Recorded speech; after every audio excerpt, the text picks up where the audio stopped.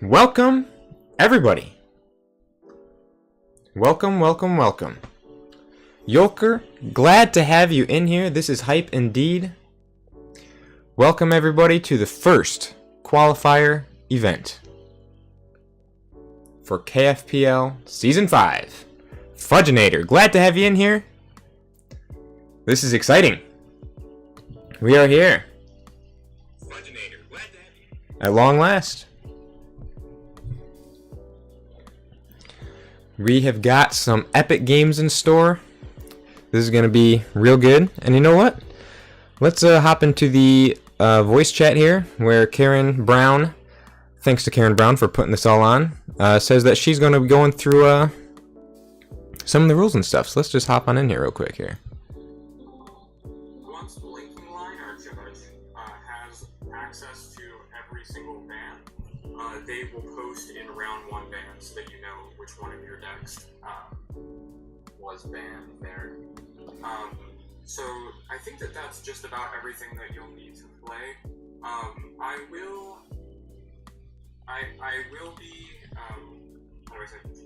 I will be doing the links, like you'll have the blue paper clips. If they break, we'll just use we will use the I'll have to make a new channel for the links if that breaks, but we'll use I'll have a triad links on there, like a tournament link, so that you guys can link each other in games if the thing breaks. But each game will have a 35-minute time limit. The games are individually timed, so we don't have timed rounds. Any questions at all before we kind of get the show on the road?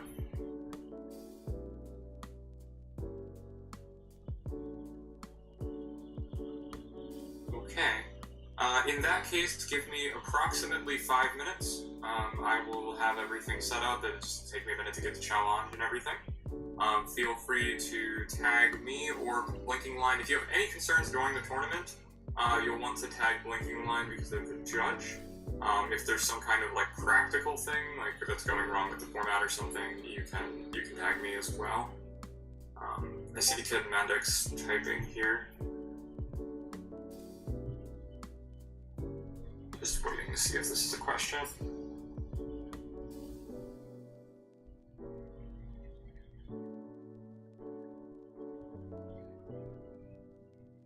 Thank you, Aaron. Blinking Line. Yeah, thank you.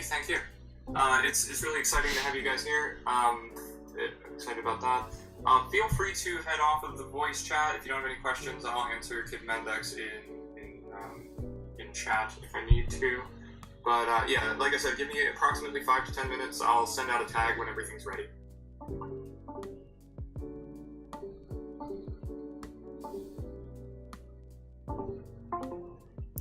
Alrighty, so 5 to 10 minutes and we will officially be underway. I enjoy the variety of formats they're having for the qualifiers, especially the SATS Cap events, very accessible. Absolutely. I think the variety is going to be super cool.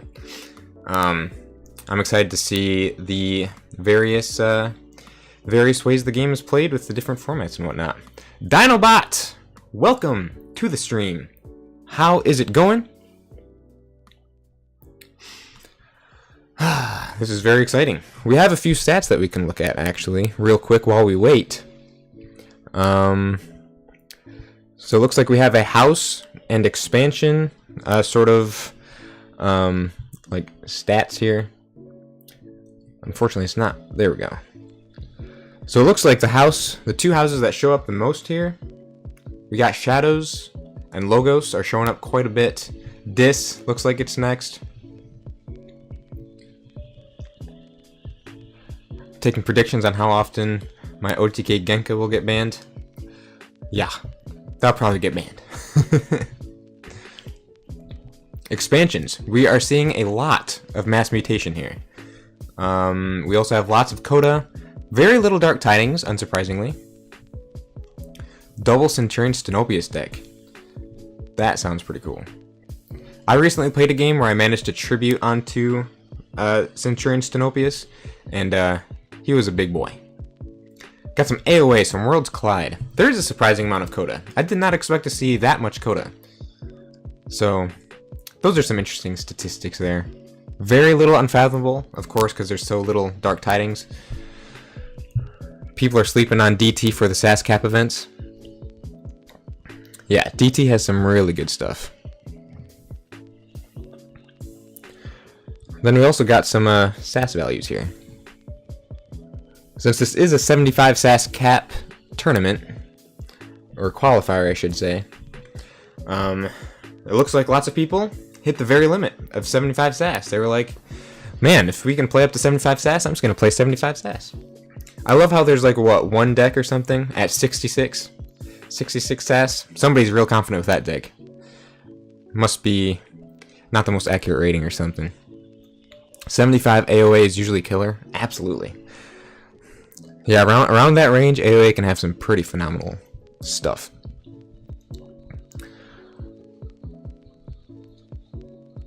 And then, last but not least, another stat we have here is the card count. Looks like there's lots of Infernuses. Is anybody surprised? No. I wanted to bring my evil twin, Witch of the Dawn Omnipus, but didn't bring it. That would have been very interesting. Evil twin Witch of the Dawn plus Omnipus. Lots of Relentless Whispers, lots of Wild Wormholes, lots of Seeker Needles, a bunch of Too Much to Protects.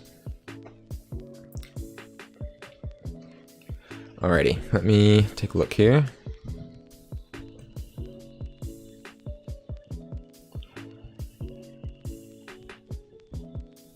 So here's our challenge for the KFPL Triad Best of 1 75 SAS Cap Qualifier number 1.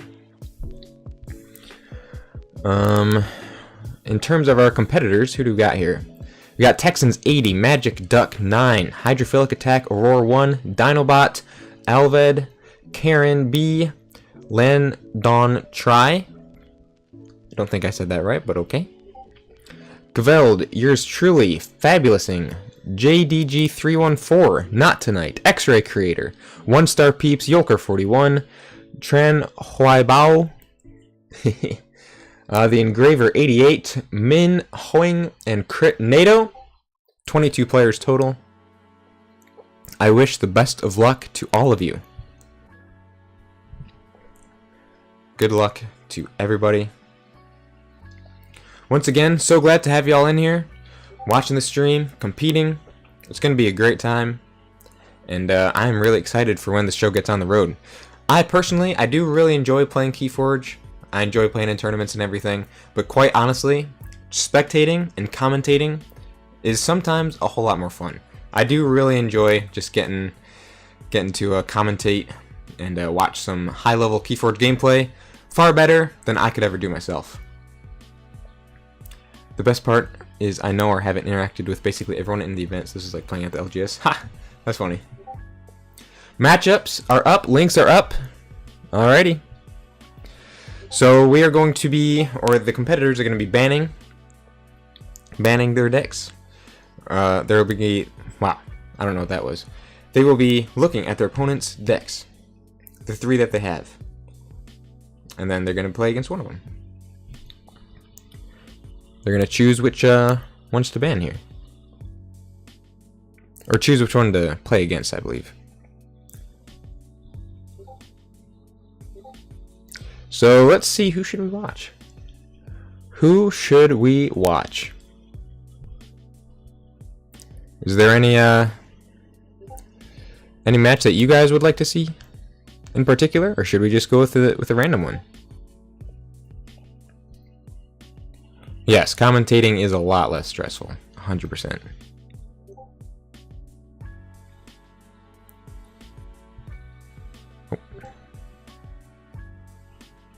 Alrighty, let's choose a match here. Let's watch this one. This one seems interesting. If I can find the thing to it.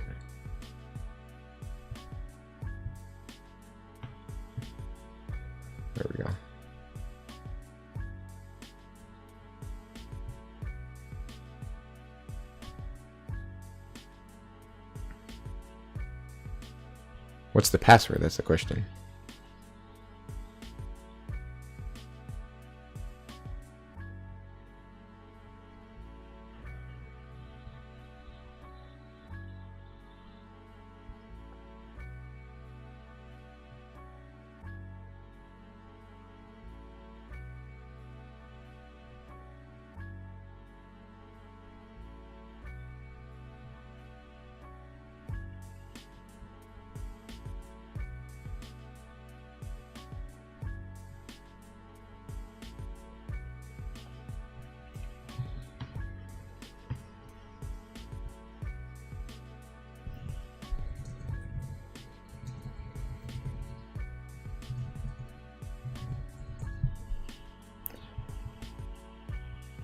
Probably close out of that tab.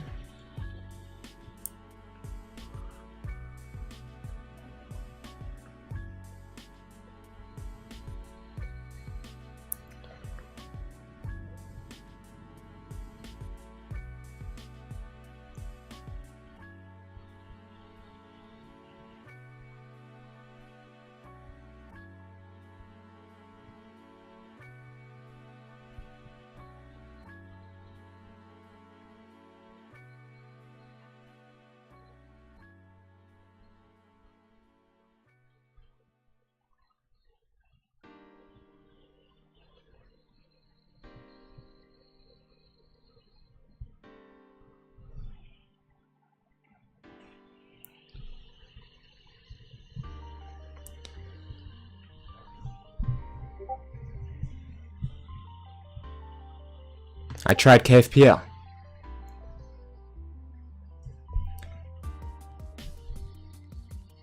KFPL.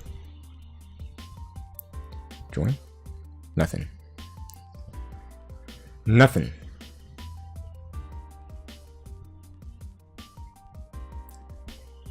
Just one moment while we figure out the password for the game. I may have missed it. And then we'll be in. Okay, hold on a minute. It's KFPL uppercase. Ah, there we go. Perfect. Perfection.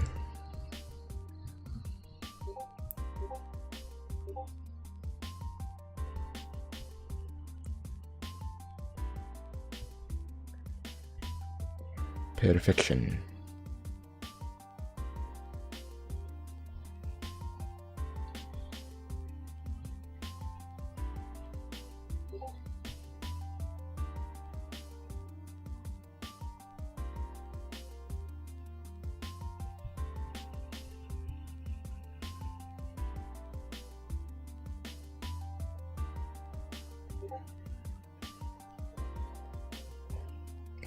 I was scammed with the uppercase.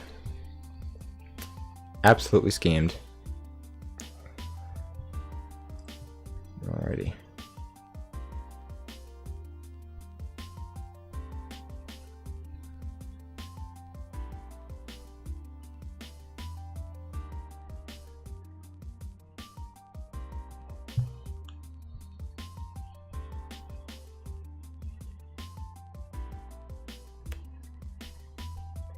See, the thing is, I just want to spectate. I don't want to join the game.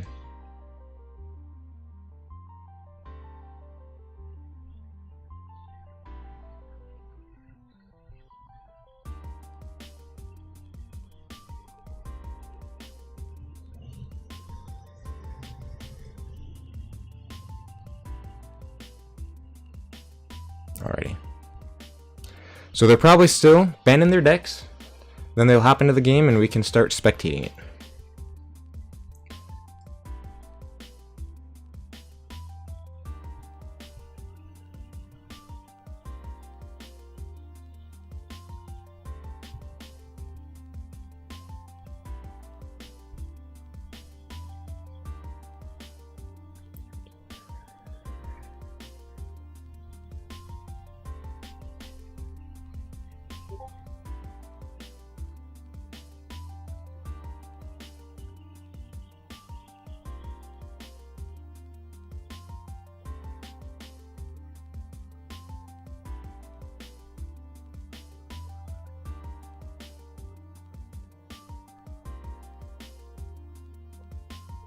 Alright, let's head into this one actually.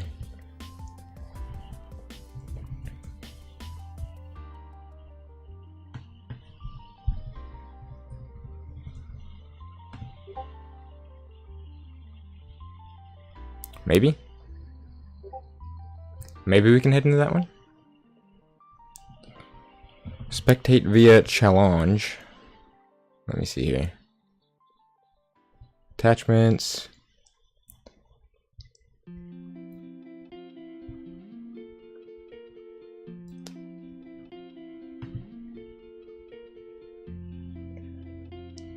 Is it possible to just spectate via challenge? If both players are in, okay, that makes sense.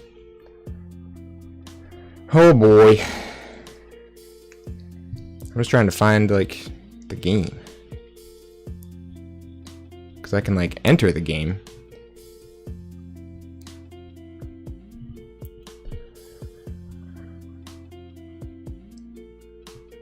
KFPL. That's what I have in here. Unless they, like, have their password wrong. Yeah, this one right here. Watch. KFPL. Watch it. It's not letting me in. Maybe it's lowercase that they got it for some reason. KFPL. Watch. Aha! They put their password as lowercase for some reason. Okay, so we'll watch this game. Here we go. We're in. After a few slight technical difficulties, we are finally in. I know, I keep getting scammed. Why do people keep scamming me? Alright, so who's Magic Duck up against here? Let's take a look. Magic Duck is up against Texans 80.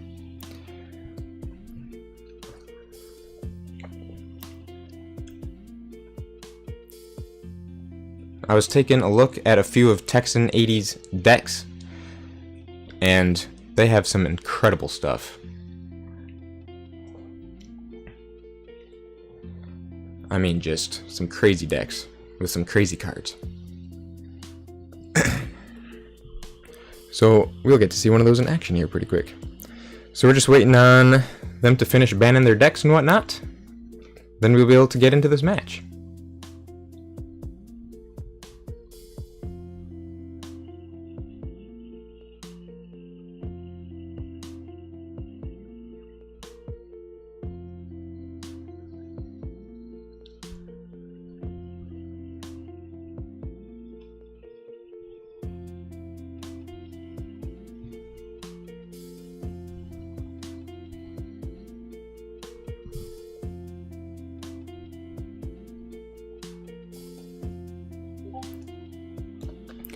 This reminds me of when I played in the Vault Warrior, and there was just a whole lot of waiting around.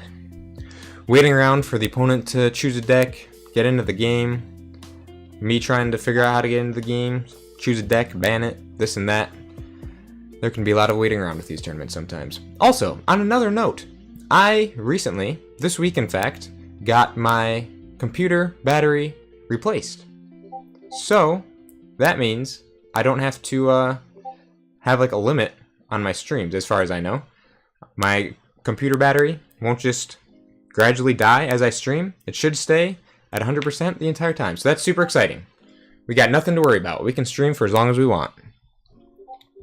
I was like, if I'm going to stream the KFPL here, I should probably have an adequate battery to do so with.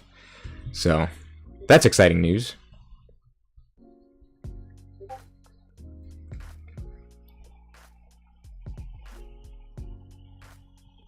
We're still waiting on Magic Duck's opponent here.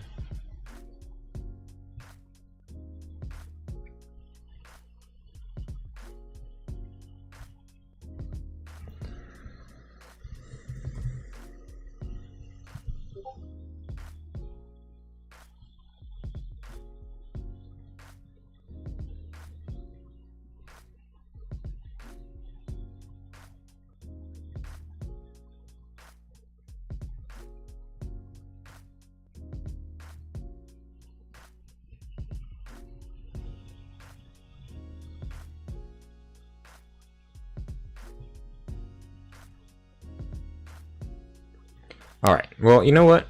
We want to see some gameplay. So how about we hop into a different game here? We're getting tired of sitting around, right? Let's find a different game to watch.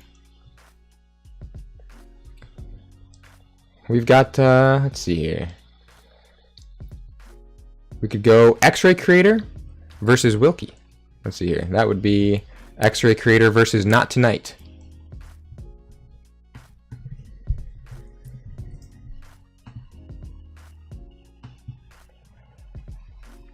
How many turns are we? Okay, we're only on turn 1. Alright, let's watch a game here. Let's actually spectate instead of waiting around on a lobby. Alrighty, so while we're waiting, alright, so what do we got here? Looks like we have Mass Mutation versus Mass Mutation. X-Ray Creator here has a Deuceless deck, very exciting. We've also got the Cyberclone Discombobulator. Discombobulator, interesting. Entropic Swirl, double Sloppy Lab Work, along with an Infernus Painmail, double Mindfire. You always gotta love to see double Mindfire. Got some fun stuff in Fixer Leslie Bog Misanthrope. Not Tonight. Also has Mass Mutation deck. Triple Mark of Disc, Gateway to Disc. That is disgusting. Triple Red Alert, along with the Eldest Bear, double Glorion as Attendant for some extra Ember thrown around in there. Double Niflate, both of which are enhanced. A Cephaloist. Universal Translator, a lot of fun stuff in the Star Alliance, along with a Piece of Cord, which just got played down, and a Lord Nvidia, so it's a double leader deck. Very exciting. Alrighty.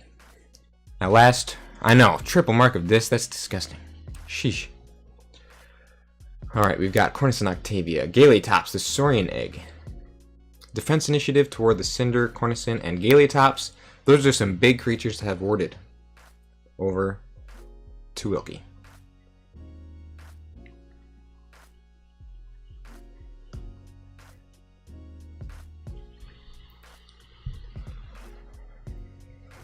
What else does this deck have? Oh, here we go. They're going Untamed. Okay. Their Eldest Bear is gone.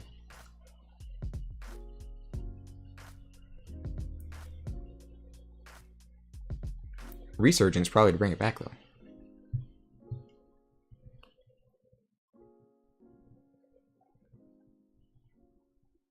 Technofiend and Eldest Bear, very smart. Okay.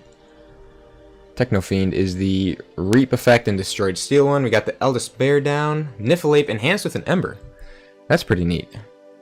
That's a good place to have an Ember Pit. And the Low Dawn.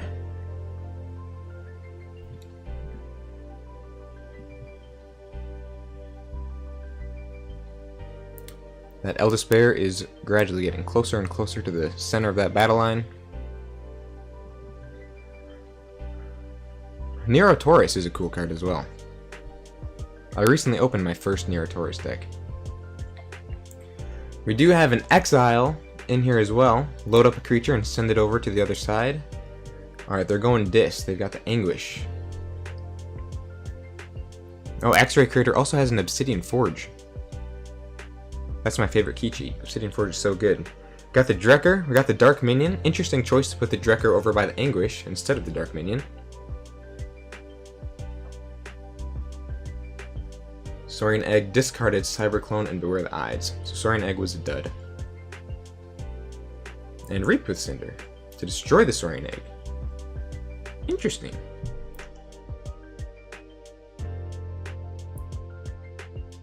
Great when paired with Scylla and Charybdis. Oh, that would be nasty.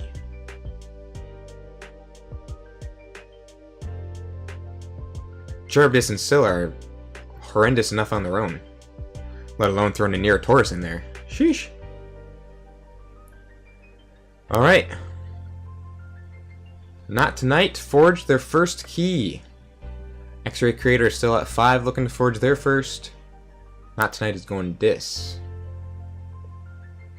I'm assuming we'll probably see a Mark of Dis here, seeing as I have 3 of them. Yep, there's the first one. Mark of Dis on the Cornison. To pop the ward, force X-Ray Creator into Saurian. Technofiend is dropped. Recently picked back up from the Resurgence last turn. We got the Brabble and the Reap with Bonesaw.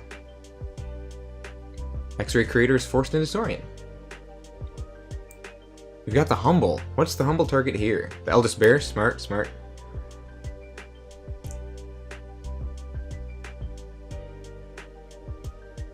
Couple Reaps, put an X-Ray Creator at 8, checking for their first key. It's interesting that there's not a whole lot of like board control going on here. There's a lot of reaping. It makes sense. But also, with cards like Gaily Tops, you could be taking out things like the Cephaloist and stuff. They must have a plan. Not tonight. Reaps with the Techno Fiend. Interesting. Discarded the Red Alert. Yeah, at this point, Not Tonight needs to be getting those triple Red Alerts out of here since they're ahead on board. Got another Mark of Dis. Oof! Oh, Peace Accord. Very true. Very true. I forgot about the Peace Accord. Mark of Dis on the Saurian again. That's going to be forcing X-Ray Creator into Saurian yet again. That hurts. That hurts a lot. X-Ray Creator discards one half of Deucelus, captures onto course and Octavia to take Not Tonight off check. Yeah, Peace Accord does make things real difficult. Good old Peace Accord. Very smart play by Not Tonight, it looks like, because it's putting them ahead. But we will see. Maybe it wasn't smart. Maybe it is smart. Peace Accord is one funky card. Are we going to see the third Mark of Dis?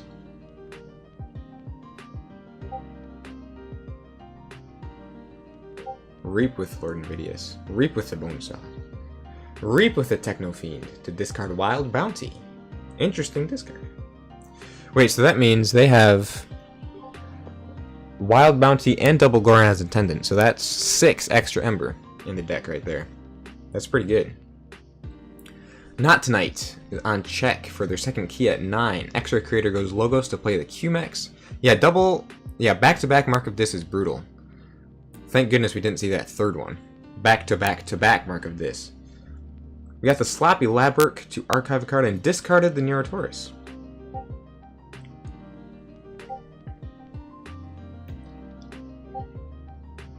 Munchling. A Lycobot. And another Sloppy Labyrinth. That was just like everything out of his hand. Not Tonight forges that second key. They're halfway to their victory here. Or halfway to their third key, I should say. You would have just cried on behalf of X-Ray, I know. Oh, I couldn't imagine that. I could not imagine that. Getting triple Mark of Dist. A whole bunch of reaping, discarding the Red Alert. Not Tonight is just bursting up. Bursting up to that third key right now. I think the Peace Accord was a pretty smart play. Allowed them to create a sizable board and just reap out with it. Does X-Ray Creator have an answer? Anguish. At this point, he might just have to bite the bullet, lose the 4 Ember to fight with Anguish into something to increase Not Tonight's key cost. Unless he has a different option.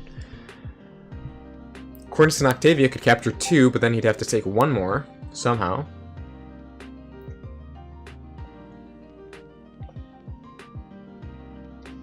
What else might he have?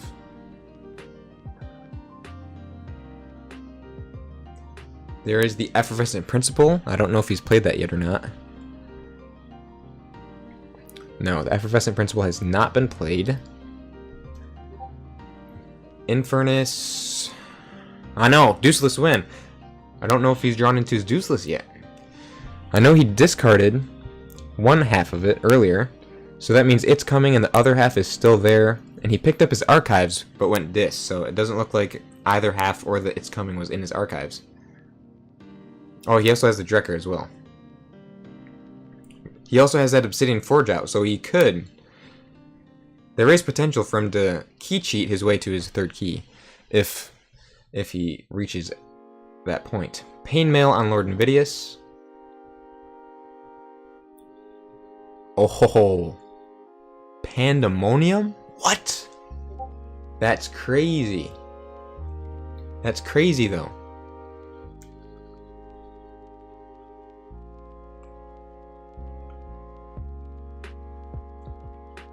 That's a lot of Ember just thrown on creatures.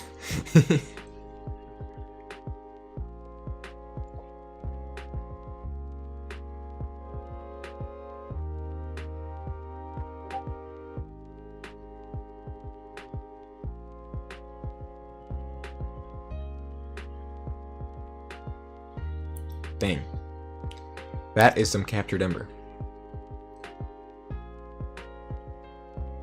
There it is. There's the fight that we were all waiting for. Cinder and the Cephaloist.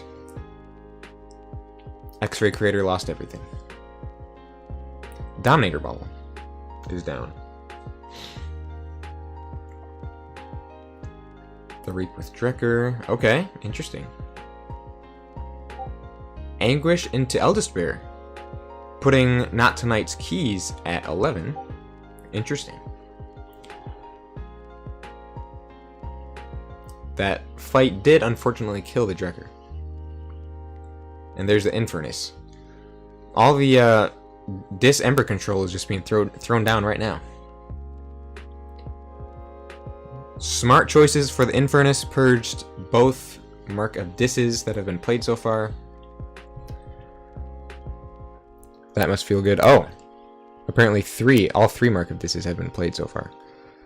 And 2 of them are gone for good. How does Not Tonight respond?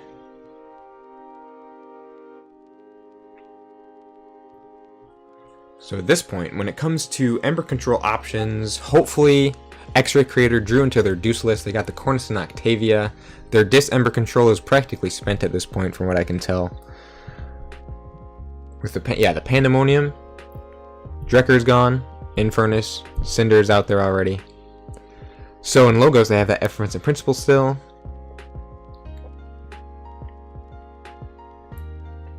Lyco Clone will be good for something at some point. Interesting. Not Tonight is going with Starlands.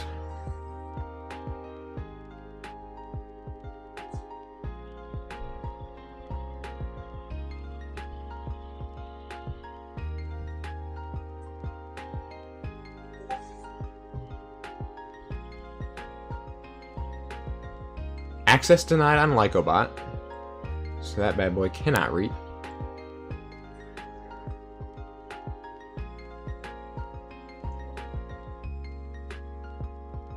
Observimax on the Bonesaw.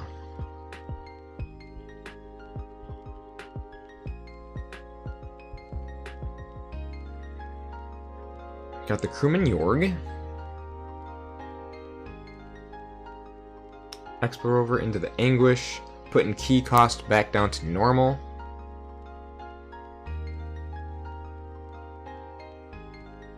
Reap with the Techno Fiend to discard Gloriana's Attendant. Very nice.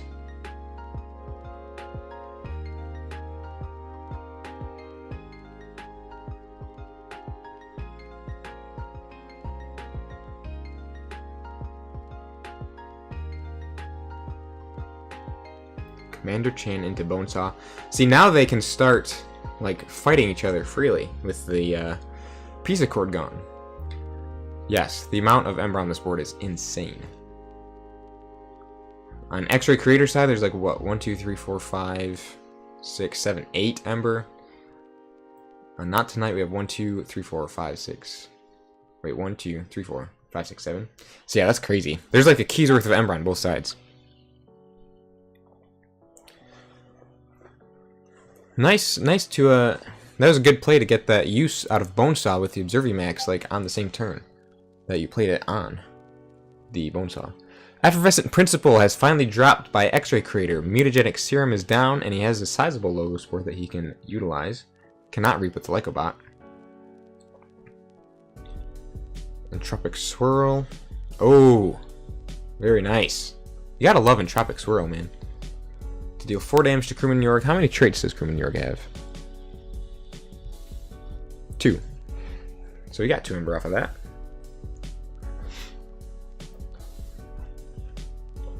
Not Tonight is still up a key.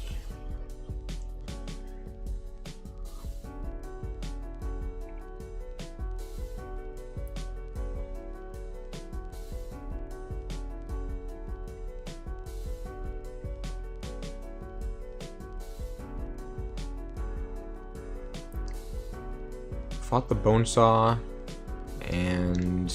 Okay, fought the Bonesaw with both Lycobot and Munchling. Did Munchling discard anything? Doesn't look like it.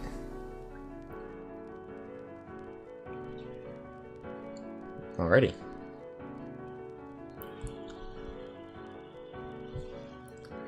Alrighty. X-Ray Creator is at 7 looking for that second key. If X-Ray Creator can forge anytime soon and get some more Ember, Obsidian Forge could come in clutch. However, the red alert may have very much hindered that from happening. The red alert, well, I guess it only dealt 1 damage though, so that wasn't that bad. QMX got Archives. That was an interesting red alert because it killed the Dark Minion. So the red alert dealt 1 damage to all of X-Ray Creators creatures, and that killed the Dark Minion, which then dealt 1 damage to all of Not Tonight's creatures. So everybody just took 1 damage in that interaction.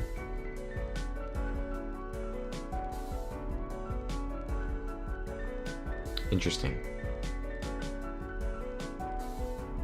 So with the Effervescent Principle gone, Deuceless, I think, is the last option the X-Ray Creator has. Or among the final options, at least. And Deuceless would be crazy, because that'll capture all the Ember, and then you get to deal 5 damage to somebody. Expover, he uses Lord Invidious to fight into the Cinder. I know, with only 3 cards left in the draw pile, Deuceless has got to be here somewhere. And with the card in the Archives, it does have to be here. Soon, soon, soon.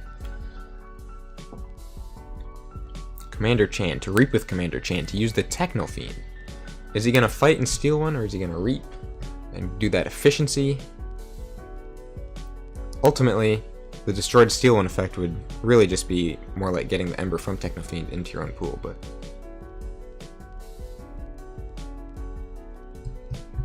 He reaped. To discard the Niflheap. Okay. Is that a normal Niflheap? No. That is a Niflheap that has an Ember bonus and a draw icon.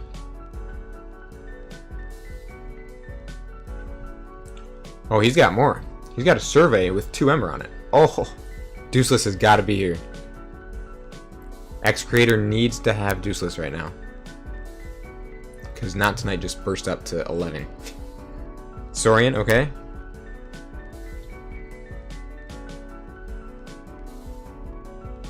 It's coming. It's coming. It's coming. Deuceless. Come on, Deuceless.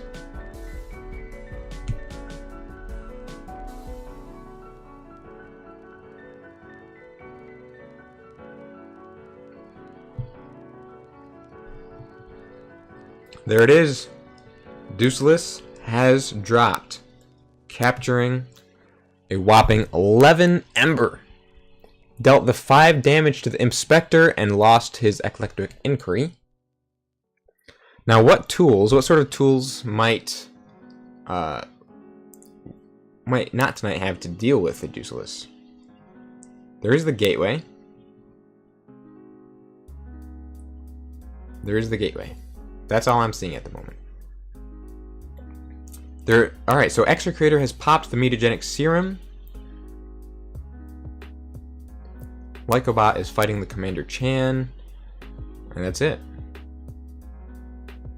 That is huge. Have they played their Gateway to Dis yet? Or have they discarded it or anything? Doesn't look like it. So Gateway to Dis is probably in Not Tonight's hand. Yeah, they're going Dis. I highly doubt it's the 1 card in their draw pile. They must have the Gateway. And if they do have a Gateway, that would probably be the Game Ender.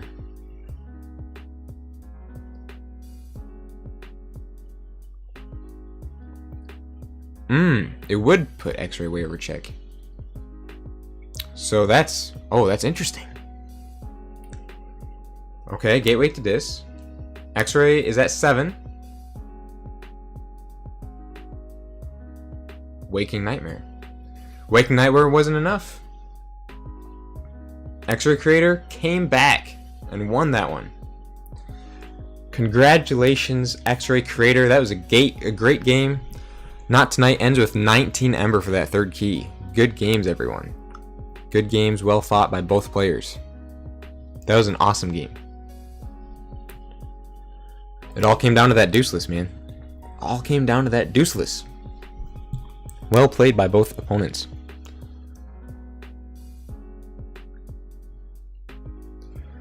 Alrighty.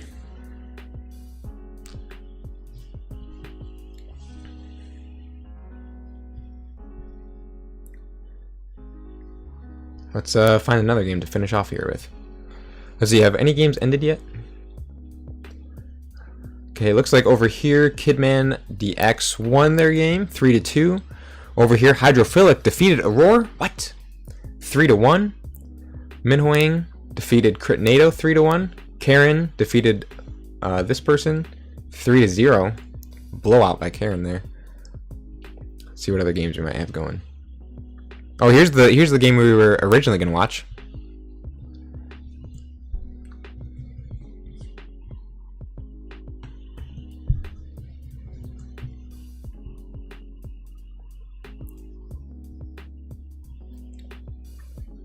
Oh wow, we're still a semi-early game here. Semi-early game. Dinobot lost round 1. Oh, so sorry to hear that. Get back up. Keep fighting. There are more rounds to come. So it looks like, oh wow. Let me get into the game here. We have Coda versus Coda. We just had Mass Mutation versus Mass Mutation. Here we got Coda versus Coda. Wow. Umbra is on the wrong side of the board. Who do we got? Alright, Texans 80. What do they have here? Zarmatrix, Litmus Carell Mechanic. What are we looking at? Double Valent Analyst, double Effervescent Principle with a double Life Ward, Lash of Broken Dreams, Control the Weak with a Tolus. That is some interesting diss here. Phoenix Heart, double Crumb. That Brobnar looks like a lot of fun. Hey there, Kidman here. Thanks for streaming. Oh, good to have you here. I'm glad to be streaming.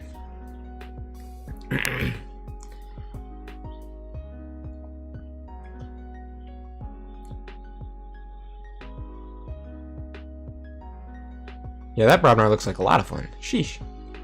Alright, so that's Zarmatrix. Oh wow, okay, Magic Duck. Magic Duck is 2 keys to 0 here. Looking for their third. They have a really nasty looking Coda deck here. They played down Crump. What else do they got? They got Loot the Bodies with double Punch, double Smash, Ganger Chieftain, Blood of Titans. That's really nice. Lemuel, Dr. Gramps, Earnsworth. Osmo Martianologist, interesting. Interdimensional Graft is always nice to have. Double Routine Job, so we got something of a routine job deck here.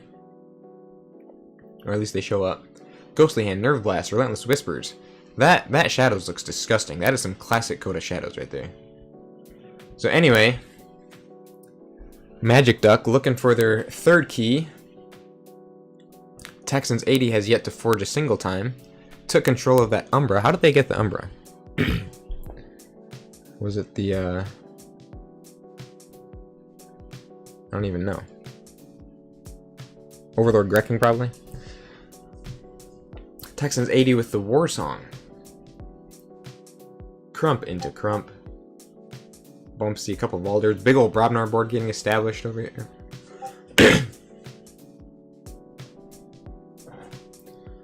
So that at least puts Texans at check.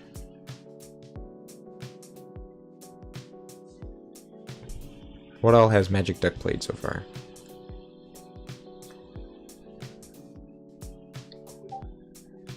They're going Shadows. Sheesh.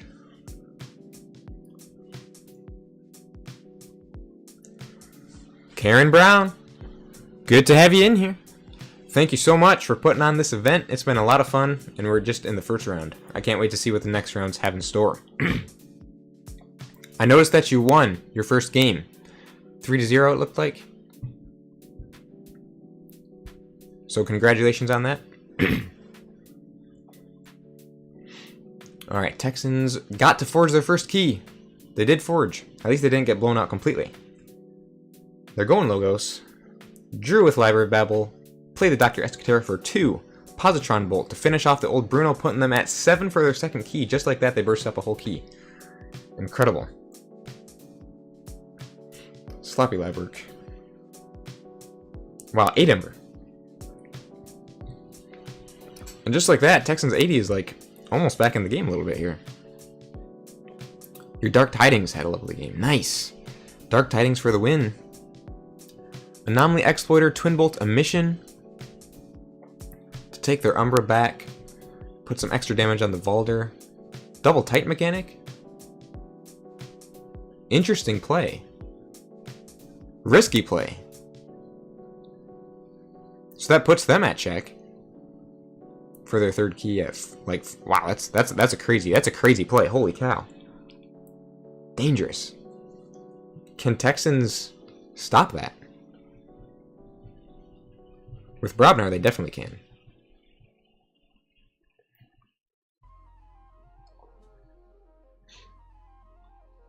Tremor to stun the double Titans. Gauntlet.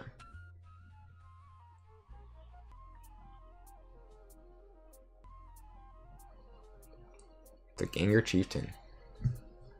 One Titan mechanic into the other. And just like that, Magic Duck is no longer threatening. Check.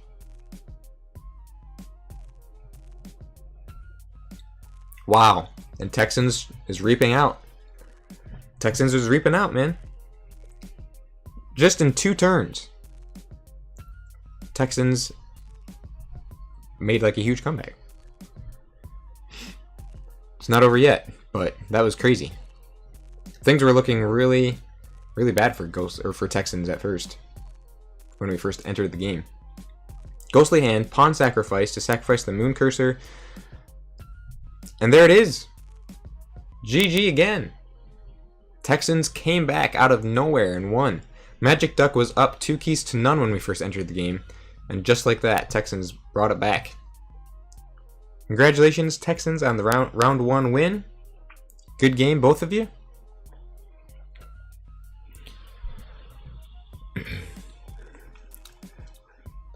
Yeah, this deck does look really neat. That Brobnar looks like so much fun.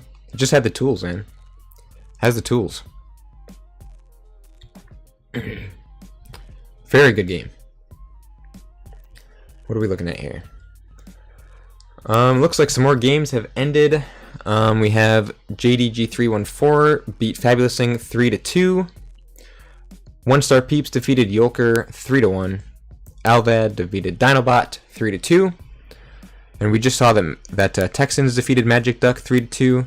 So it looks like the last couple games that have yet to finish are Caveld versus yours truly and this person versus the Engraver 88. Let's see if I can find their games here. Here's Caveld versus yours truly. I think this is one of the ones that hasn't ended yet.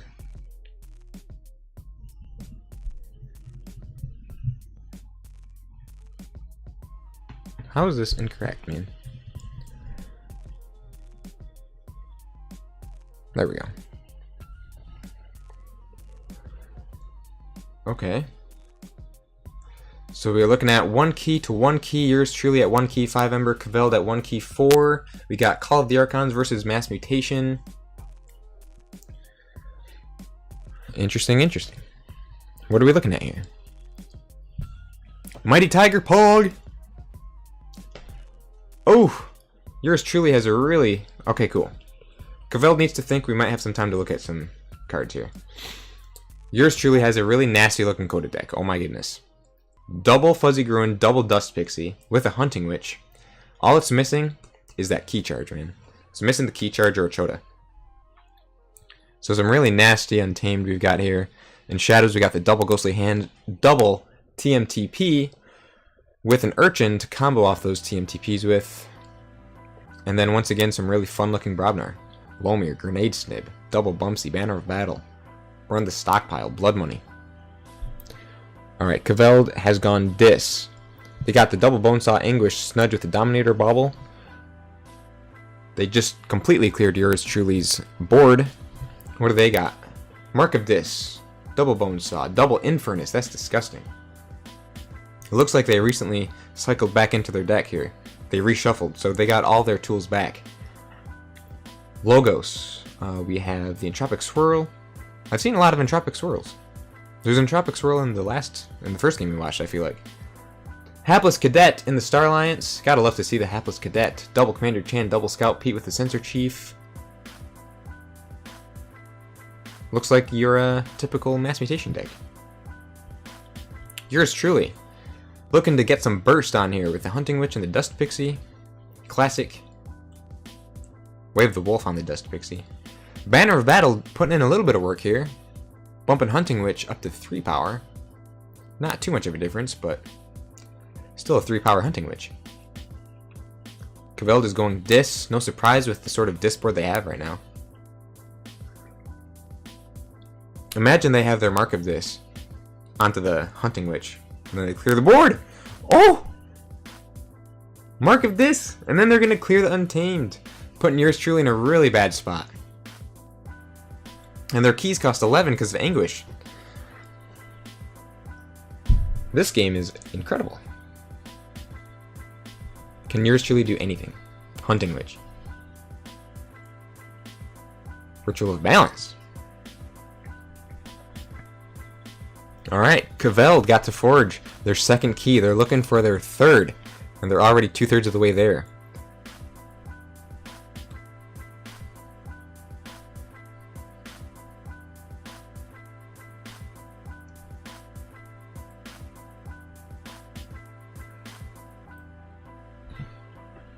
Yeah, we're only 3 games into the first round here, and we've seen Mark of Dis just screw people over. Like 3 times already. I love Mark of Dis. I really do.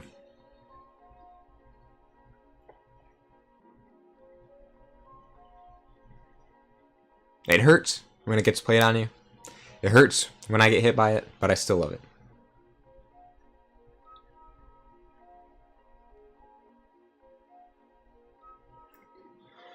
Kaveld is taking their time, thinking.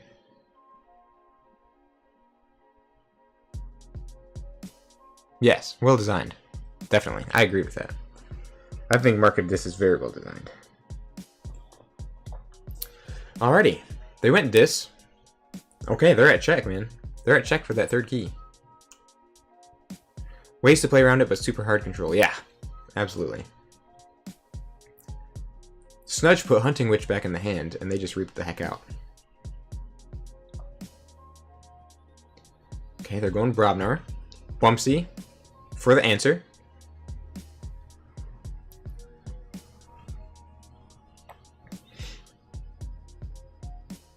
Smash.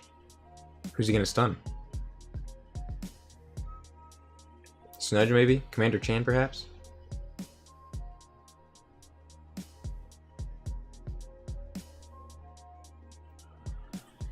Illusions of Grandeur. Hard locks to take away decision points I'm not a fan of.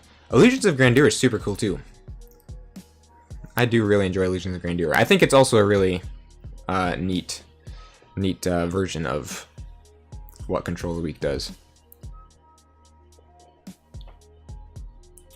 Looks like we've got some meant to stun Scout Pete instead of Commander Chan. Manual mode has been enabled.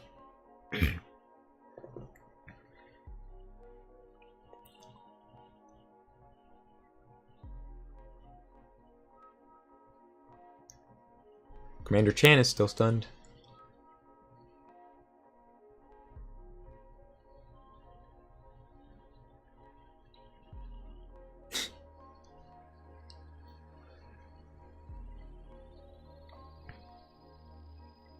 Scout Pete OP. Scout Pete the legend. Alright, Commander Chan's unstunned. It looks like everything is back to normal.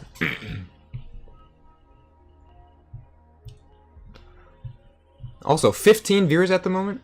That's incredible. Thanks to everybody who's stopping in and watching this insane event. Super happy to have y'all in here. Unguarded Camp. I'm trying to remember what that card does. For each creature, you have an excess of your opponent. Friendly creature captures one. Okay. Well, Unguarded Camp is not doing anything then. Illusions of Grandeur introduces more skill expression to the game compared to Mark of Dis and Controller Weak. Absolutely. I couldn't agree more. I do love some Illusions of Grandeur. The decision spaces that it can create are very neat. Alrighty, we have Caveld going Logos with the Forge Compiler. Autoencoder discarded the Quixo to archive. Oh, actually discarded Quixo and Even Ivan, so Autoencoder could archive a couple cards. Also discard the Causal Loop, so archived 3. Played the Opposition Research, so no Reaping. But Caveld did not hit check on that turn. Once that Anguish is dealt with, Caveld might be in a sticky situation. Speak of the devil. Anguish has been dealt with by getting punched in the face.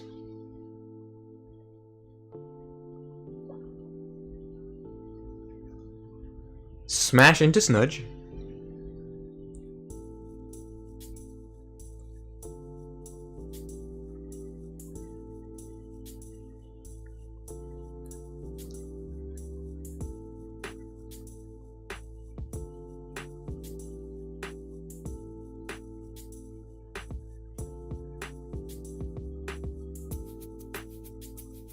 And bumps into Chan.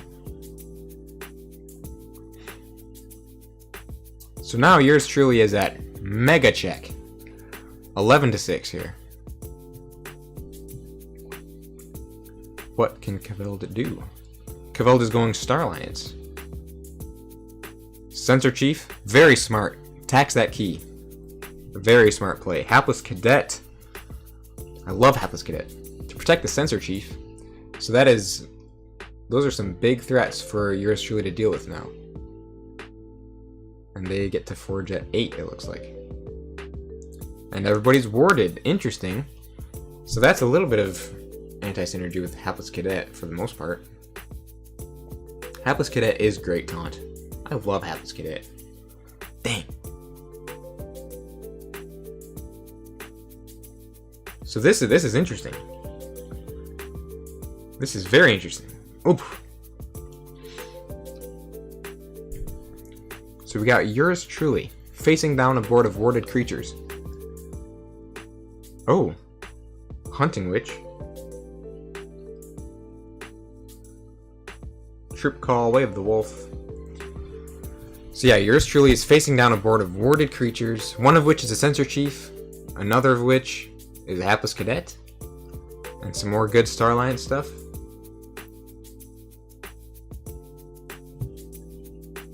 Observing Max. Oh, they're going Star Alliance. They've got that board, they might as well use it. They popped the ward on Hapless Cadet, so now it is a true threat.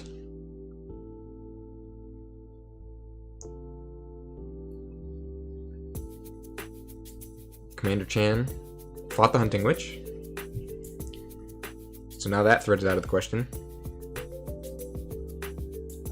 Commander Chan to use Bone Saw to take out the Bumpsy, and now he can reap out. Now he can just reap out.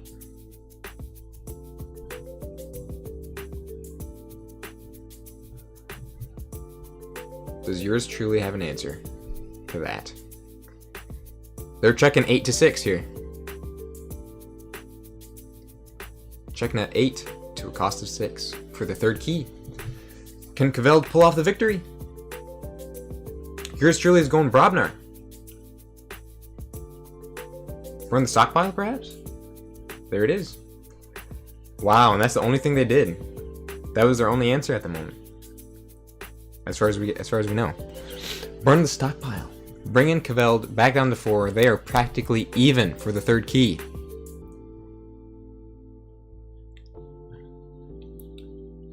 Caveld discarded Subdue. Looks like he might just reap out with the Star Alliance board again. Yep. 8-8. Yeah, it looked like yours truly was just sort of delaying the inevitable with that burn the stockpile.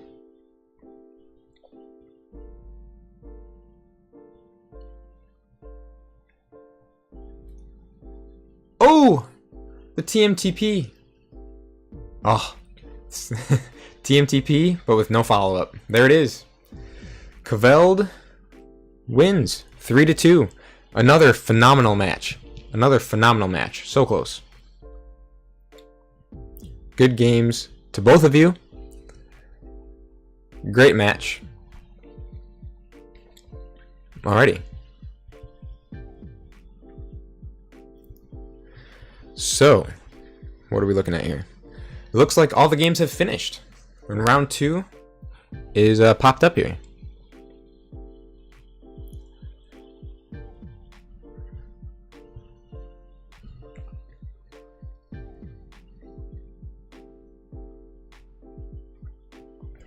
Round 2 is up. The links will be showing up in just a moment.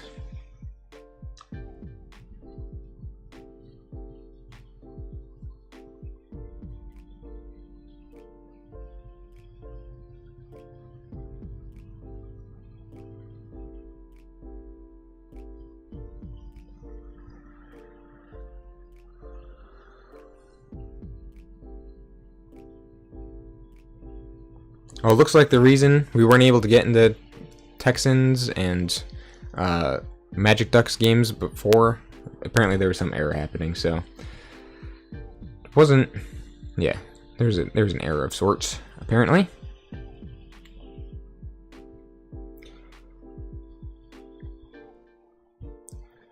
Alrighty, so now we have some more really cool matchups here. What are we looking at?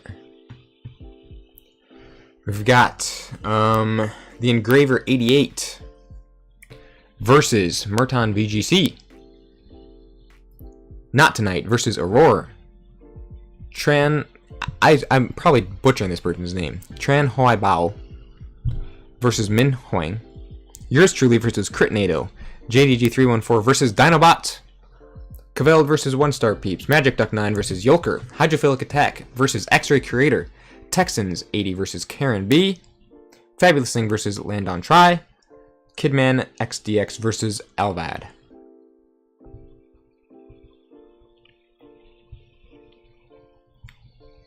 Alright. Exciting. Exciting. Let's see here. How many rounds do we have, by the way? 4 at the moment?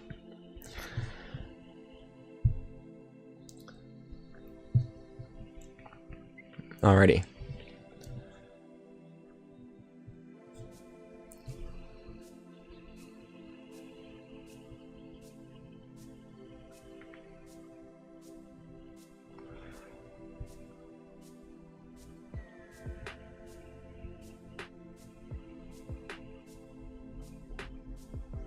Five Swiss, okay. 5 Swiss and the top 4 cut.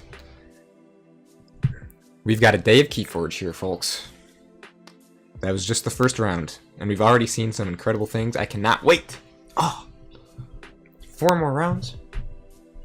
And the top 4 cut? What?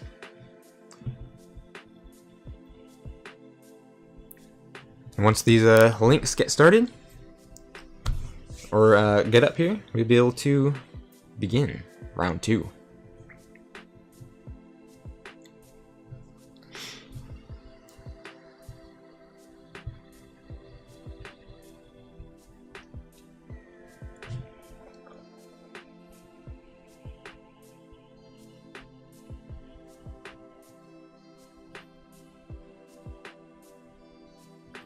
Alrighty, it looks like some links have showed up here. So let's see if we can't find some games. People are probably banning decks at the moment. Links are up, but players have to ban. Perfect. Alright, so once these bans happen, we can hop into a game.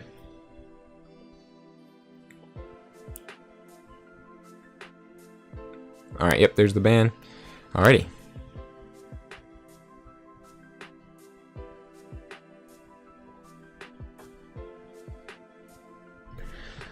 So we do have some interesting matchups here. Aurora versus Not Tonight would be an interesting watch.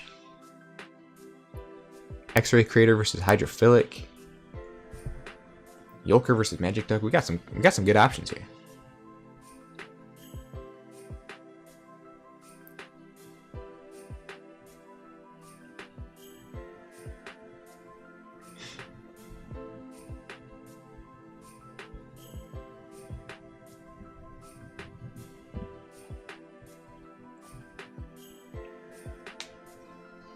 Alrighty.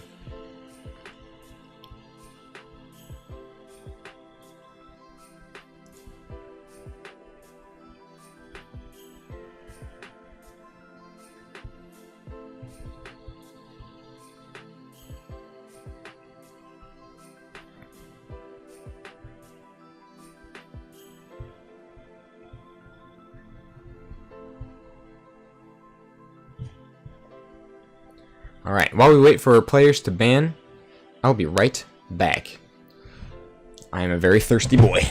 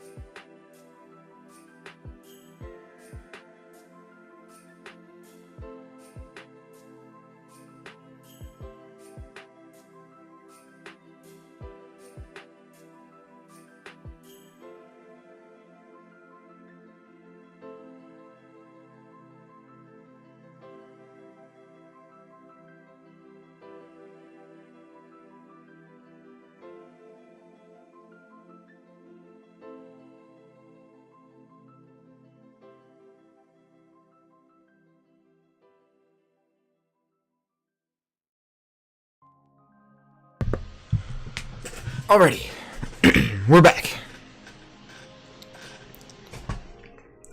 Also, can I just say, we've been streaming for about an hour and 10 minutes now, and my computer battery is still at 100%. That is just so good. That feels so good. I feel like at this point, before I got my battery replaced, it probably would have been at like 70% by now.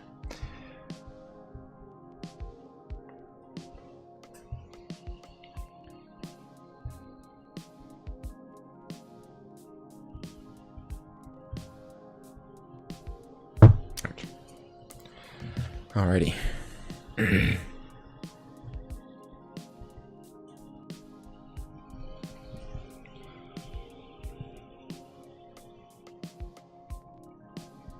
I know it. 100%. What? Incredible.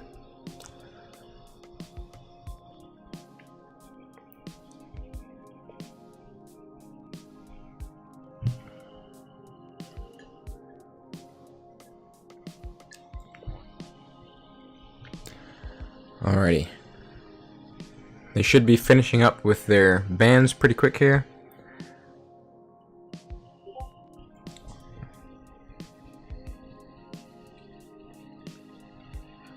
However, let's see. I don't see bans populating.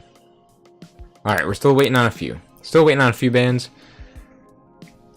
Thanks for bearing with the process, guys. This is part of the tournament. Waiting on people to do their thing.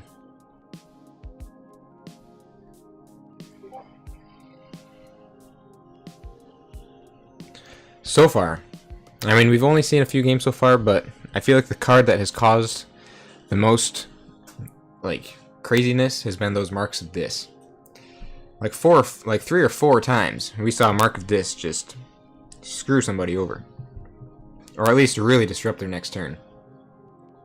So I wonder if that trend will continue. Good old mark of this.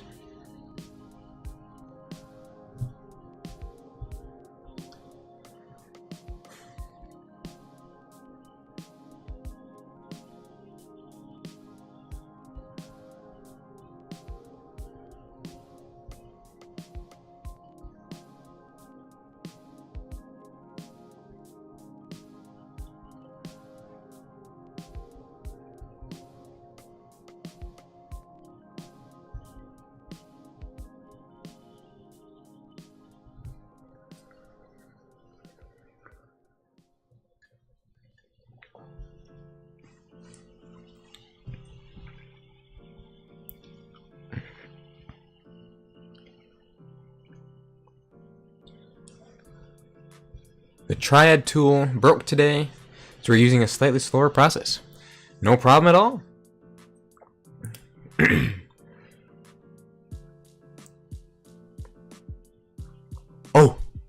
The battery dropped to 99, but it took almost an hour and a half to lose a single percent. So that's a good sign.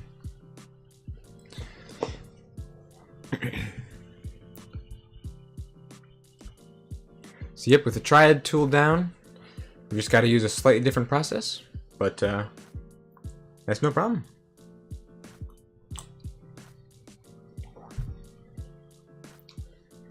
Looks like we're just waiting on one or two people here.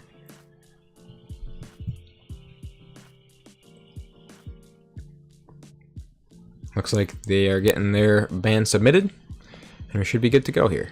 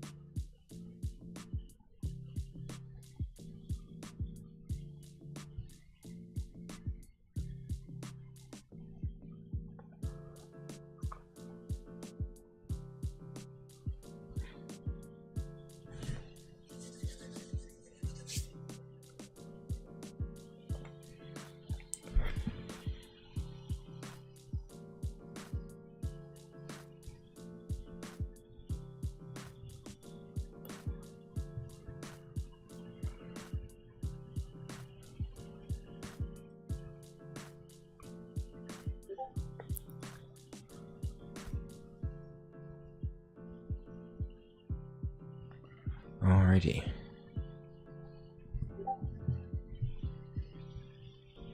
We're getting there. We're almost there. Almost there.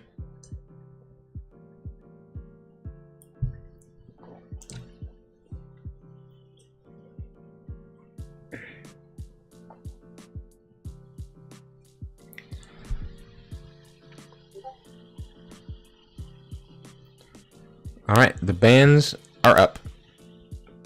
So any minute now, any moment, the game should be started. The competitive queue should begin populating.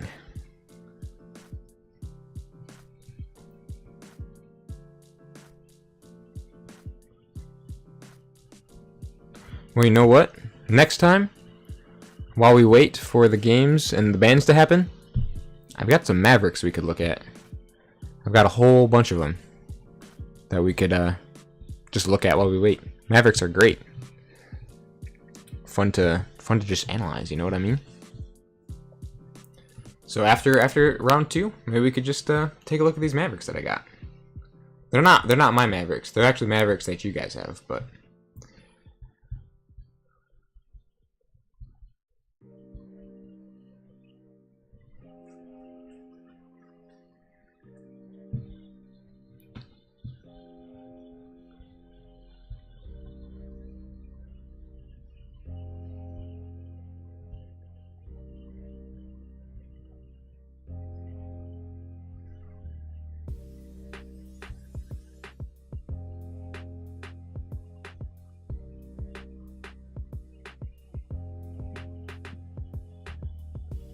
here we go.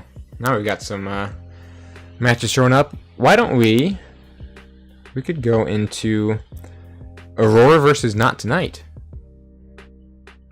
Let's do that.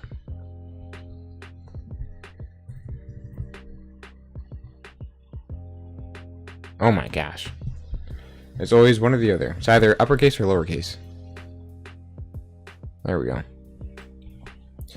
Alright, we have got Aurora versus Not Tonight here in round 2. Aurora is using a mass mutation deck with Shadows, Sanctum, and Untamed. We've got the legendary Punctuated Equilibrium, my favorite card in the whole game, Vault's Blessing, Savage Clash with a Fandangle, and a Keyfrog, and a Pismire. Double Resurgence. We've got a Splinter in there, putting damage pips all over the place, and a Cleansing Wave to go along with it. Double Fangs of Gizzleheart. Double Equalize, double Ardent Hero with a Master of the Grey. That's disgusting. Borrow, and yeah, it's Mass Mutation. Up against, oh, very interesting, an Age of Ascension deck. Darna, Nox thrown down. Let's take a look here. Here in Age of Ascension, we have naturally the classic Drummernaut combo, or Gangernaut, I mean. Gangernaut combo with 2 Drummernauts, Gauntlet of Command, Coward's End, very nice. Bilgam Avalanche, that's interesting. Aurora is playing down the Pismire, giving Not Tonight free Ember. Anyway, we have Time Traveler, Help Him Feed Yourself, along with the entire ZYX suite. Wild Worm, Double Wild Wormhole, Memory Chip, Library of Babel, Untamed. We got the Key Charge, Double Regrowth, Nature's Call, Telga for some of that annoyance, Duskwitch, Nepenthe Seed. That looks like a really fun AoE deck. Alrighty, into the game here. Not Tonight is going Brobnar sound the horns with Tremor, stunning the Pismire, dropping down a great big board. Now we're just missing the Ganger Chieftain. Get that Gangernaut combo going. Aurora going Sanctum with the Master of the Grey. Oh, Master of the Grey. So Not Tonight cannot resolve bonus icons at the moment. And dang, that Telga is putting in work at the moment as well. I used to have a deck with 2 Telgas in it. Not Tonight's going Untamed. Took out Master of the Grey very quickly. Smart.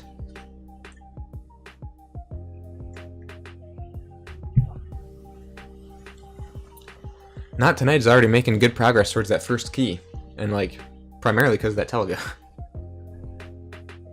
Regrowth to put Darna back.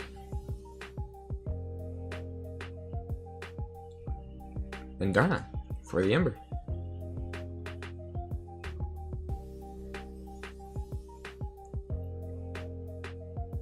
Oh, the Duskwitch. Does Aurora have what it... Okay. Yep, I was gonna ask, does Aurora have what it takes to deal with Duskwitch? Yes.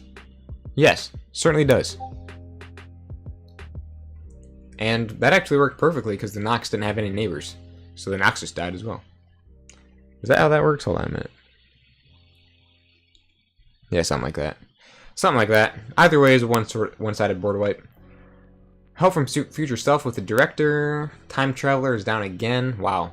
Not Tonight is just going ham. Already got that first key at check for the second. Aurora has some catching up to do. Gamgee, Vandalize, Lucky Dice, Splinter. ZYX archives a card.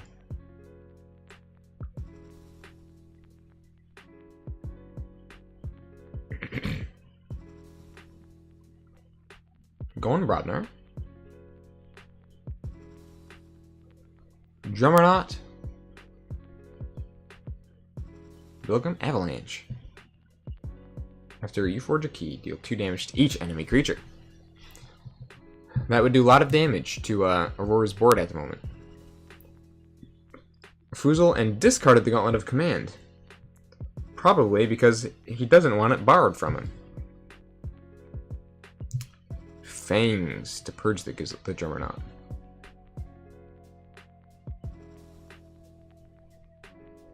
The Ardent Heroes are here. I love Ardent Hero. That's another card I really love. Super cool.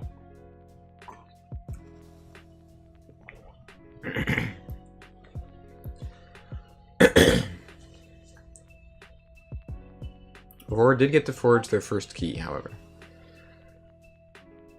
Not Tonight with their second.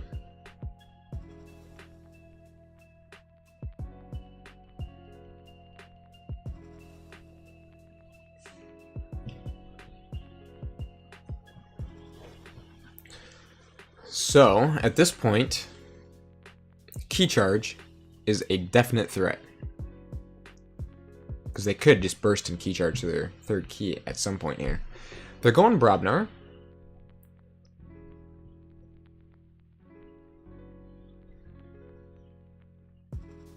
Lava Bowl!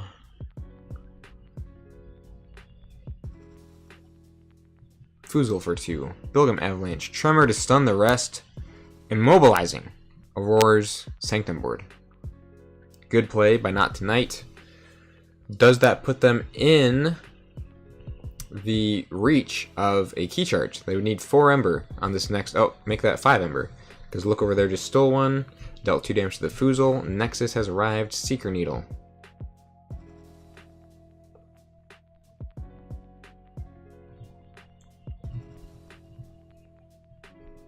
Vandalize. What will Aurora hit with Vandalize?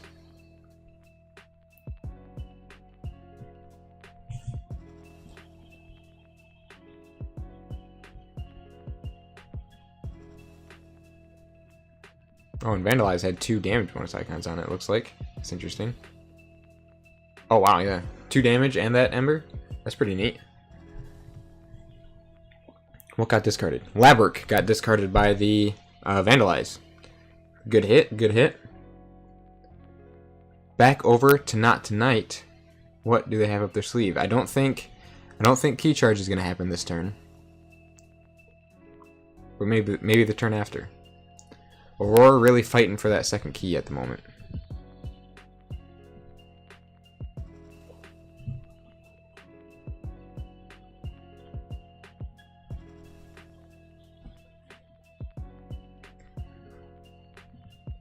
Nox. Oh, Teliga has returned.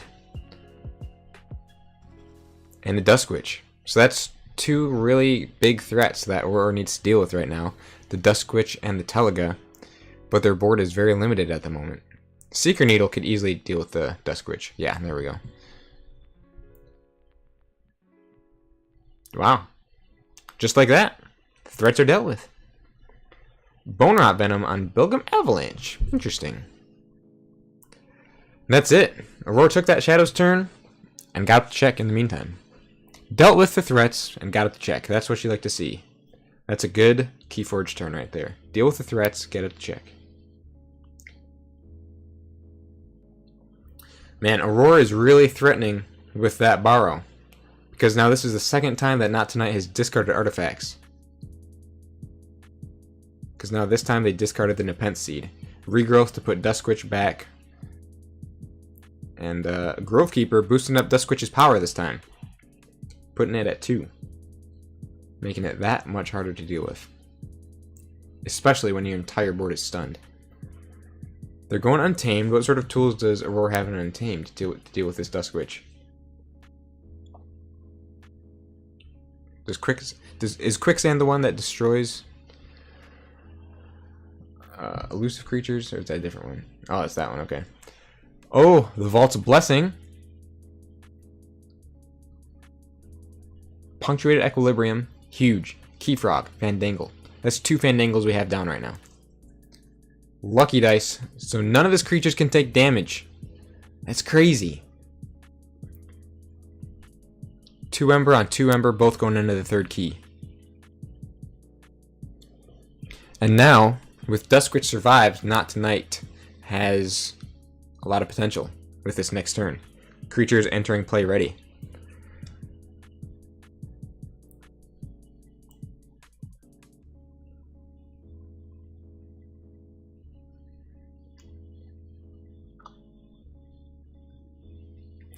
Props to the organizers for coming up with a solution so quickly when the planned approach broke. Absolutely. Props to the organizers. Fantastic. You love to see it. So Not Tonight is really pondering their next turn here. This is important. This is a critical moment of the game. Alright, they're going Untamed. The Reap. The Reap. The Reap. Persistence Hunting.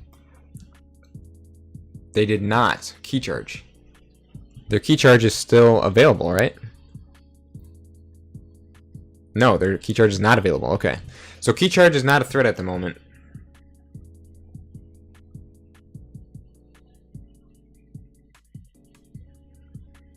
And Not Tonight used Persistence Hunting to exhaust all of Aurora's Untamed.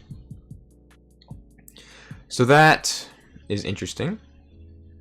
Makes KeyFrog a little harder to get off. Equalize. Looks like they're looking to unstun their board. Oh, that's a cool Dino Knight with the damage and the draw. There it is. Dino Knight into KeyFrog for the win. Good games. Congratulations, Aurora, on the KeyFrog victory in round 2. Well played to both of you. That was another phenomenal game. These games have been so good, my goodness. GG's. What else has happened so far? We have Aurora won 3-2. Caveld 3-0 on 1-star peeps. Hydrophilic Attack went 3-0 against X-Ray Creator. Karen went 3-1 against Texans. Kidman DX went 3-1 against Alvad. The Frog coming in clutch, for real. Always good games with Aurora. Heck yeah. Alright, let's see if we can't find another game here. Yolka versus Magic Duck? Let's watch that one.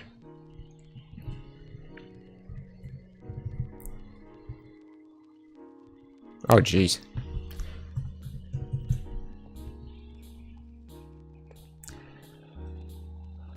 Oh my gosh, what am I looking at? What have we just stumbled into? Oh my. Okay, World's Collide versus AOA. We have a proclamation, a stolen transporter platform.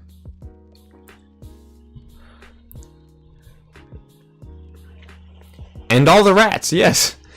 We got plague rats out on the board. We got helper bots. We got a Merkins out here.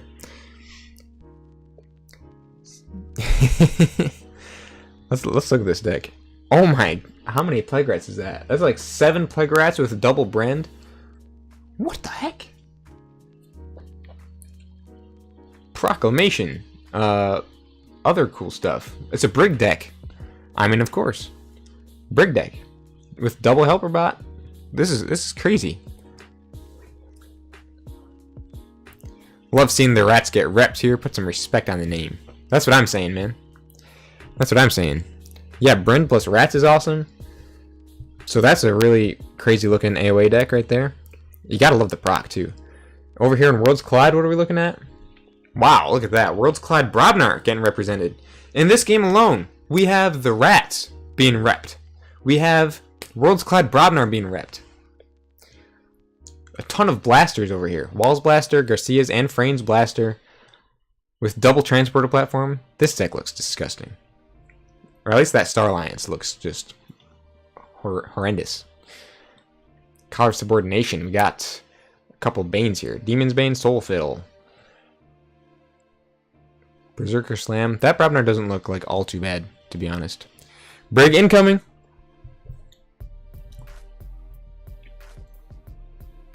Very possibly. Doesn't look like either of those cards have been played yet. There's a card in the archives. Oh. Yolker playing the Brig deck. Unbelievable. Cutthroat Research. Wow. Cutthroat Research to steal 2. Cutthroat Research actually did something. Standardized testing. Dude, this game is... Whoa. A lot to catch up on. All in a moment. Frane with the Frane's Blaster and the Garcia's Blaster. Is Garcia gone yet? Nope. So you could still get a steal with Garcia here. Transporter platform is down. TP getting stolen is kind of crazy. For real though. So now they each have a transporter platform. Yeah, that's double TP. That's a double transporter platform with 3 blasters and some crazy play effects. That's insane.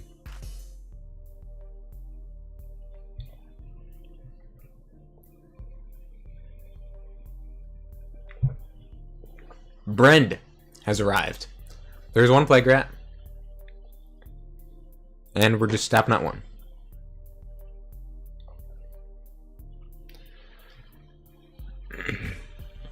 It's also cool seeing a... oh! Collar support... oh! Collar of Subordination on Bren the Fnatic. Bren goes over to Magic Duck.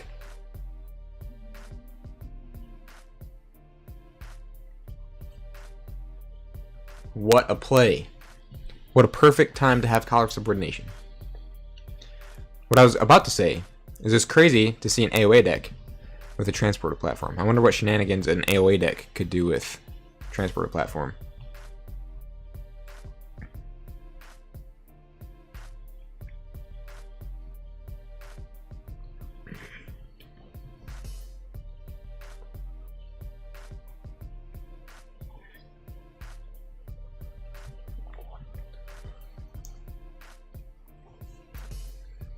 Yolker attempts to answer with some logos. Putting down some tools.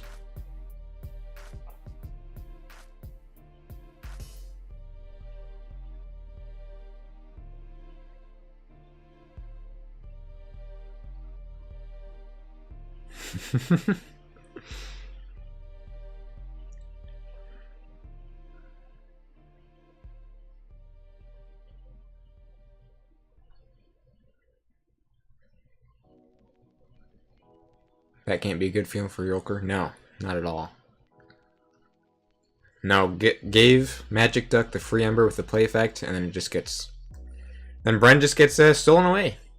So that's a free Ember for Magic Duck, and then the steal 3 later on. Crazy. Magic Duck going this. With a Malison. Titan Librarian is enraged. What's the Exhume target here? Yeah, right, he still got a key from the misclick. Chief Engineer Walls. And there's plenty of upgrade targets in the discard here for Walls to grab.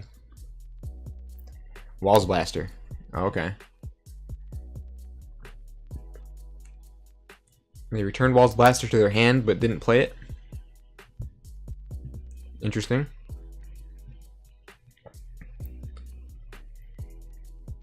The second brand is here. There's one Plague Rat. There's 2 Plague Rats.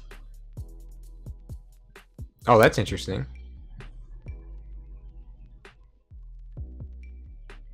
Oh, that's very interesting. The double Plague Rat. Or not double Plague Rat, the double Brand. And double Plague Rat, both. Collar of Subordination with Walls is a good synergy. Absolutely. Yeah, I feel like there's lots of incredible upgrade synergy in this deck. I mean, with the 3 blasters, double transport platform, and the Collar of Subordination, like, that's crazy. Alright, we got Tabor. We got Garcia. Walls Blaster on Garcia. Transporter platform. Shenanigans are commencing.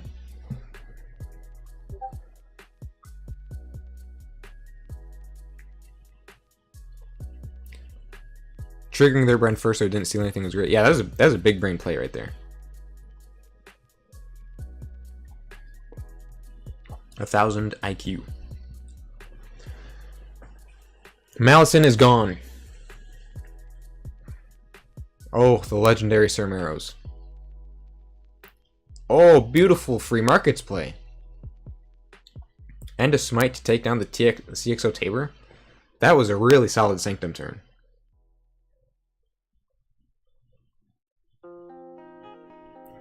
How will Magic Duck respond? This game is crazy.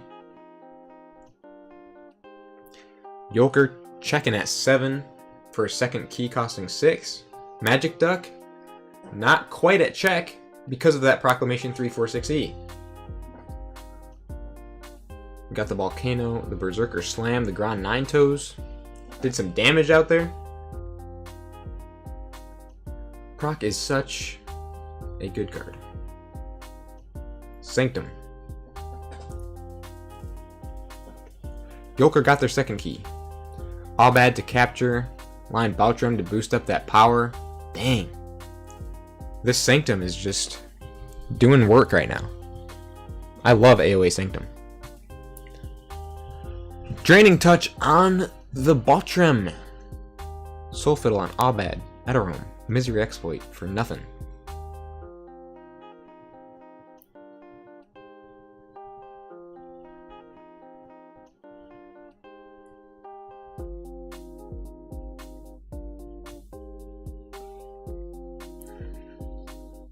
Yeah, proc is crazy. Essentially, when proc is played across the board from you, you pretty much just have to be like, well, I guess my keys just will cost 8 this game. Director, Helperbot. Harder they come to purge the Gron. Another Helperbot into Mother Northel. Titan Mechanic. There's some more good synergy. Mother Northel with Abad. Doing some Saurian shenanigans here in AOA Sanctum.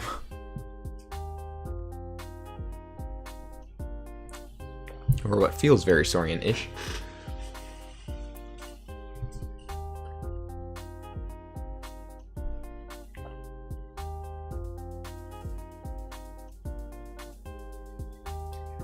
And Yolker making keys cost -1 for both of them with that Titan Mechanic. See, now that's cool as well. Proc with Titan Mechanic, so you can make your keys cost 5. But your opponent's keys still cost more than 6. That's crazy.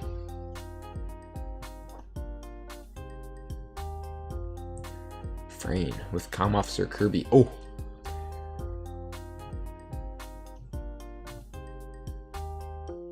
Plays down a second Soul Fiddle with Kirby. Interesting.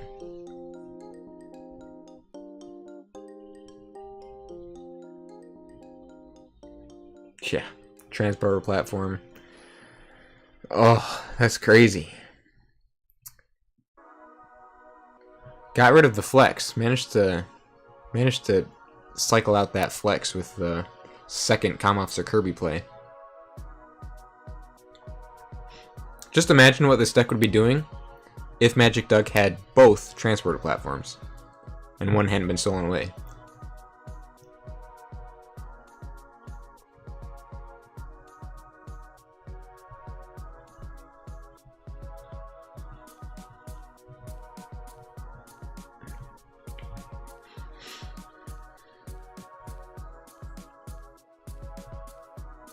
Yolker going Logos.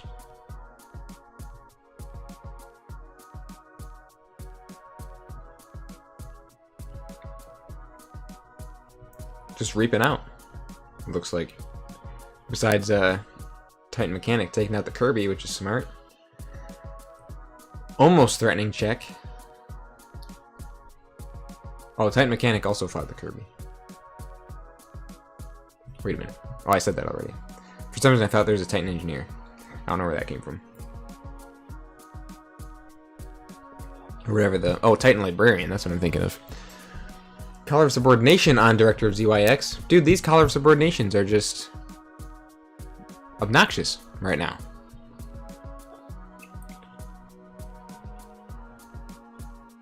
Eterome to destroy Logos guy, it looks like. Yeah, Titan Mechanic. And... that Collar of Subordination, taking a Logos creature, is even more beneficial for Magic Duck because it just nullified the Proclamation.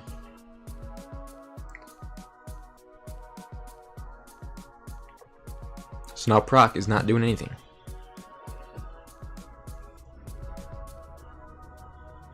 And the Buzzle.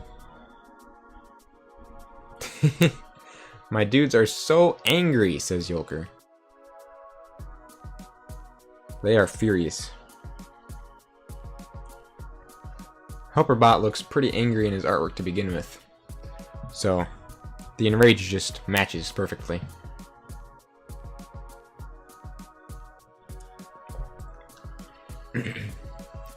However, Magic Duck is still behind a little bit. They have yet to forge that second key.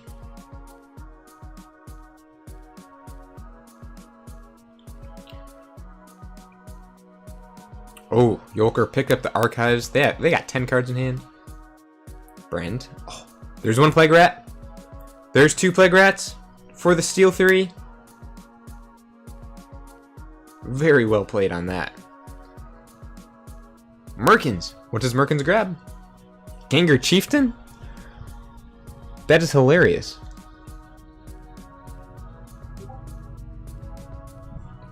Merkins just threw down a Gengar Chieftain.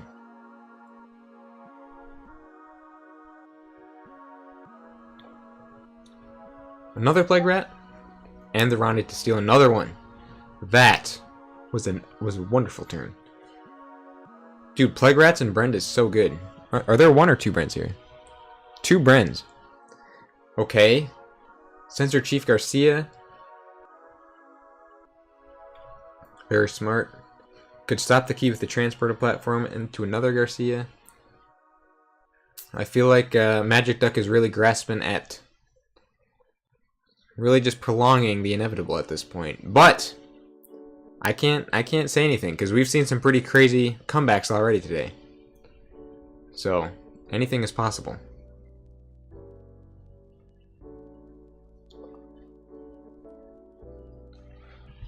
Garcia equipped with her own blaster as well.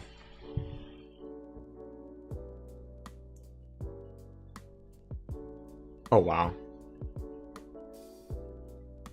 Well, I think that does it.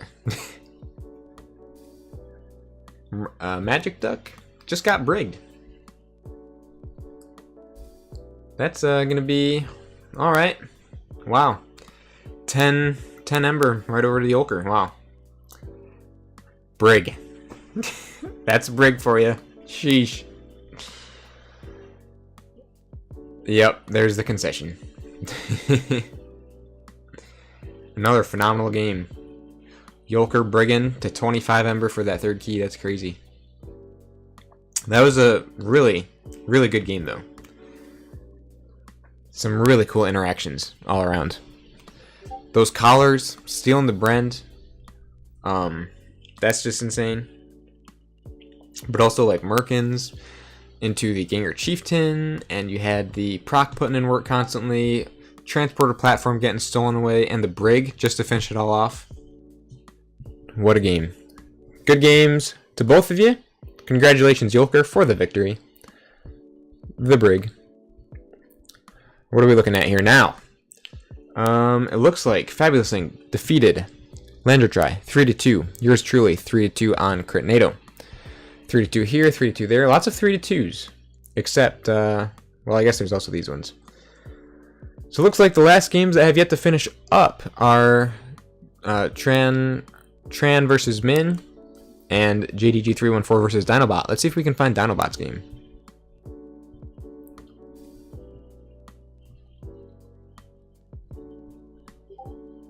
Let's hop in here.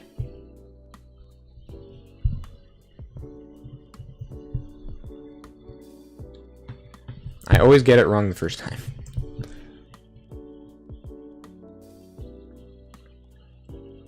Oh, Dinobot is very far in the lead here.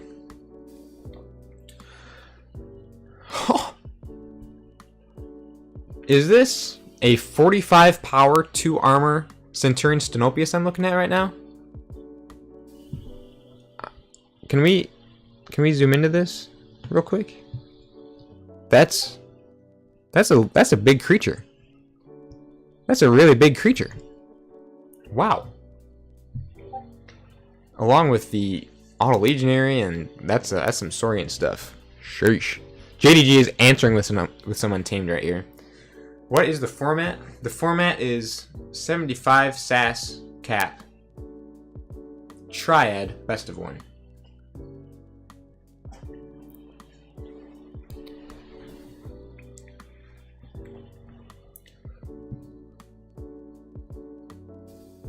Dark Harbinger has arrived.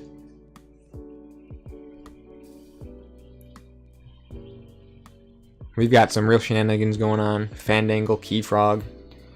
Dark Harbinger's getting readied left and right. Is it enough, though? That's the question.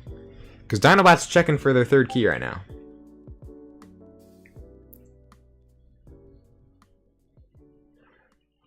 You seen a more swole Stenopius? As have I. Alright, well there it is. Dinobot 1. 3-1.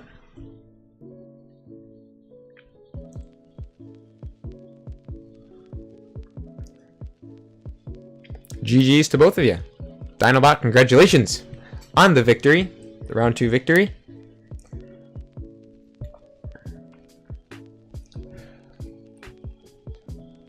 And there we have it.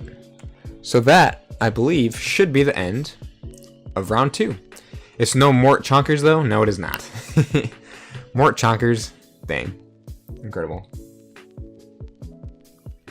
It's funny that Dinobot won with a Dinobot. Very fitting. The perfect victory. Alright, so that is the end of round 2. Let me refresh and we can take a look at the standings.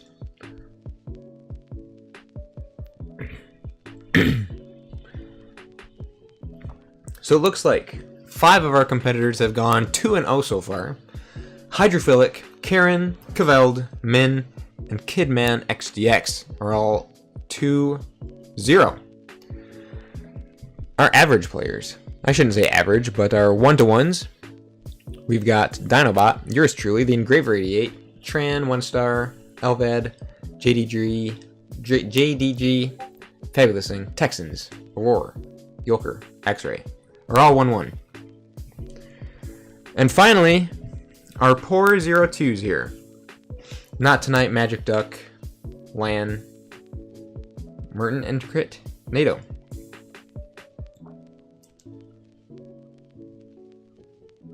Also, okay, yeah. When I say average players, I don't mean average players, I mean they're just 1-1. I don't think average is the right word. I did not mean you all are average. I meant y'all are 1-1. Alright. Round 3 is ready to go with links in a second. And then it looks like we're going to have a 15 to 20 minute break after the last game of round 3. So once round 3 ends here, we're going to have a quick break.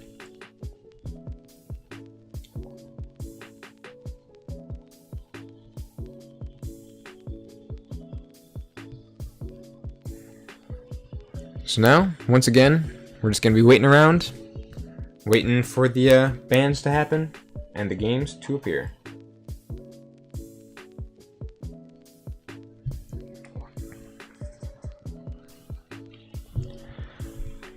Alrighty. Cool. So while we wait, like I was saying before, we could take a look at a few Mavericks, since we got nothing better to do. So, I don't know if you guys remember, but quite a while ago, I put out... Oh, to be fair, 2 of my decks do have Sanctum. So I have to rep my brand. Absolutely. You gotta love to see the brand out there. In the midst of all the Sanctum, brand comes through. So a while ago, I put out a video about my Maverick collection, where I just went over all the Mavericks that I have in my decks throughout my collection. And at the very end of that video, I was like, hey, if you guys have any Mavericks that you guys want to see in a video, send them my way. Some people sent them my way. Not a ton of people responded with the Mavericks, but some people did. And then I've also, with Discord and everything, going through the collector rooms and whatnot, a lot of Mavericks have been posted there as well. So I've just saved a lot of screenshots and pictures of people's Mavericks from there as well. So I have a ton of Mavericks just saved on my computer at the moment that we could look at while we wait, while the bans are happening and while the matches come up, because we should have something to do while we wait around, right? Let me see if I can find some cool Mavericks here.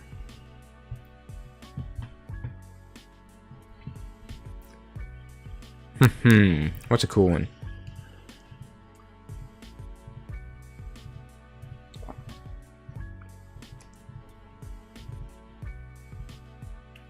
Let's start with this one. This is a really neat one. Let's start out. We are 0 for 2 on people banning the OTK Genka. That is hilarious. No one's afraid of it. Now you know to send all the current Mavericks? Yes. Send me every Maverick ever. Alright, let's start off with this one. The Maverick... actually, this is a Legacy Maverick. The Unfathomable Fandangle. I don't know if you guys have seen this one before, but It is a beaut. Let me make this bigger somehow. If I can. There we go. Take a look at that thing.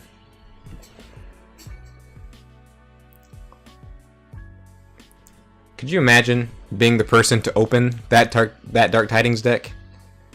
And in Unfathomable, you open the Mass Mutation card, Fandangle, from Untamed. The purple enhances... I know, Fudginator, the purple enhances art incredibly. Ah, it's so beautiful. And if I remember correctly, the deck that this appears in, I don't think it has Untamed in it. So... Fandangle's always doing something. No Untamed to deal with in that deck. So that's nice. The Unfathomable Fandangle. You gotta love to see it. Alright, next. Next! Let's see here. What's a cool one? What's another one? How do you follow up after that? This one's kind of cool.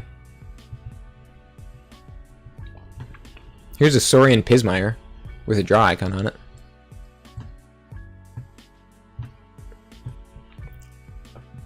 You could say that Fandangle can't be fathomed. It's like in Megamind when he's like disguised as the one dude and he's trying to say unfathomable, but he can't. So he just says, "It's unfathomable. It's unfathomable. It's without fathom." Fandangle is without fathom. I like the look of this one. The Saurian Pismire, the draw icon. I think the Saurian colors kind of look cool with it. That's always a neat find. How is every single Maverick so fresh? That's what I'm wondering. That's what I'm wondering. Why is every single Maverick just the coolest thing? And just looks amazing. Saurian Pismire. Alright, next. What's our next one? Oh, this one's really cool. This one looks very neat. A Dis Font of the Eye. Oh, I can't make the picture that much bigger. The Dis Font of the Eye? Oh! Pismire looks quite natural in the colors, yeah. Mars Exhume and Gateway to Dis. Mars Exhume? Oh yeah, that would look weird.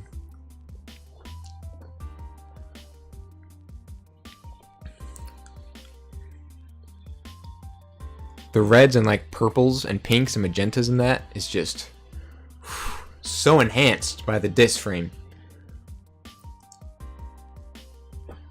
You just see everything in a different light. I tell you what. You also have a Dis font. That's really cool. Sanctum Maverick. I feel summoned. Yeah, that's really cool. That one is really nice.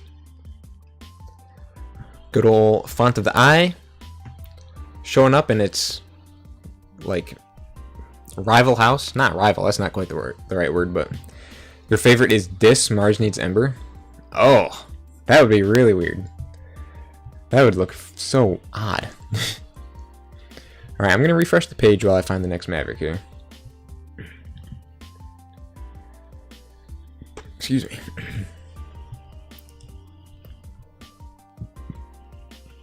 Just pulled a Logos Mark of Dis. Pretty cool until I realized it was the deck's only C. That is hilarious. Also part of the Dis font crew here. Let's go! I sadly do not have one. Otherwise I could be part of that cool crew. Let's see what's in. Oh, this one's neat. This one is neat-ish. A Star Alliance Final Analysis with the capture icon on it. But this one, once again, yellows look so good. I think that I at least think it looks pretty interesting in Star Alliance. Also, if anyone has a Sanctum Maverick they don't want, DM me for reasons. I don't think I have any Sanctum Mavericks, now that I think about it. I have tons of other Mavericks, but no Sanctum ones for some reason. But that's a pretty cool one. Just adding even more board control to Dark Tidings Star Alliance. They already got like what? I can't remember the names of the cards for some reason at the moment. Grand Alliance Council, that's one of them. And now Final Analysis. Save the Pack mapped into Sanctum, that's so cool.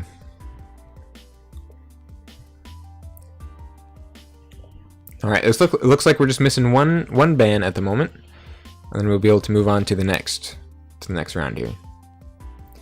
While we wait, we got one more Maverick. Let's do one more. One more. Let's do this one.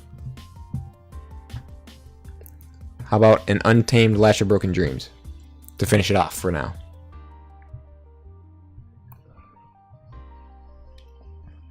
Now this thing is nasty looking in Untamed.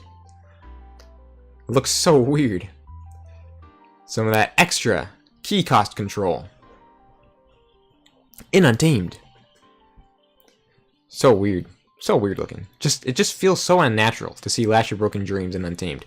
You just associate it with this and just how evil and horrible this is. And then here it is just in Untamed and it looks so weird. But this is another cool one. It's kind of a funny name as well. The Shiftless Baron of Shadow Cove. So there's another cool one. Alright, so after round 3 here, looks like we're going to be taking a bit of a break. We might be able to look at some more Mavericks at some point. If that's an AoA deck, that would be the first recorded instance of AoA Untamed Ember Control. Am I right? You would be right. You would be absolutely correct. Oh, gee. Alrighty. So that'll do it for the Mavericks for now. We can take a look at some more later on.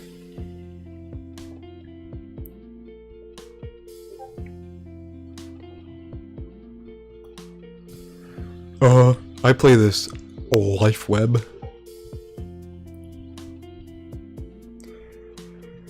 Bans are up! And round 3 should be able to commence here. So wait for some matches to populate and we'll find one to watch. Which one do we want to watch? What do we got? We got Texans 80 versus Fabulous Thing, Min versus Dinobot, JDG314 versus yours truly, Landon versus Magic Duck 9, Alvid versus Aurora 1, Kidman XDX versus Karen, One Star Peeps versus The Engraver, Cavell versus Hydrophilic Attack, and Tran versus X-Ray Creator. We got some really cool looking matches here. Kid versus Karen. Alright, let's see if we can find that one. Kid versus Karen. Once it shows up here, we can hop into it. Should be a fun match.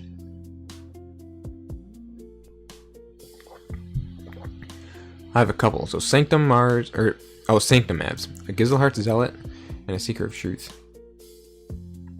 Oh, okay. I have a couple so Sanctum Mavs. Gizelheart Zealot and Seeker of Truth. That's cool. That is neat.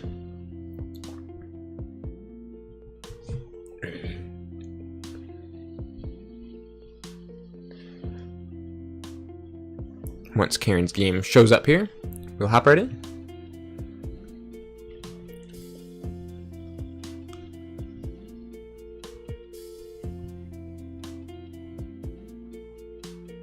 There it is.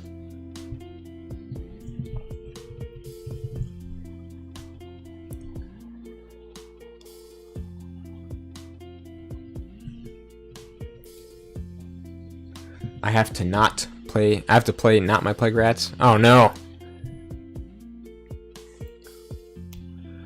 Alrighty, so the deck that Karen is playing with today is a really nasty looking AoA one. Oh boy. We've got an Urtanu deck. That's very interesting. Urtanu with the Lash, double Exhume. Oh, love to see it. Charette with the double Tentacus. In Mars, we have Martian Generosity. But I do not see a Key Abduction. So, almost a Genka deck. Has the Gen in it. Has the Gen. Double Borden, double A-Bond, Doorstep to Heaven. Begone, interesting. Double Dominator, Nizik Resonator, you gotta love to see that. Double Proliferator, with a Destroy Them All. That's a solid Mars suite, and a Mars first as well. So, that's Karen B. Up against Kidman XDX with a Coda deck. Wielding a Lash, Gateway to Dis, Guilty Hearts, Gongoozle, with some Dust Imp, Charette, some other good Disruption up in there. We've also got a Mass Abduction, Double Deep Probe, disgusting. Mind Warper, Double Tunk. In Shadows, we have double Relentless Whispers with a Bait and Switch, Ghostly Hand, double Miasma, and some other solid Shadows tools. Nerve Blast, you gotta love to see the Nerve Blast.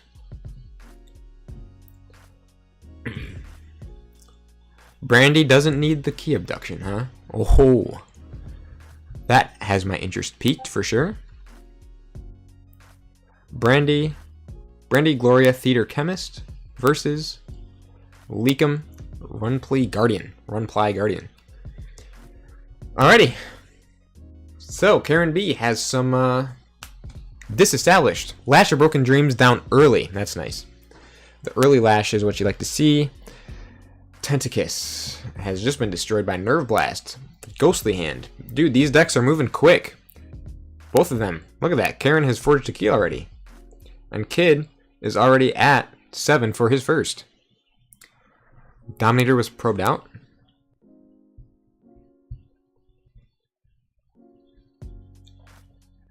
Oh my gosh, we are moving so fast right now. Guilty Hearts, Keyhammer. Oh, Keyhammer to unforge the yellow key, which just got forged again, but hey, Keyhammer did something.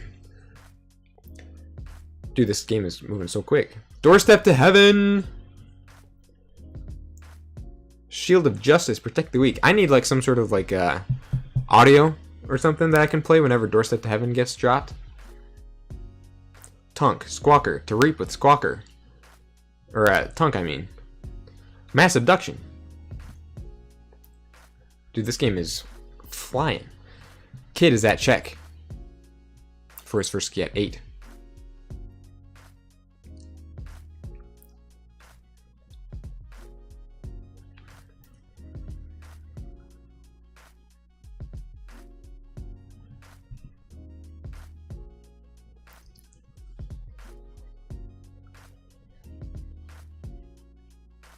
A good audio could be the Alleluia from Worms.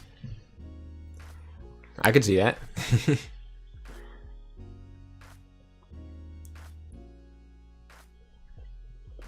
Exhume. To play the Dominator. Plays, yeah, and then Lash. Wow. Simple, yet effective.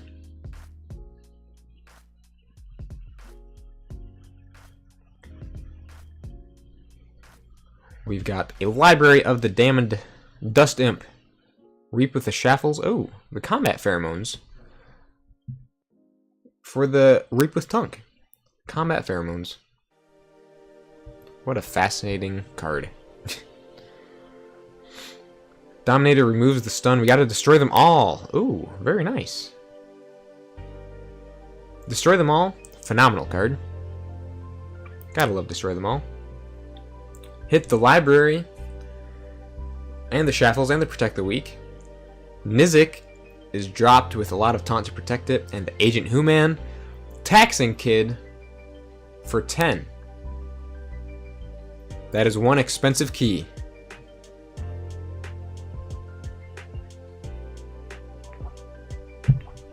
Now Kid's going Mars. The Ammonia Clouds. Well played, Ammonia Clouds. Oh. Morning Clouds to destroy the Dust Imp and the Nizik and the Agent Who-Man. For some burst with that Dust Imp, the Chuff Ape is down. The massive 11 power taunt Mars creature who enters play stunned. Fight Reap, you may sacrifice another friendly creature if you do fully heal Chuff Ape. Crazy. Karen going Mars again. Orbital Bombardment. To reveal Mars first and Martian Generosity. Okay.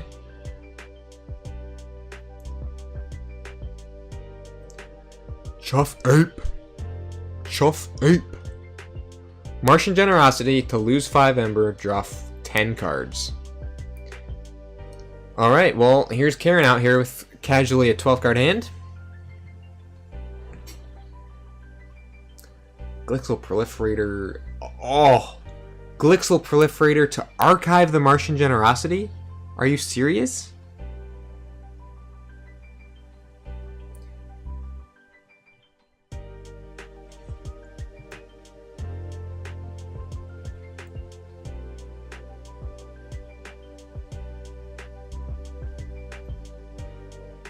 Wow. Gongoozle and Gateway. This is where Brandy takes over. Yeah, I can see what you're talking about of Brandy not needing the key abduction. Albad, Borden, Abond. Wow.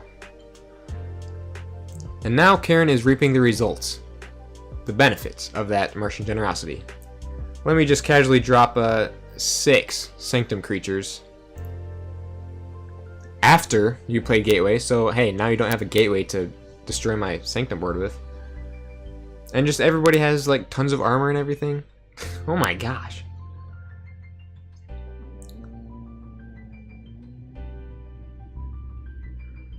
Got some stealing with the shadows on that previous turn. Naturally, Karen goes Sanctum again. Healing Blast to heal one of the Abons. Even more Sanctum creatures.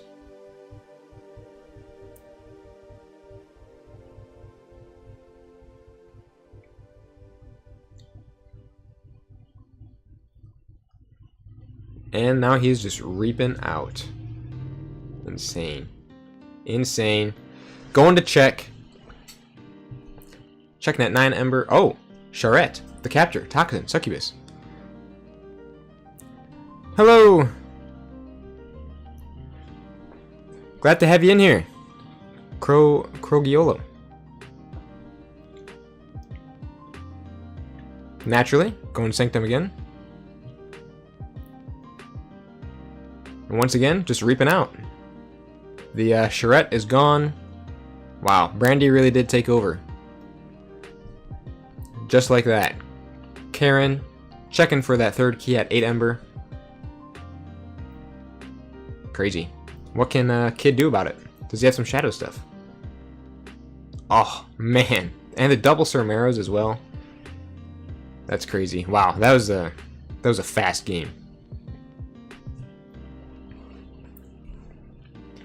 That was an explosive match. And sure enough, that Martian Generosity did not need the key abduction. Once Karen got that Sanctum board out, it was over. GG to both of you. Well played. That was an explosive match. That was crazy. Good games. Good games all around. She knows how to pilot Brandy. Oh, clearly. That's crazy.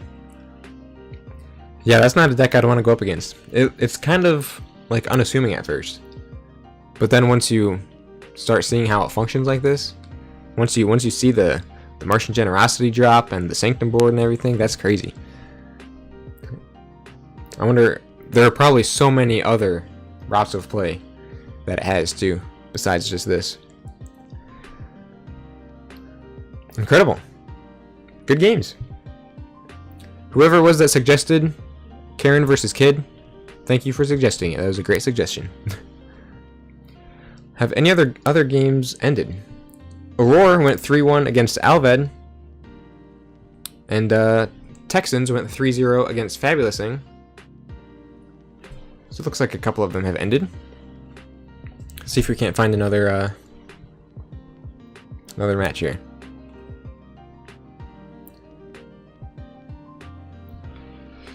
Pleasure to be on stream. Thanks for covering. Absolutely. It's what the viewers wanted. And the match did not disappoint, that's for sure. Alright, let's see. Who have we not really seen much of? We haven't seen the Engraver play yet, I don't think. Wait, hold on. One Star might be playing a silly deck? Is he called One Star Games on TCO? Where would I find him?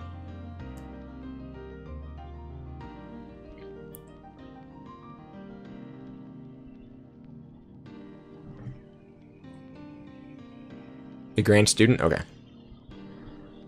I saw him right down here.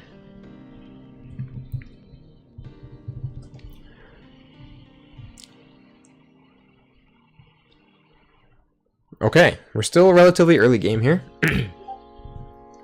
Alright, so we're looking at a Grand Student. Is it the Archivist deck? I do see the Archivist in this deck. Let us see here. Wow. Yeah, that's pretty phenomenal. That's crazy. Double Eclectic Inquiry, double Causal Loop.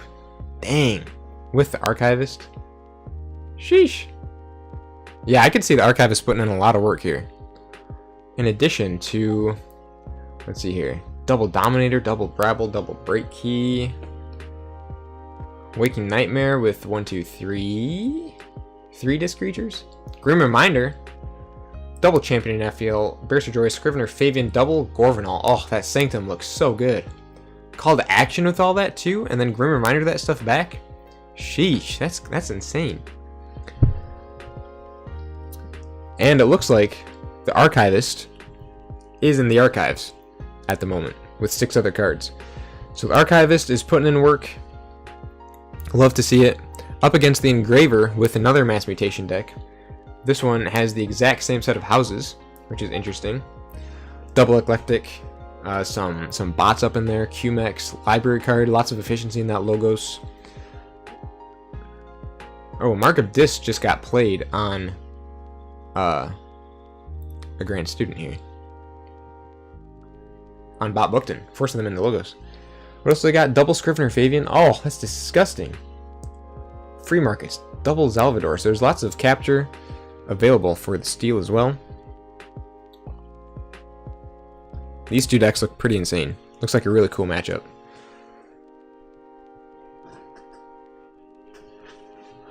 A Grand Student. What's their actual name again? 1 Star Peeps or 1 Star Games Peeps something. I'm going to call them a Grand Student for now. Picked up some cards in their archives. I love how it does say a Grand Student moves cards in their archives to their hand, not moves all the cards. Whoa! The tide just got raised. 1 Star Peeps, 5 Star Games. Okay. Wow. The tide just got raised in a Mass Mutation versus Mass Mutation game. That's fascinating. Is this one of those rare instances where a Grand Student like doesn't want to shuffle back into his deck or something? Because if so, that's really cool. I've never actually seen that in person before. One of those rare instances where the tide keeps them from reshuffling. Wow.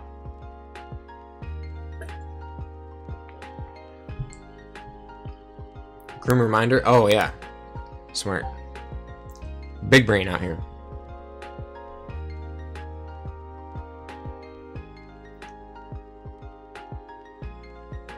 We got a library card turn coming up here.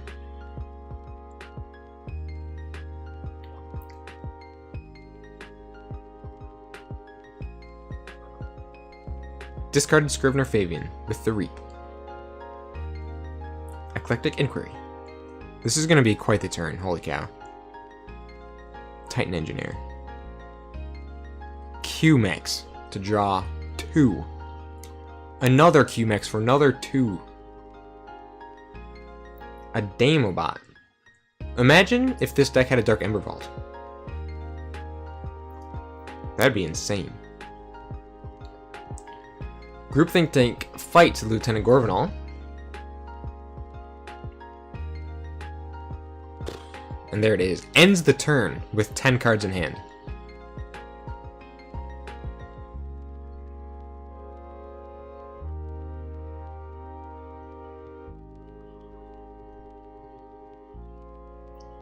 Okay. So this is probably where... If this deck had Dav, it probably wouldn't be allowed in the event. Honestly, that's probably true.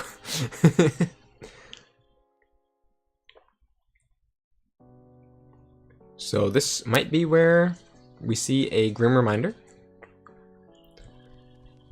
Wow, Break Key has been played. Double Doom.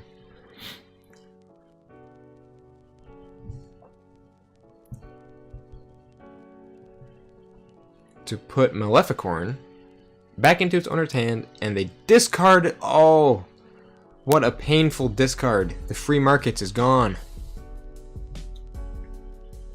Brabble Implosion to destroy the Brabble and the Dinobots. And there's a grim reminder to archive all of Sanctum. And there were lots of Sanctum creatures in there too. Like 4 or something.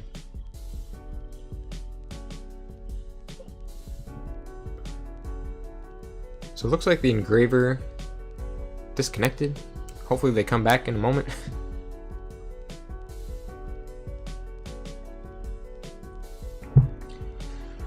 Yeah, both of these decks have some insane logos.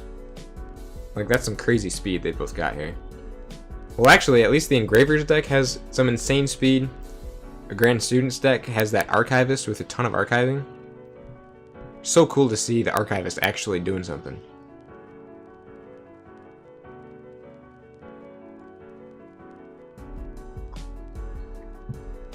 What 2 cards do they have purged here? Lieutenant Gorvenal and Equalize are purged. They got their library card purged. Okay, the Engraver's back, thank goodness.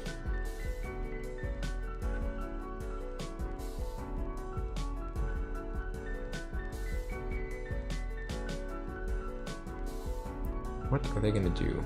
They've got a great big logos board established here. A Grand Student is checking for their first key at 9 with keys costing 7. Looks like the Engraver is like refreshing or something. How much like Ember control does the Engraver have? Waking Nightmare with 1, 2, 3, 4, 5 disc creatures, it looks like. Mindfire could also do some work. Drekker, Snarette, Anguish. They got options in this for sure. Doesn't look like there's much in Logos.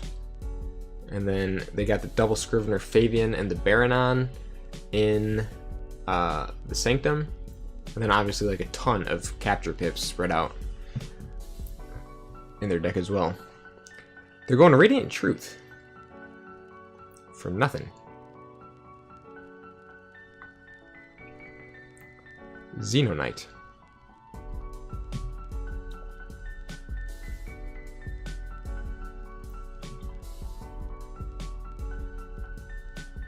Finished off the Lieutenant Gorvenal.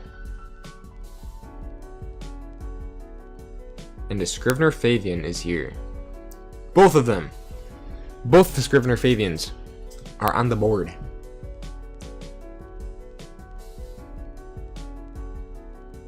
Holy cow. And 2 General Salvadors. Both of them had a capture pip on them, meaning that a whole bunch of Ember was just stolen. A couple Ember. Now that's a board if I've ever seen one. Does a Grand Student have anything to be able to handle this?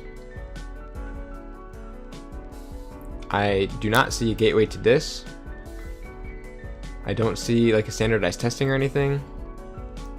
And I don't see like a Spirit's Way. I don't see really any board wipes here. Unless I missed it, I didn't see a board wipe.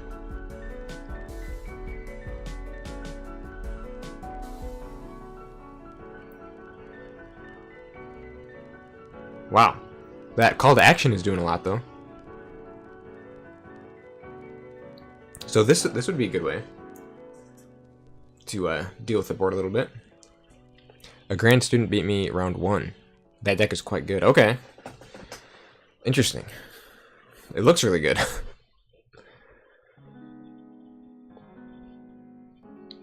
They're just falling behind on board a little bit here.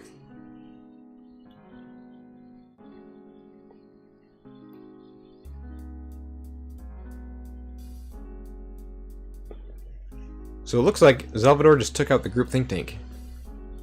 Interesting target. Actually, that makes sense.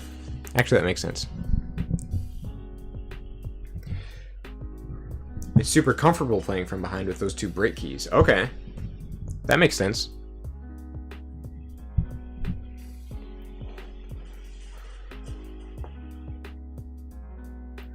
Yeah, lots of fighting into a massive cleansing wave burst. Wow, yeah, so all of those knights, like so many knights with the call to action, a bunch of fighting, and a cleansing wave. That's a great Sanctum turn. What a huge burst. Right up to 14 Ember.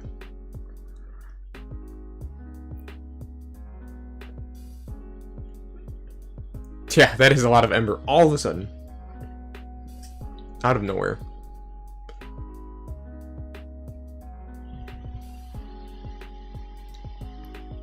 No Effervescent Principle in the Engraver's deck.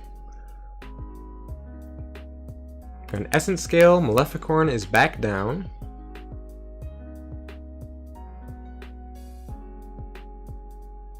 Ooh, the Mind Fire. Discarded the Double Doom. Interesting. No enhancements on there, it looks like. Okay.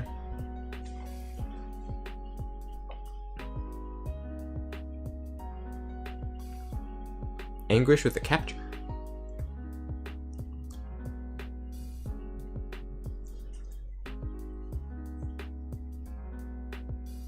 I wonder if the Engraver has any way to get some direct damage onto Anguish here in the Dis House. To tax that key even more.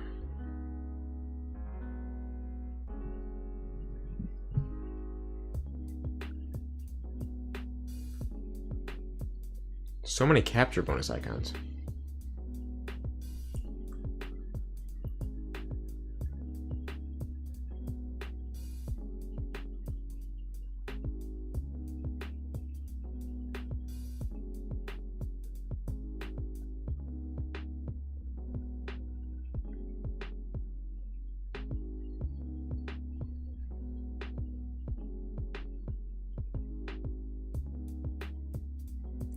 Damobot fought the champion in Naffiel for that steal.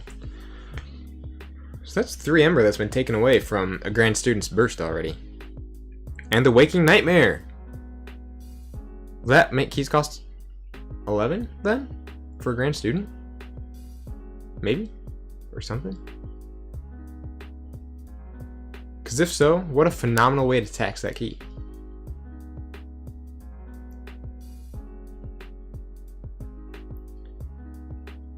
Oh, it stopped the key because of Snarette. Wow. Well played by the Engraver. Oh, and Anguish also has a damage on it, so that does it as well. Sheesh. I thought for sure... Oh, excuse me. I thought for sure that a Grand Student was going to get to Forge that turn. But the Engraver had an answer. These are some swingy turns. Yeah, they really are. It's crazy. I don't know how many times I've said the word crazy today, but there's some crazy stuff.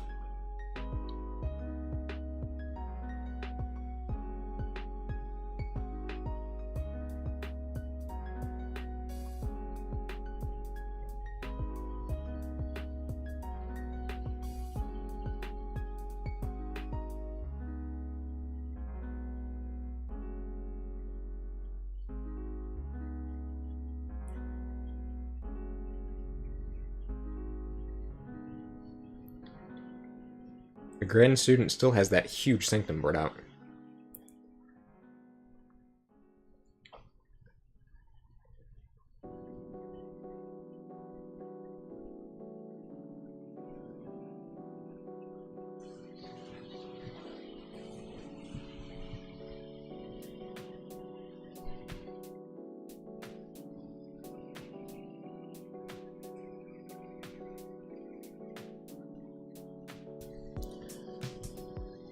That might be the most important joy that ever existed. Oh my gosh, that is so true. It's well protected as well. Anguish fought the Zelvador. We got the Drekker down.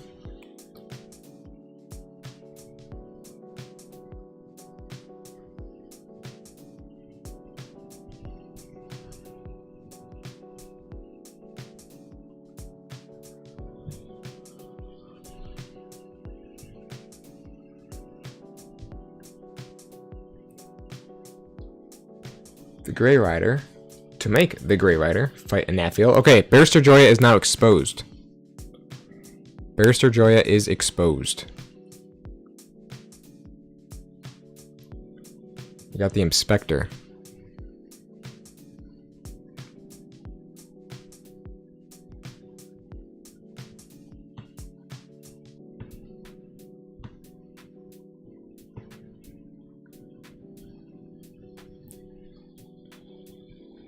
Maleficorn fought the Barrister Joya.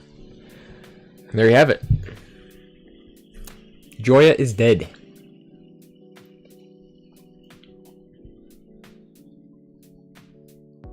At last, the Engraver can reap.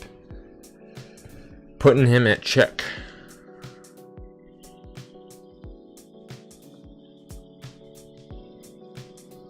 Oh, Inspector purges the break key at random.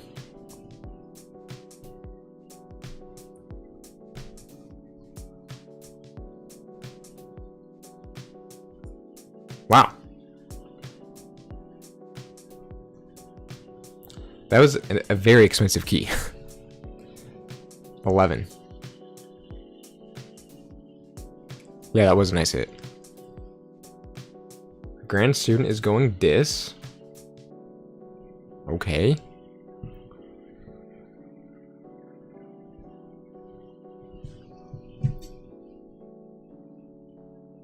Implosion on the Research Smoko and Anguish. And there's a break key. Wow. Break key with the Waking Nightmare.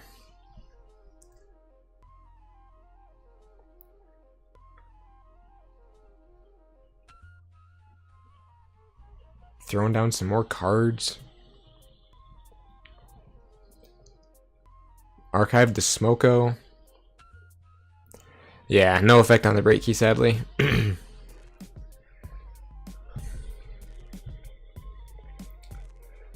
Yeah, one break key is purged. The other break key had no effect.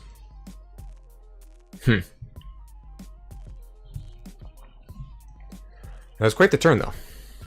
The Engraver forges the second key, putting them back down to 0. A Grand Student is still not quite... Well, I guess it's the Waking Nightmare that makes it look like his keys cost 8, but...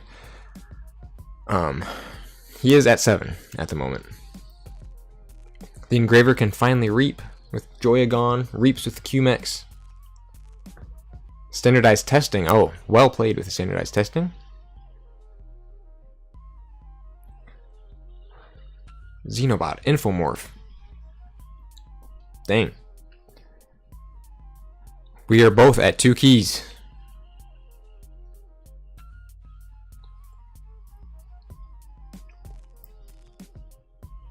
Oh, well played, Fission Bloom. That's double capture, double draw with the play that Bot Bookton.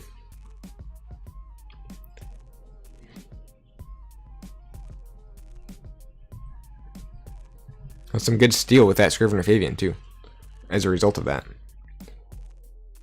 Smoko, Lycobot, Causal Loop again.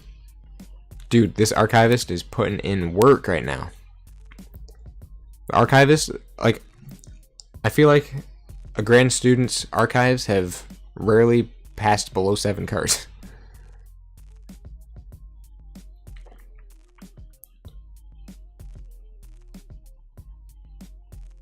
A Grand Student, halfway to his final key.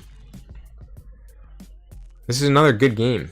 It's one of those mass mutation games that's just like, oh, this is mass mutation.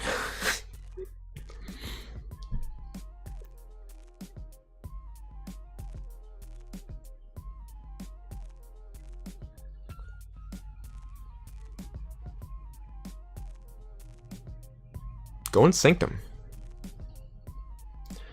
Oh, Burning Glare probably for all mutants, right? Yeah, because that's like the majority of a Grand Student's creatures. Very well played, Burning Glare. Fought the Brabble. Well-timed fight on the Brabble. Baranon and the Cleansing Wave for 1.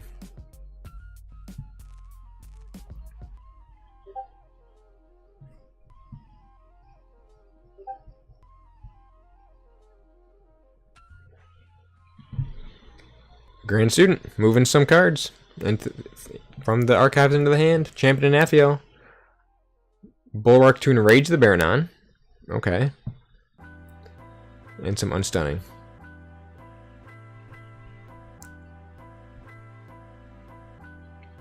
Oh, the one stood against many.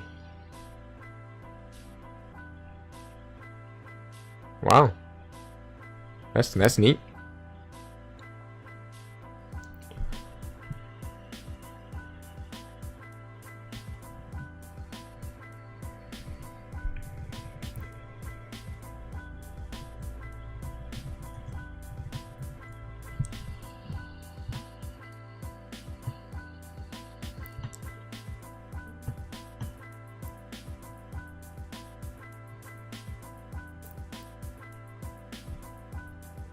Whole bunch of QMax. Oh my gosh.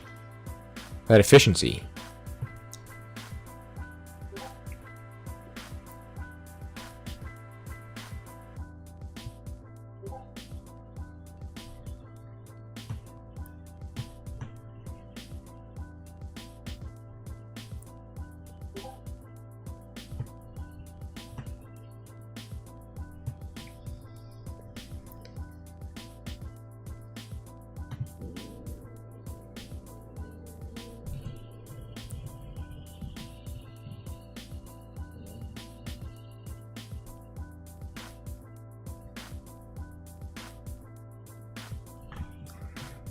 What a grindy game. I know, that's what I'm saying. Was a grindy game. There it is. A Grand Student. Victory. Congratulations to a Grand Student. Once again, whoever recommended that we watch this game because of that potential Archivist deck, good choice, good choice. It's always cool getting to see the Archivist actually do some work. Yeah, that deck is crazy. So much stuff going on with that deck. But good games to a Grand Student and the Engraver. It was a long and grindy one, but very cool to watch nonetheless. 3 keys to 2. Good games, good games. Let's see how the rest of round 3 is panning out here. Texans defeated Fabulous Thing 3-0. Landon 3-2 against Magic Duck. Aurora 3-1 against Alvid.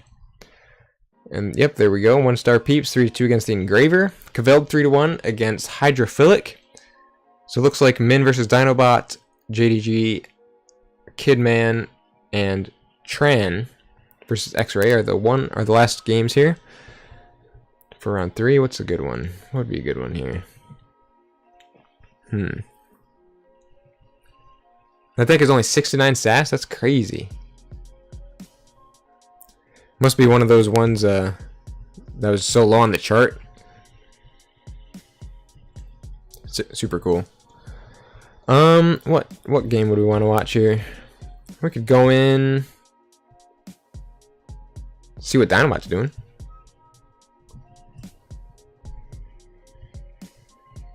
Show a new player? Oh, Tran, sure. Let's see, which one is Tran?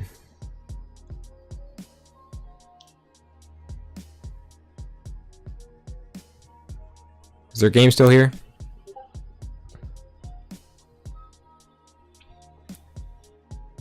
Oh, it was against X-Ray Creator. Looks like their game might have ended.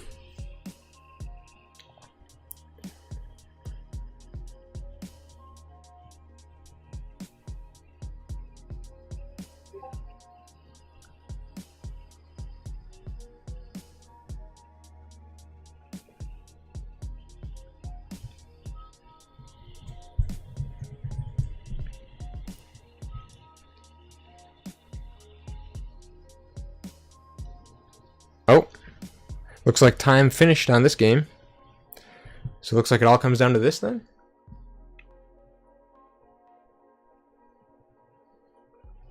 Another crazy mass mutation versus mass mutation.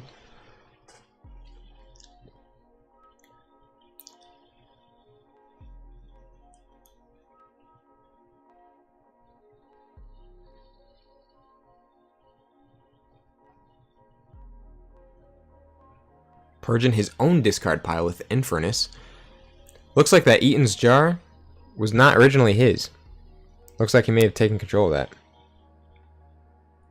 Wow. These are some crazy decks, too. Purge the Discombobulator and the Dark Wave to make Death the Kid lose 2 Ember. These decks look pretty cool, man.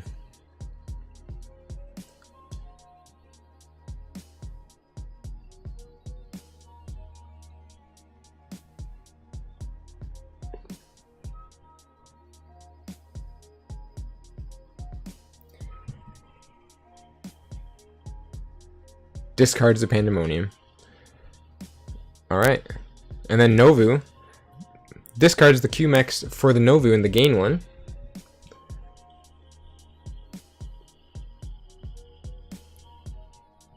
They're going Starlines. What else do they have in here? They have that Sensor Chief.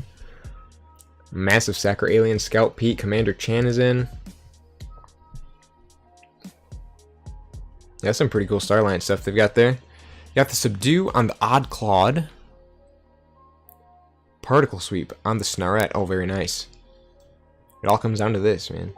Sacro Alien on the Odd Clawed.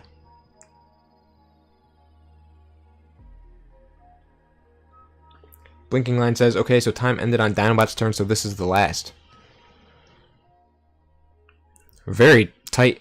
Probably another grindy game.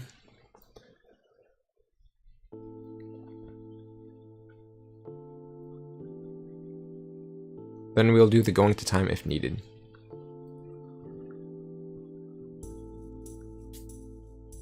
And there we have it. That looked like quite the game. We only caught the very end of it, but I'm assuming that game was a long and difficult grindy one if it went to time like that. Sheesh. Well, good stuff. Congratulations to both players for that. Well played. Alrighty. So that was that one. Alright, so it looks like everything is finished.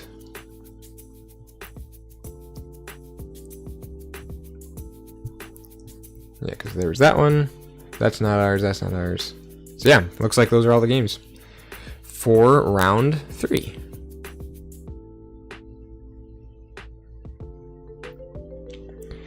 Looks like the Engraver is dropping from the tournament.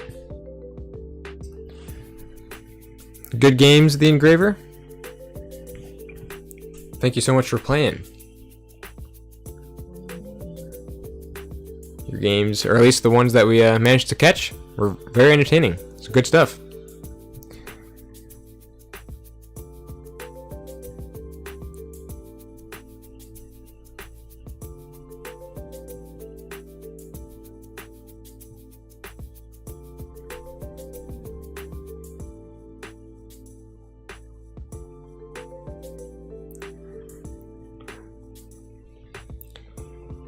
Alright, so let me refresh here real quick.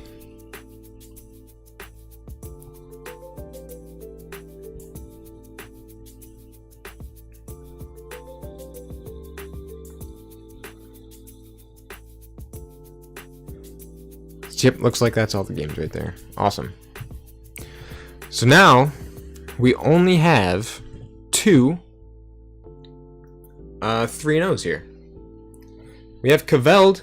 Congrats, going 3-0 so far. And Min, gone 3-0. We got 2 people who've gone 2-1. Hydrophilic and 1-Star Peeps 2-1. Oh, hold on a minute. No, that's not true. There are a bunch of people that have gone 2-1. Let's wait for this final game to finish up, and then we can take a look at the standings. But man, these have been some absolutely insane games so far. I mean, they've been so good.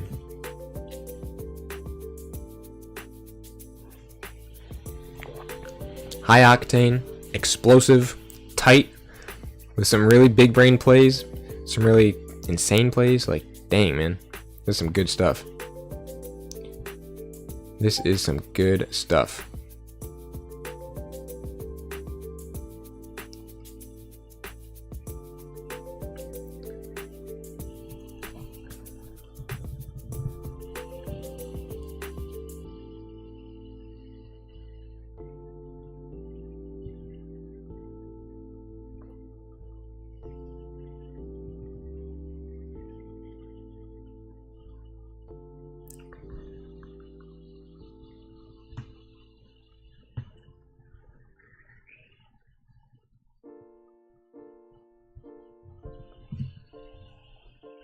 I had to make that thing on the fly. I don't currently have a back soon thing, so I had to make that thing like on the fly.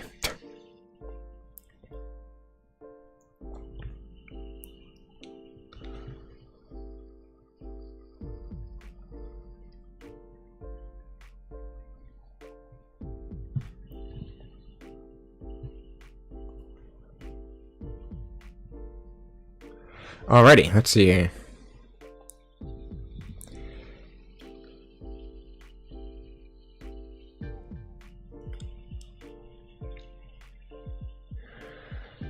And Karen went 3-1 against Kid DX, like we saw. I'll refresh one more time here.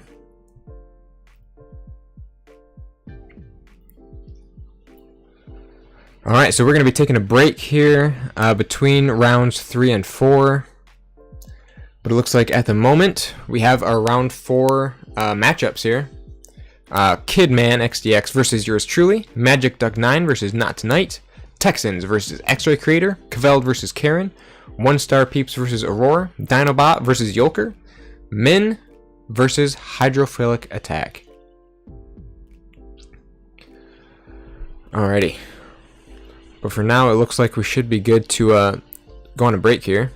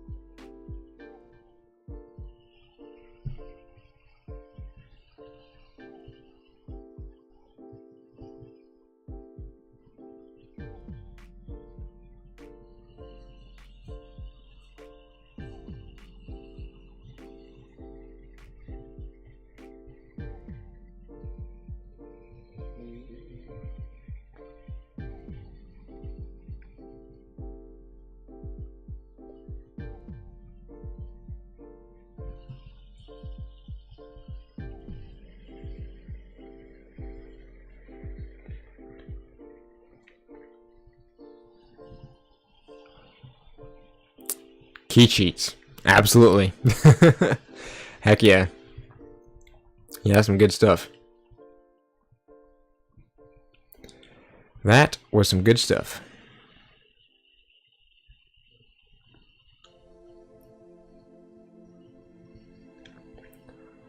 Alrighty.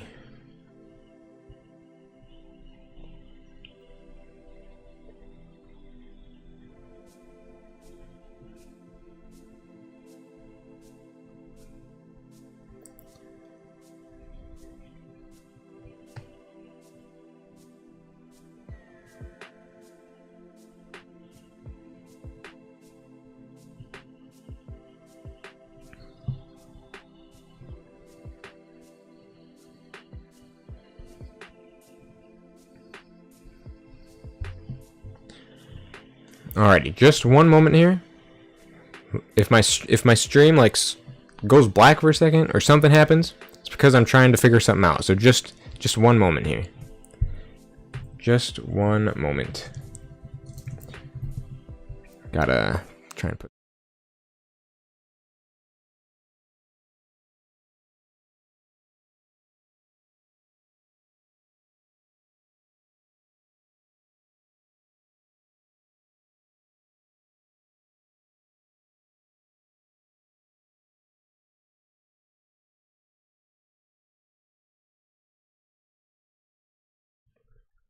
Alrighty, we're back.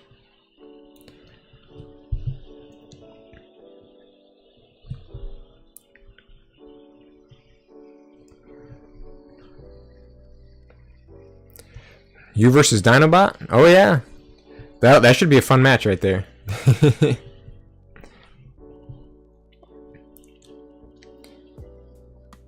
Why do you keep facing people I sent Dex to? That's a good question. You're just cursed to face down people that you gave the tools to. Don't know what to tell you.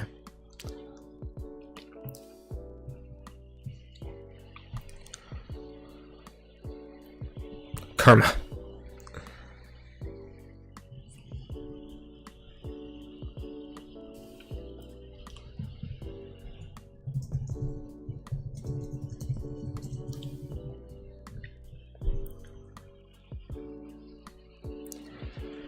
Dinobot has the swollest dinos. This is so true.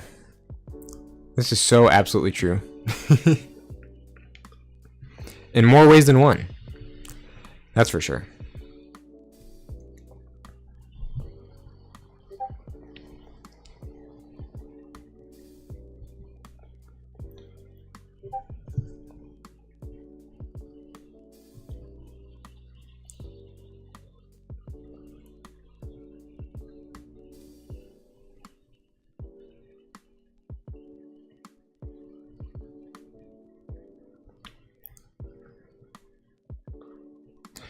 Alright guys, well I'm pretty sure that we're on break right now.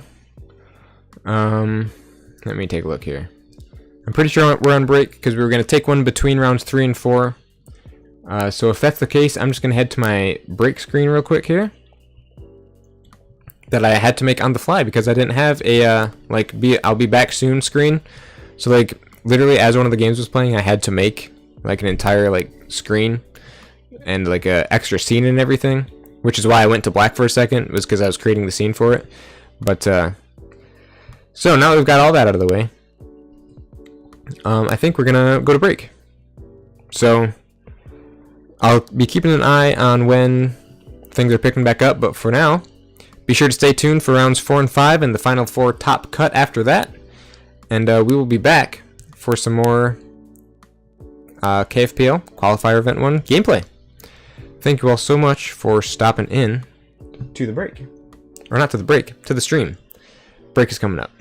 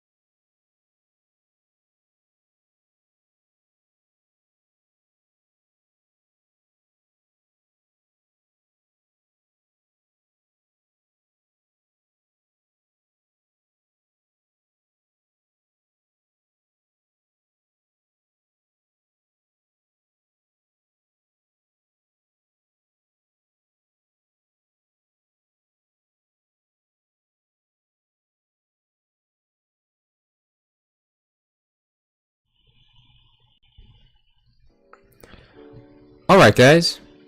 We are back. We are back for round 4. The bans are up. People are banning stuff. So now we're just waiting on people to ban their stuff, man. Ban decks. Then we'll jump into a game.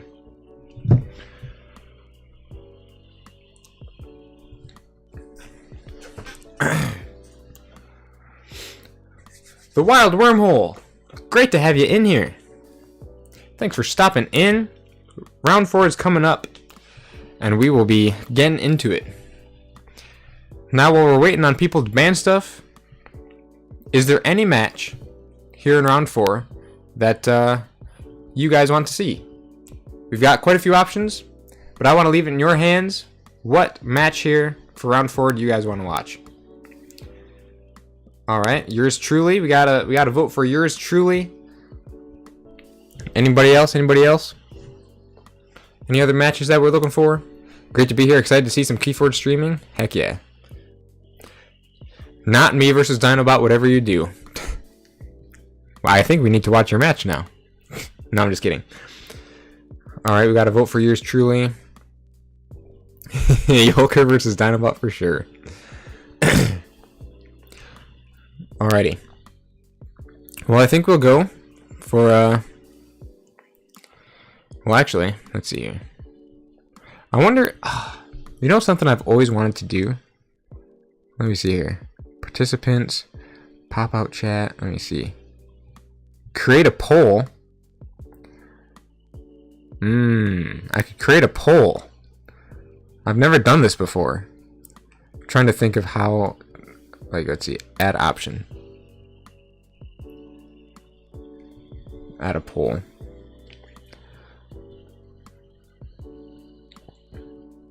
Let's see here. Here, alright, this is what I'll do. Is I'm gonna put the match, like the match names here. So we have like Kidman DX versus yours truly is 33. Magic Duck versus Not Tonight is 39. And so on and so forth. So here, this is what I'll do. I'll put in the numbers 33, 36. Oh, can I only do... Hold on a minute. I might only be able to do 4 options. Okay, I can only do 4 options. Oh. Let me check something real quick. Okay, so it looks like... Here, I'll do 4 options. It looks like the coolest games, or the ones that people are asking for, we got 33. We got yours truly game. We've got Dinobot's game.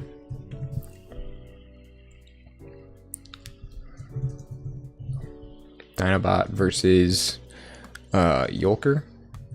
Alright, I'm just testing this out. I've never done one of these before. We can go... What's another cool looking game? We could go... we could go... Hydrophilic versus Min. And then we could just go with Magic Duck versus Not Tonight. I've never done a poll before, but there's a poll. You can do table numbers based on challenge. That's what I was gonna do, but it only gives me 4 options. I can only put 4 options in there, so I just chose 4 random ones, 2 of which were the ones that were recently brought up here. So feel free to vote it up.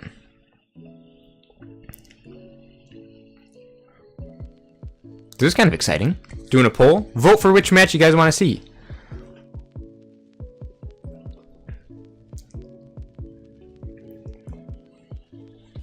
And then whichever one gets the most votes, we'll go for that one.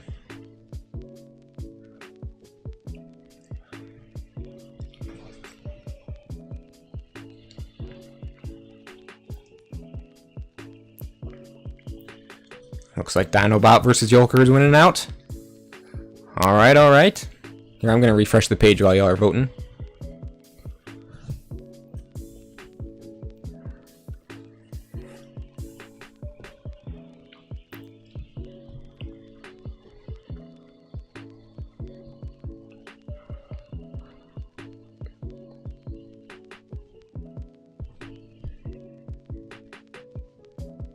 It's taking a hot second. Perfect.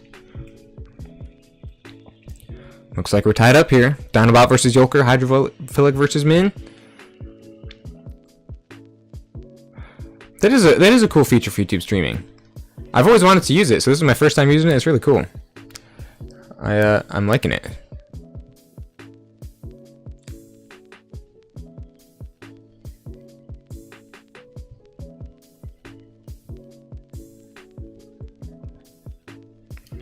Hydrophilic versus Min is winning. Okay.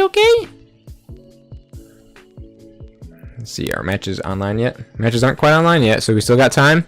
Still got time to vote for this stuff. The bans are still happening. Looks like Hydrophilic versus Min is winning out so far.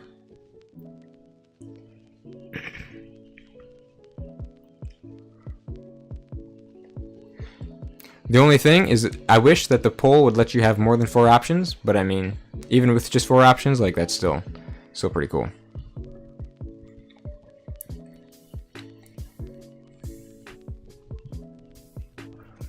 All right, the bans are up, so the matches should start populating here.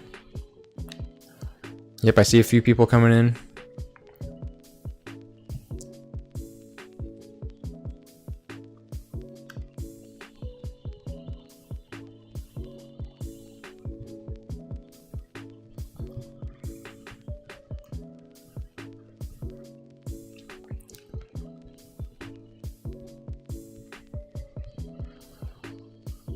Alrighty, it looks like matches are populating, so I'm going to end the poll right there. It looks like Hydrophilic versus Min is the winner. Looks like that's the match we'll watch. Once they get in here, we'll spectate them.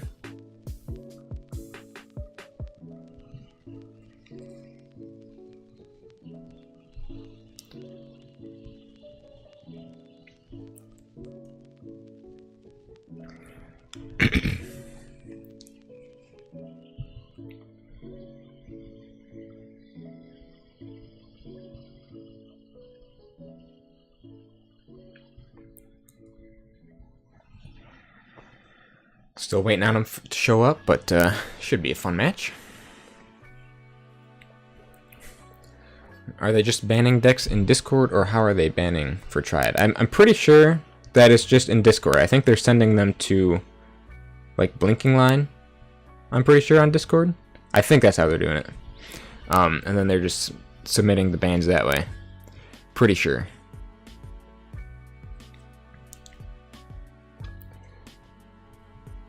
Oh, okay. There's a Google form, it looks like, that they're using. Yeah, there's a Google form that they use. Yep. That's how they do it. Alright, are they here yet? Not yet.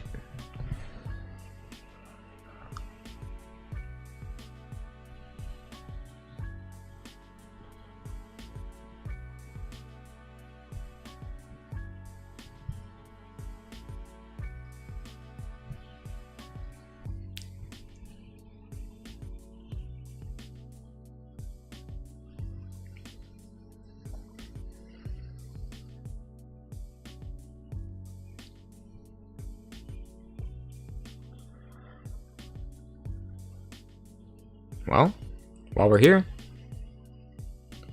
waiting as usual, we got a Maverick we could look at. Let me find a cool one.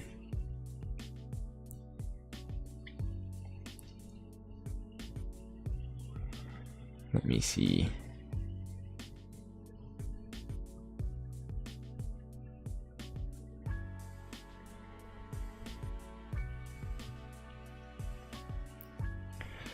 This one is kind of cool looking.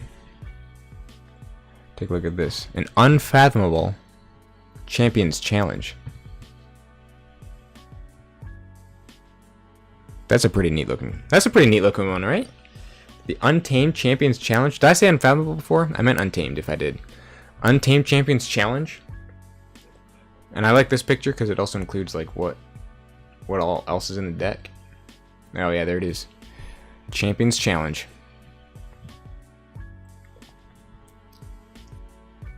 Looks like a cool deck too. I feel like this picture fits in pretty nicely with the untamed frame and everything. Alright, are they here yet?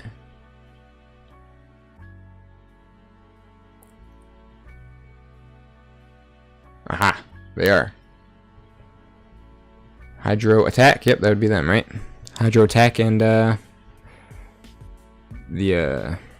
I cannot speak right now. Yep, and min. Okay, so this should be the one, right? Is this the one? Is this the one? We're going in.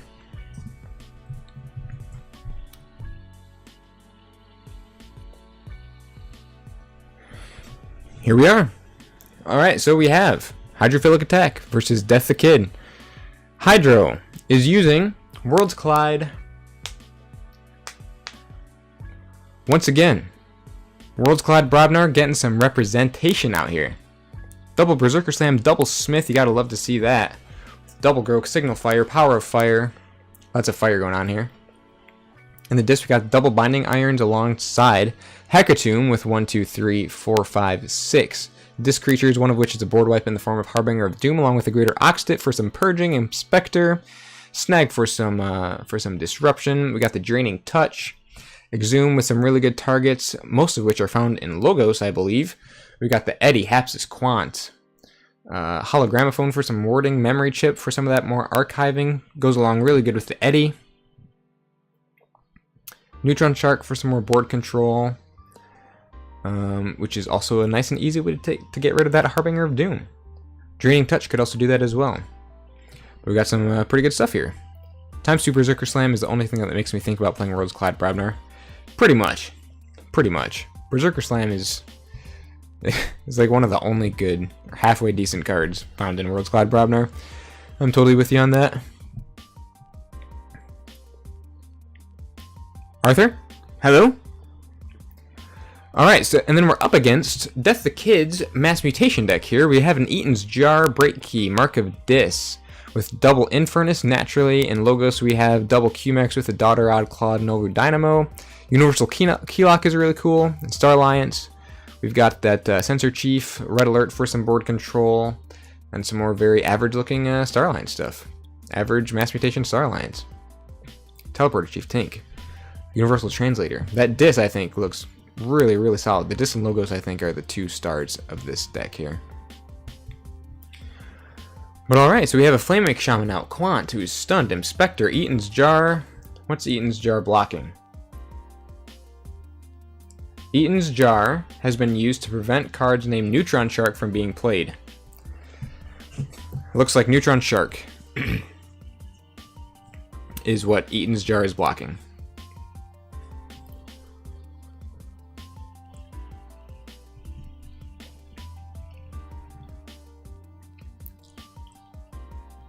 Got some opposition research. That is good use.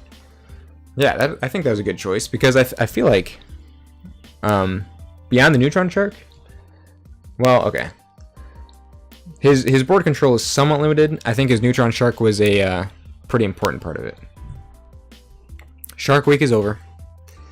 Shark Week is over, guys. We got the Eddy has arrived. Bloodshard Imp. Wow, and the Harbinger. The Hecatomb, dang. That was crazy. What a play. Wipe the board and get some Ember for it. And he had like a decent amount of disc creatures on the board too, right?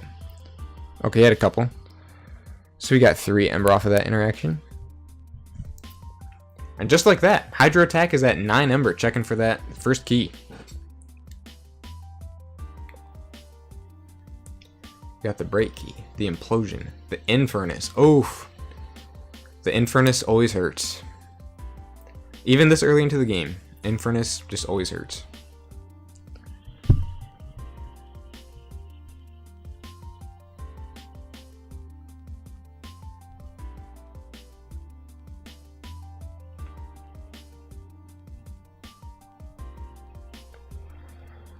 So Harbinger and Smith got purged, it looks like. Hydro forges their first key with Draining Touch on the Infernus. Snag. Ooh, the Greater Oxtit.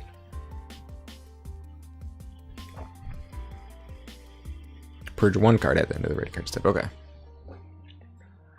Double Smith plus Hecatomb is major burst. For real. It absolutely is. Yeah, Smith is such a good card. I recently opened a deck that has a Legacy Champ. It's a Worlds Collide deck with Brobnar in it. It has a Legacy Champions Challenge and 2 Smiths. So it's like a sorely needed Brobnar board wipe. Drop that. Clear the board. Fight with my one big dude. And then Smith. Twice. It's really nice. Alright, Hydro is going Logos. Putting Academy Training on Snag.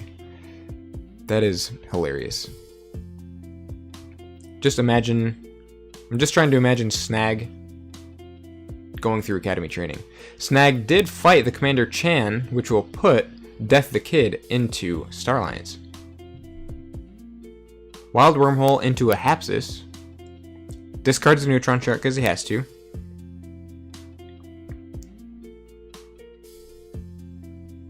Daughter. Hologramophone on the Hapsis. Great spot for the ward. Daughter might have been a pretty good spot as well. Sacro Alien on the Hapsis. Does Hydro have any artifact control, I wonder?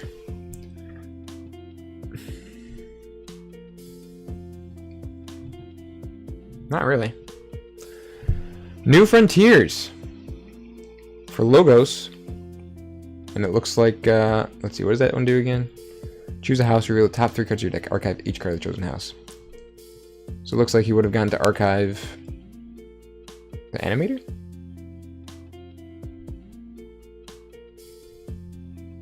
Or something? Something like that?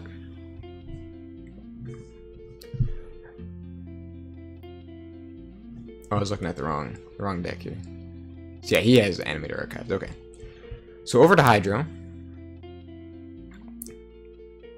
Death the Kid is at check.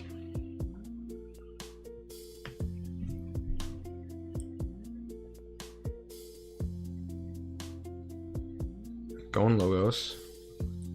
Oh, very smart. Interesting. Warding the Snag. Man, Academy Training on Snag is insane. You just get to fight with Snag over and over. Or I guess on Logos turns you'd get to. Very smart.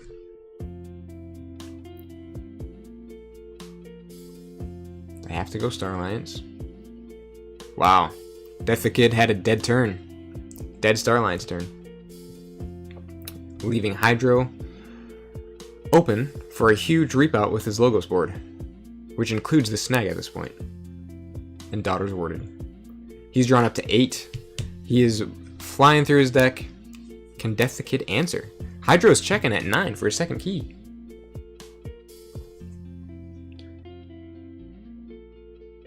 Death the Kid, at least, has a key as well.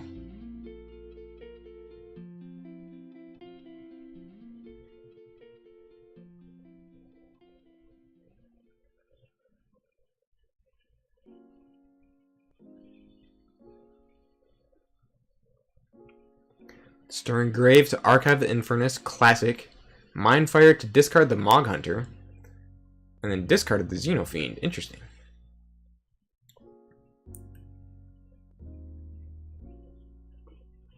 Of course, Hydro would go Logos. Naturally. Archived a card with the Memory Chip. He's probably just going to reap out here. What else would he do? He's got an unanswered Logos board. Let's reap out. Drop a ward on the Snag. Terrifying prospect. That Snag is putting in some work, man. I've never seen Snag do so much. Death the Kid is going Logos. With archives. An Animator, we've got a QMEX. Double QMEX. Hopefully he draws into some tools to counter this board.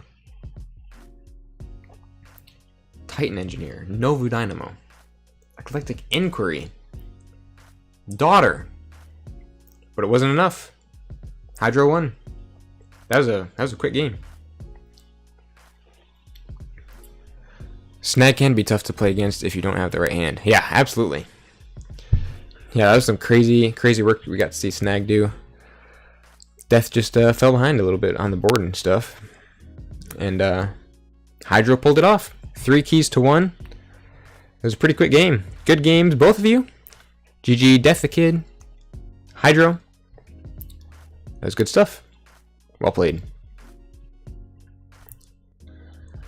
Alright, so it looks like their game ended, and then the other one that has ended is Aurora and 1-star Peeps. Aurora going 3-2. Hydrophilic going 3-1. Let me check the poll over here. The next highest one on the poll was either Dinobot and Yulker. Oh no, the next highest one was Dinobot and Yulker. So I think next we'll go to Dinobot since that was second place on the poll. If I can find him.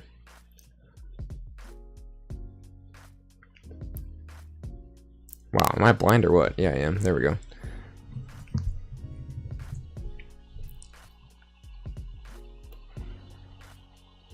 Alright. Things are moving along pretty quick here as well. Sheesh. Look at that. Massive Techivore Pulpate with a blaster on it. Yulker. Absolutely blasting ahead of Dinobot here. Using Worlds Collide. Oh. Is it this one? Oh, yeah. Ronnie, Snecklifter. Double Cutthroat, Interdimensional Graft.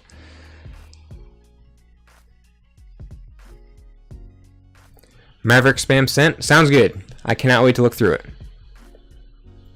But yeah, man, Dinobot with only 3 Ember. Yulker at 1 key and 8. Looking for that second. Dinobot drops the Sting, however. Oh, that's interesting. Dinobot with the Sting. And a Rad Penny, okay. Wow, that's a nasty looking Rad Penny. With the capture and the damage, sheesh. Alright, so yeah, that's Yulker's deck. Has some really cool stuff in there. Double Medic Ingram, of course, is just cancerous to deal with. Triple Ronnie Wrist Clocks, that's insane. Triple Pestering Blow. So that's a really solid looking Worlds Collide deck right there. But Dinobot over here just dropped the Sting. What else does he have in here? The Sting, Red Penny, just some really solid looking shadows. Sanctum, the Double Grey Rider with Squire Alice and a Potion of Vulnerability. Emberheart, Font of the Eye, that's really nice. You gotta love to see that. Double Mutagenesis Researcher, that's where a lot of the enhancements are coming from. And Antony for some of that Ember Control. Transporter Platform, that's some really good stuff all around. So these are two really cool looking decks. 22 viewers, so great to see the community enjoying this. I know, this is crazy. It's been popping off over here, man. It's awesome to see people stopping in to watch. There's like the 22 so viewers, or wow, I cannot speak. There's only the 22, 23-ish viewers right now, but the video has been clicked on 185 times. So lots of people have cycled through here to watch this stuff. So it's really cool. 185 views total. Yulker destroys the Chaos Portal and Hologramophone.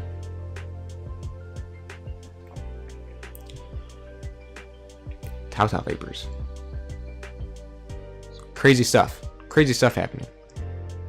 Oh, the Sting dropped. Dropping keys down to 4. Interesting. Wow. There was a lot that happened with that turn. Huh. So the Quiet Anvil almost minimizes the damage that the Sting would do.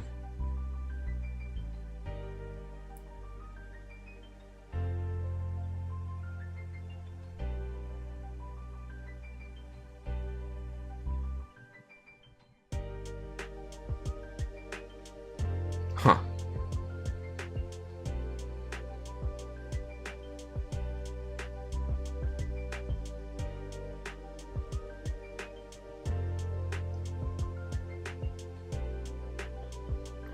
Interesting interaction.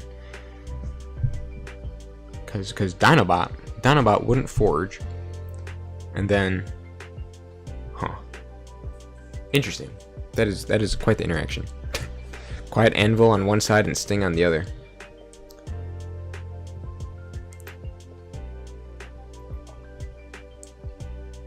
And then Techivore Pulpate just destroys all of it.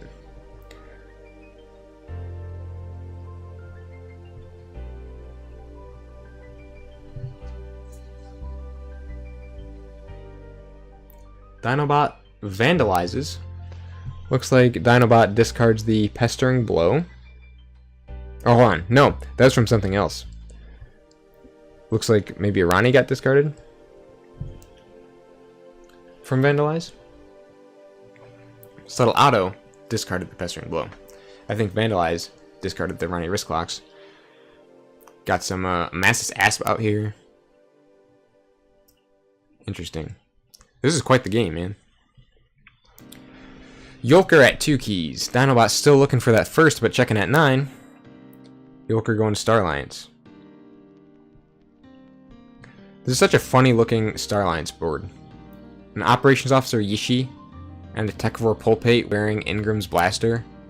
And it has Hazardous because of Arms Master. Like, this is just the weirdest Star Alliance board I've ever seen. Yolker with the Transporter platform.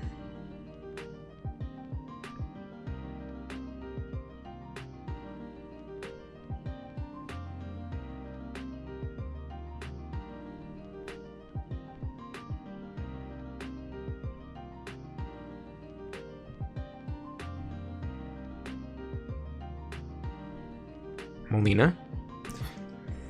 Here's some more normal Star Alliance looking stuff. Medic Ingram. Fully healing the Techivore Pulpate. Interesting.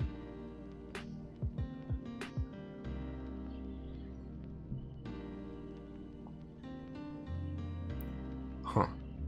So Ingram's Blaster, when attached to Ingram, fully heals a creature. Oh, that's so stupid. But at least Ingram's Blaster can go on to Ingram now, right?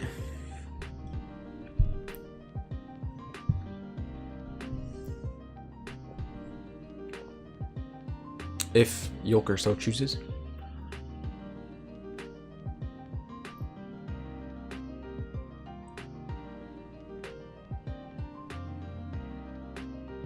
Looks like he tried to.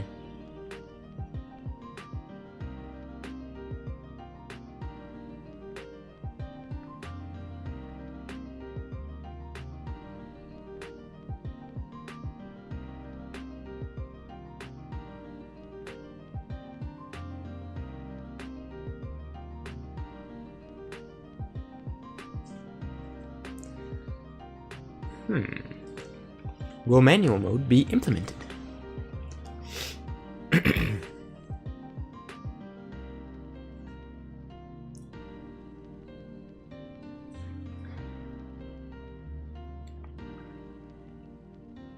Okay.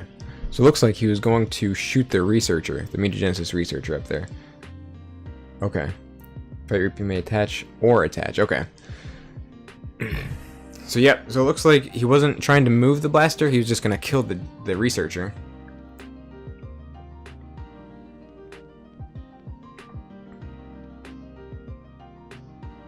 Oh man, this is, look at this.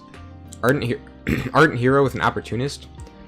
Ardent Hero is annoying enough as it is to deal with, let alone when it's also elusive. Except it just got dealt with instantly as I said that, so never mind. Dinobot gets to Forge, putting him at 1 key 2 Ember. Still pretty far behind, but nothing's impossible in the game of KeyForge.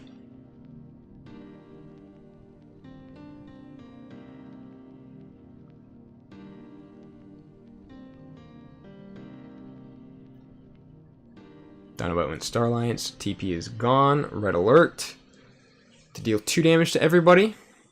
Pretty effective, actually.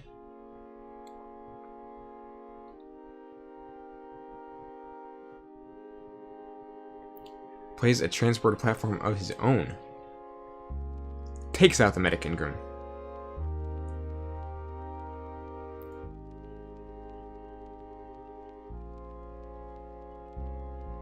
Commander Chan with a capture. Yolker is getting dangerously close to his 3rd key here. How many more answers does Dinobot have? Enough to forge a whole extra key, or a whole like second key, and then catch up to the third?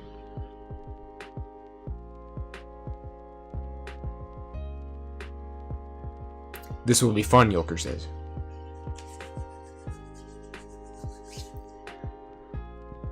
Going shadows. Ronnie for the steal. Snecklifter. Is he gonna take the transporter platform and pick Ronnie back up? Because if so, that is really cool. Plays Hawk to destroy the potion.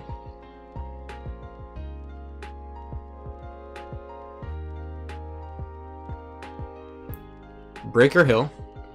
My least favorite card ever. Pestering Blow. On the Chan.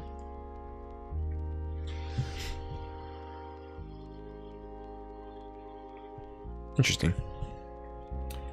Good play. Good play all around. Transporter platform stolen. Oh, yep. The Snecklifter only puts an artifact into shadows, or into like one of the other houses, or shadows I mean, if like it doesn't match one of the other 3 houses. So the Star Alliance keeps it in Star Alliance, sadly. He couldn't use it on the shadows turn.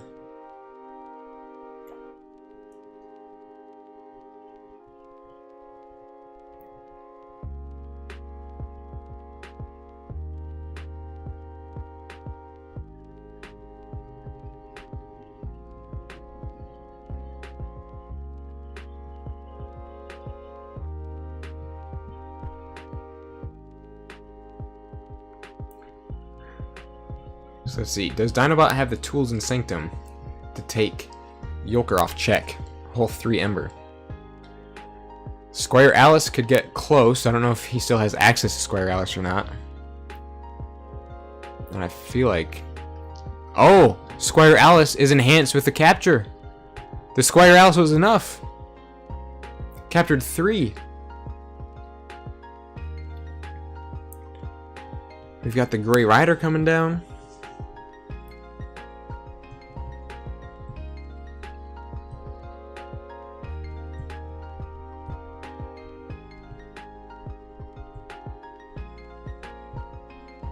Deploying it between the 2 Commander Chans. Getting the Enrage off of the Commander Chan to the left there. Into Breaker Hill. Oh, okay, now he gets to use another non-Star Alliance creature. Good stuff here, man. Good stuff. Using the Massus Asp to take out, to finish off Breaker Hill.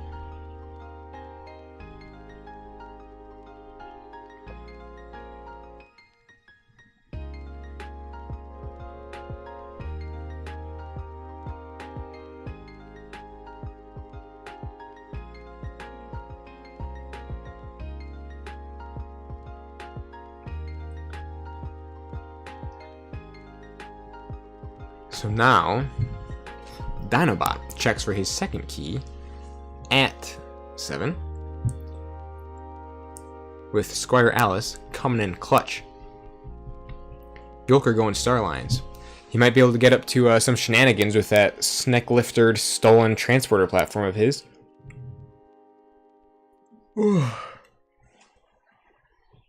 Lena reaps, capturing it onto herself.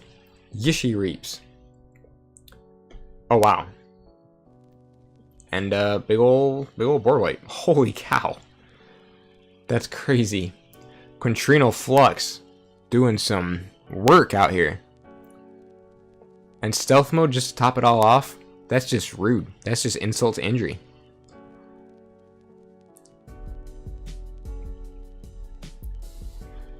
I don't know if Dinobot has what it takes to take a whopping 7 Ember off of Yulker. Yeah, there it is. There it is. Yulker with the win. Dinobot certainly was coming back, though. Dinobot was certainly coming back. I mean, started off at, like, pretty far behind. We came all the way back up to 2.5 keys. Yulker is not kidding around. Yulker took that victory. That was good stuff. Once again, a rather unassuming deck. Well, actually, I guess that deck isn't very unassuming. That deck actually looks really good. Montana, Teacher of the Gentle District. That was a good game. Well played to both of you. Congratulations to Yolker for the victory. So over here we have Not Tonight wins against Magic Duck 3-2. Aurora 3-2 on 1-star. Yolker 3-2 on Dinobot. Kidman went 3-2 on Yours Truly. So it looks like the only couple decks that we have, or the last couple matches we have here, we got Min versus Hydro. Wait, didn't we watch that one? Yeah, we watched that one already. Apparently they just haven't reported their scores yet. So we have Karen versus Kveld, X-Ray Creator versus Texans. Let me take a look here. Dinobot. It was a good game though. You were coming back. 2.5 keys. It's not bad. That Squire Alice was really cool though. The with the capture bonus icon came in clutch for a second, but no swole dinos. If your swole dinos had come out, you would have won. If your big old 45 power Centurion Stenopius had ever shown up, that game was yours easily.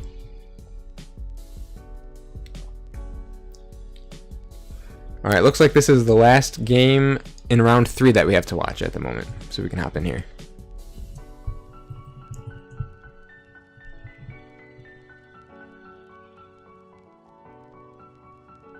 Oh wow, X-Ray Creator is currently blowing Texans out of the water.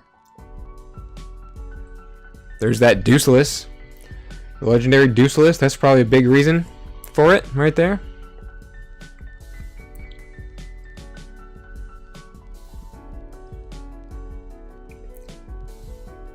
Sheesh. Texans is doing what he can, but X-Ray Creator just seems to have a vice grip on it, man.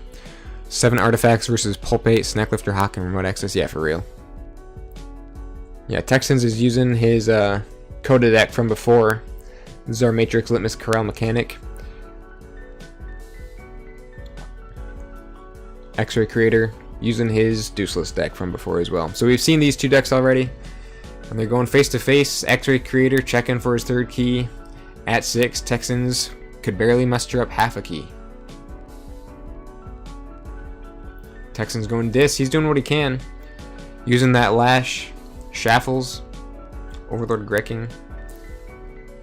He's putting up a fight.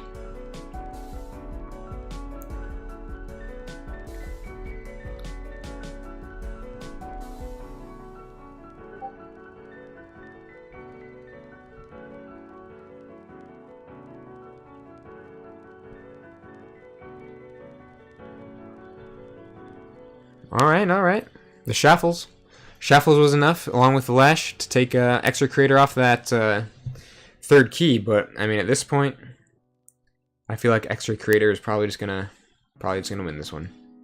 So yeah, stolen from the Mindfire, I think. Maybe? Just 'cause, does Phoenix Heart not have an Ember? Oh, it doesn't. I thought Phoenix Heart has one. They had Quintrino Flux and IG, hard to play around with Stenopius. Oh yeah, true.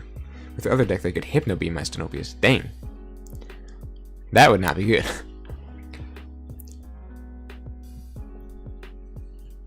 We are 0-4 on OTK Genka bans? What in the world? That's hilarious. Oh. X-Ray Creator with the Pandemonium.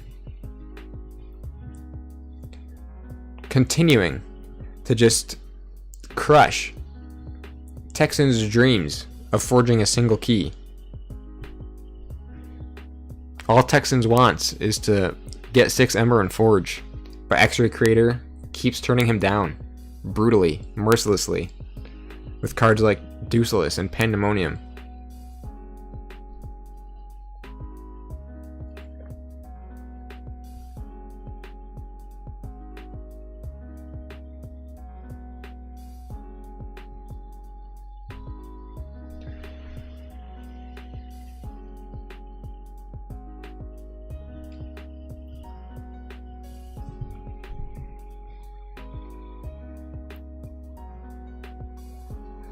Texans does, however, still have those effervescent principles and everything, and none of them have been played. So this game could continue for quite some time yet. Oh, there is still room for this game to grow. Texans literally just punched the deuceless. Actually, oh wow, actually just walked up to the deuceless and just punched it in the face. And then Ganger Chieftain comes along to finish it off. Oh, Gauntlet of Command to fight with the Grecking into what?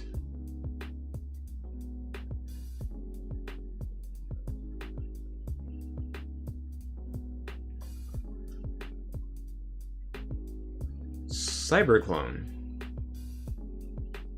Interesting. Huh. Dino Punch activate!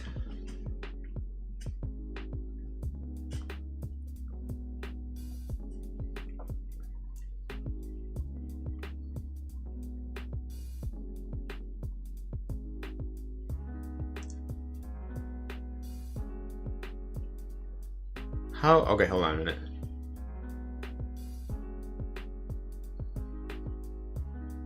Cyberclone the Infernal. Yeah, there you go. Hold on a minute. Hold on a minute. What happened? Texans 80 had 0 Ember going into that turn. They fought the Cyberclone with the Overlord Grecking, and now they're at 6. I don't quite understand. Was there 6 Ember on the Cyberclone that I missed somehow? Either way, Texans is now at check. So, that's a thing. Death a Kid. Oh, throwing down the Discombobulator on the Galiotops. Rude. Takes down the Shaffles with Entropic Swirl. Here comes Logo, so I'm guessing... Killed the Deuceless. Okay.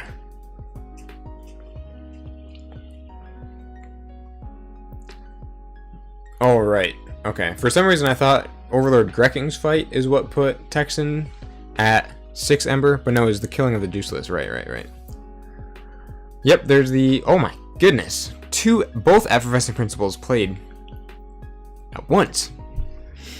X-Ray Creator's back down to 2. Texans also fulfilled his dream of forging a key.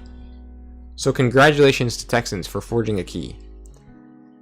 Now the question is, can you go all the way and bring it all the way back and win this game?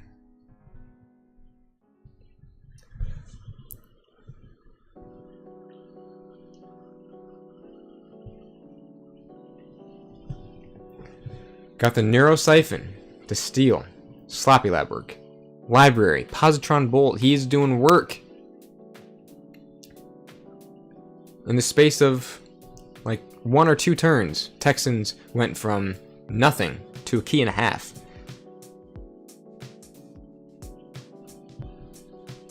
Cyberclone fought the Infernus.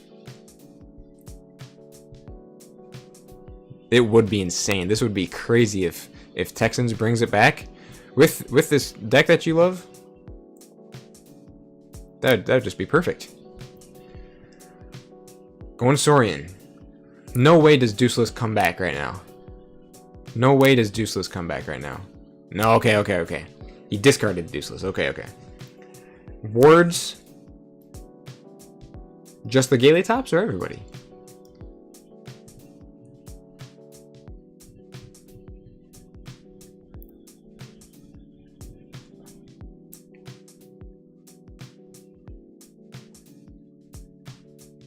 Looks like just the Galiotops.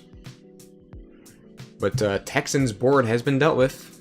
Life Ward put in work. The Valen Analyst.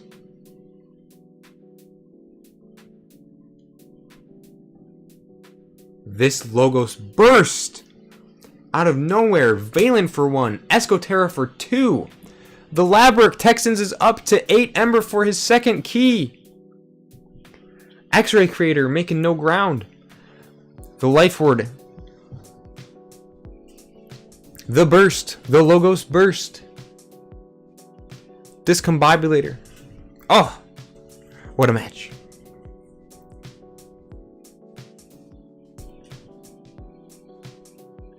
X-Ray Creator. Going Logos.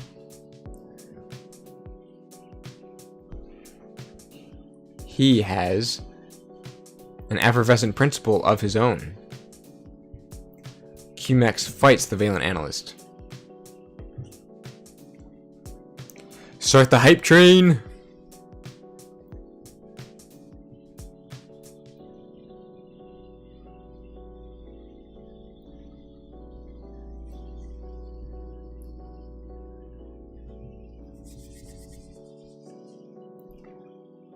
Okay, there's the effervescent principle.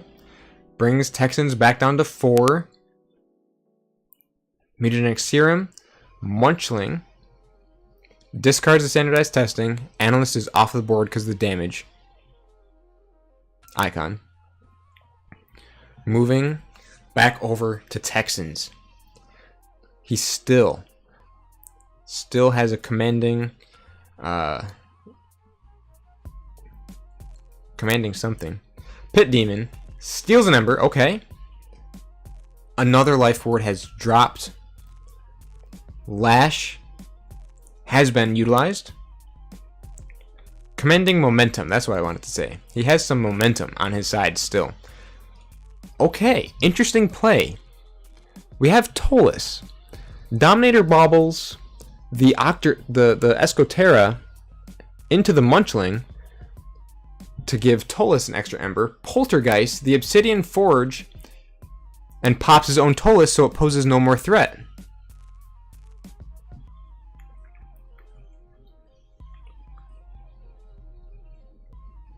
You're right. Pit Demon did not steal because of the Discombobulator. And the clock is factoring in with only 40 seconds remaining.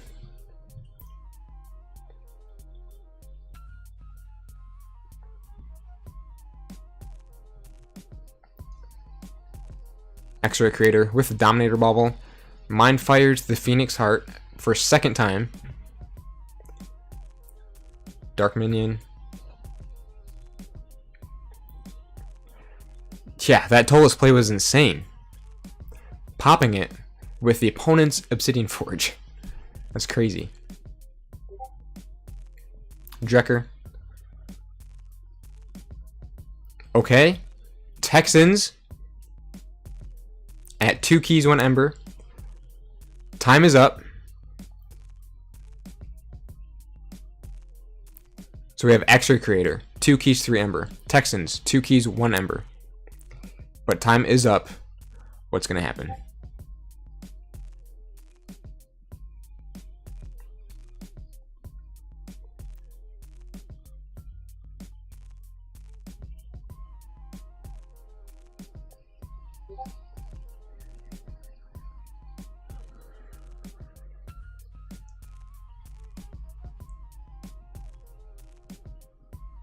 This game has ended up being far more intense than I ever thought it would.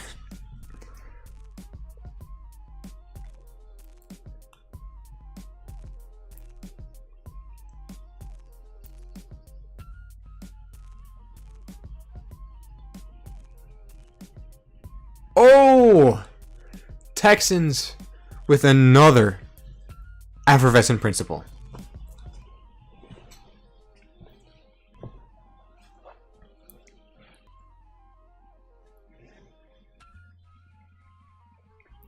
So the TCO rules should handle the going to time. And if there's something that doesn't work out, we'll get to sort out. Texans with the Valent Analyst into the Library of Babel to draw, and the Life Ward to draw, preventing X-Ray Creators from playing any creatures, hits the Lab Work to archive a card. Texans is a very deliberate player, so that isn't surprising. X-Ray is one of the fastest players in the game. So this is quite the matchup then. Texans is also playing Ember Control Incarnate.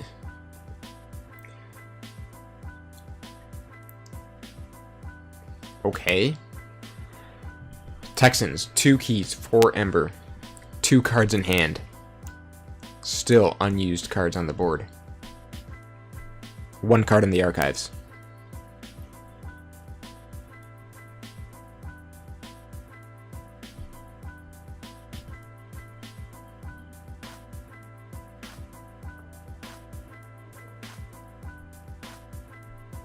Escotera fights the Galeotops, which then takes out the Drekker.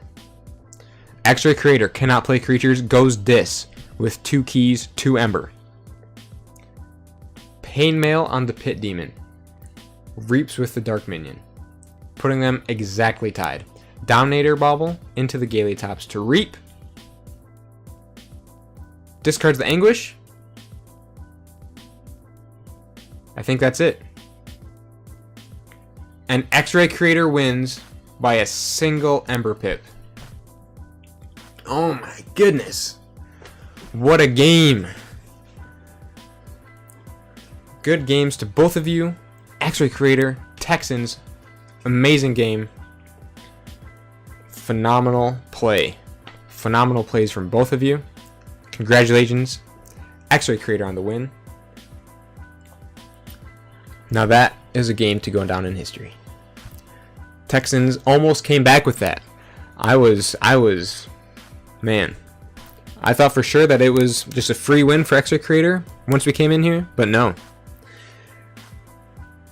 This incredible deck, this incredible player, almost brought it back. Lost by a single Ember. Phenomenal games, both of you. Alrighty. The Pit Demon steal instead of reap. Yeah, forgetting about the Discombobulator was tough. So that puts Kidman 3-2 against yours truly. Not Tonight 3-2 against Magic Duck. X-Ray 3-2 against Texans. Aurora 3-2 against One Star Peeps. Yolker 3-2 against Dinobot. And let's see here. Alved 3-0 against JDG314. And then right on over here, Karen B 3-2 against Caveld. And it looks like that is going to wrap up round 4 with round 5, the matchups for round 5 being confirmed right here in front of us. Let's refresh the page to take a look at the standings.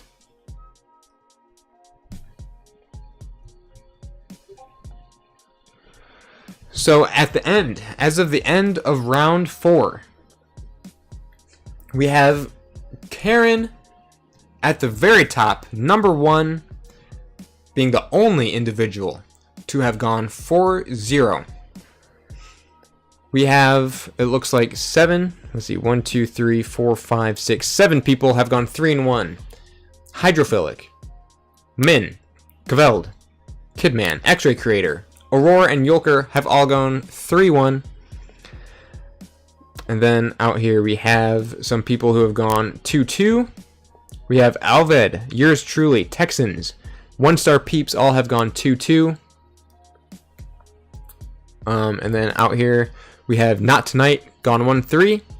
And at the very bottom of the leaderboard, Magic Duck 9 having gone 0-4. Good games all around, everybody. We still have another round, round 5, and then we'll be into the top 4 cut. This is quite the leaderboard. This is quite the leaderboard. In round 5, we have Aurora versus X-Ray Creator, Texans 80 versus One Star Peeps, Kidman XDX versus Yolker, Magic Duck 9 versus Alvid, Caveld versus Min, Not Tonight versus yours truly, Karen versus Hydrophilic Attack. We have some really, really neat matchups here. Let me see about getting another poll started, and we can vote on which match we're going to watch first.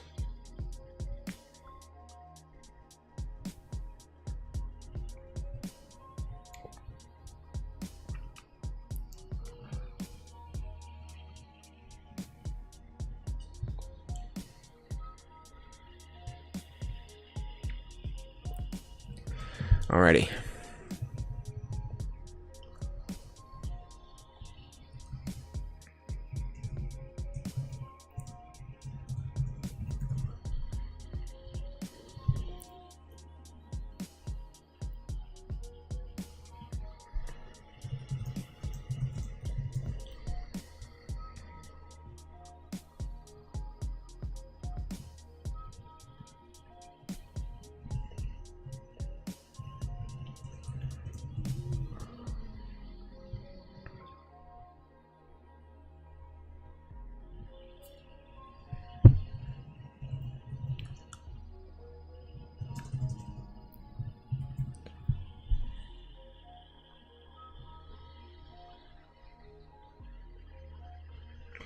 Alrighty, guys. I've got a poll here.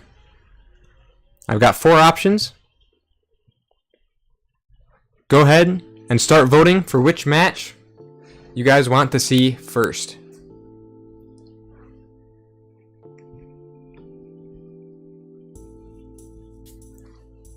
We've got some really cool options here.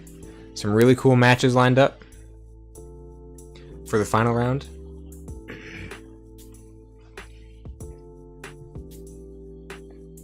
So be sure to vote. Get your vote in for which match we're going to watch. While you guys vote, I'm going to go and grab some water.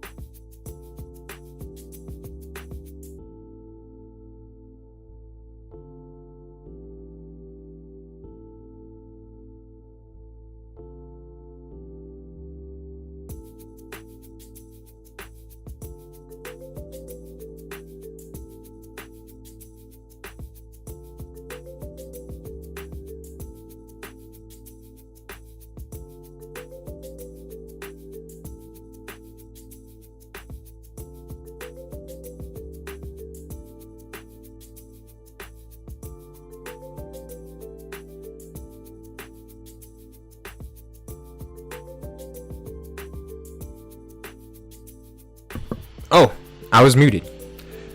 Thank you for pointing that out. Alrighty. So yeah, it's the top 2 players will qualify, as Karen Brown has pointed out.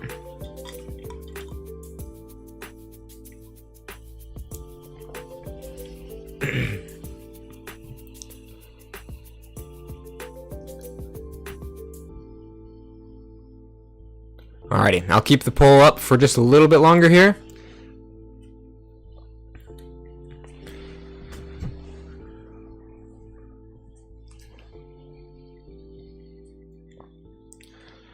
But yeah, it all comes down to this, and then the top 4 final cut.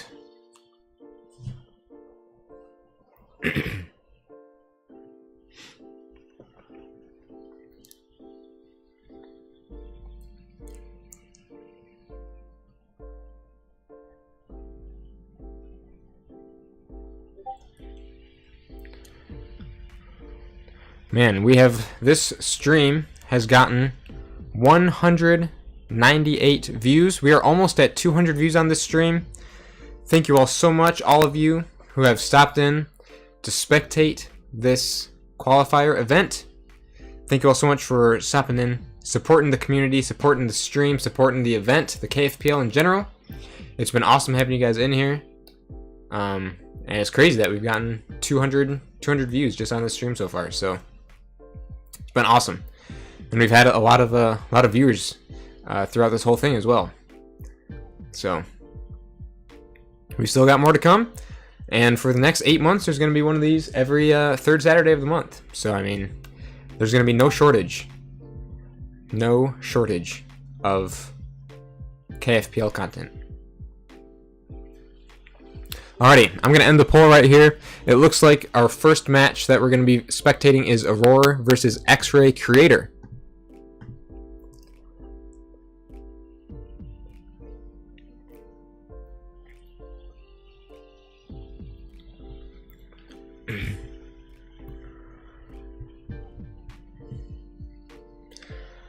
Alright, looks like the bans have been posted, so any moment now,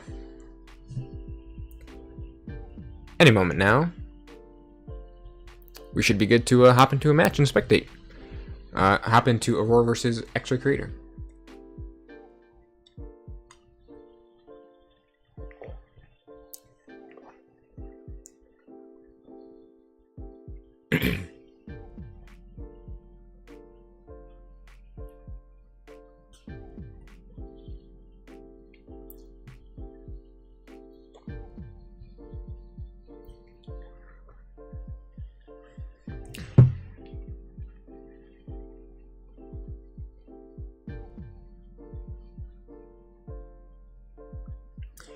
If the matches that we've seen so far today are any indication of how round 5 is going to go, we are in for some intense matches.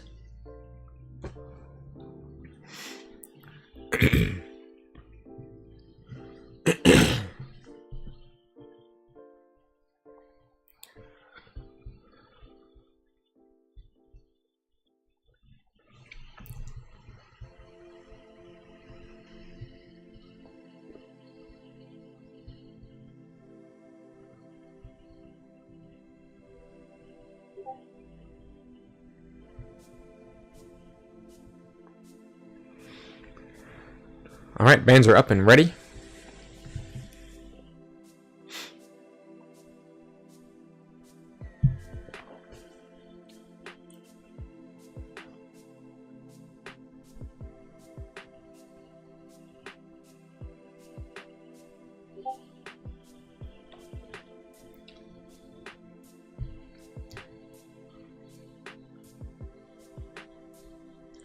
So we're just waiting on Aurora and X-Ray Creator to hop into their match here. Then we'll be able to start spectating.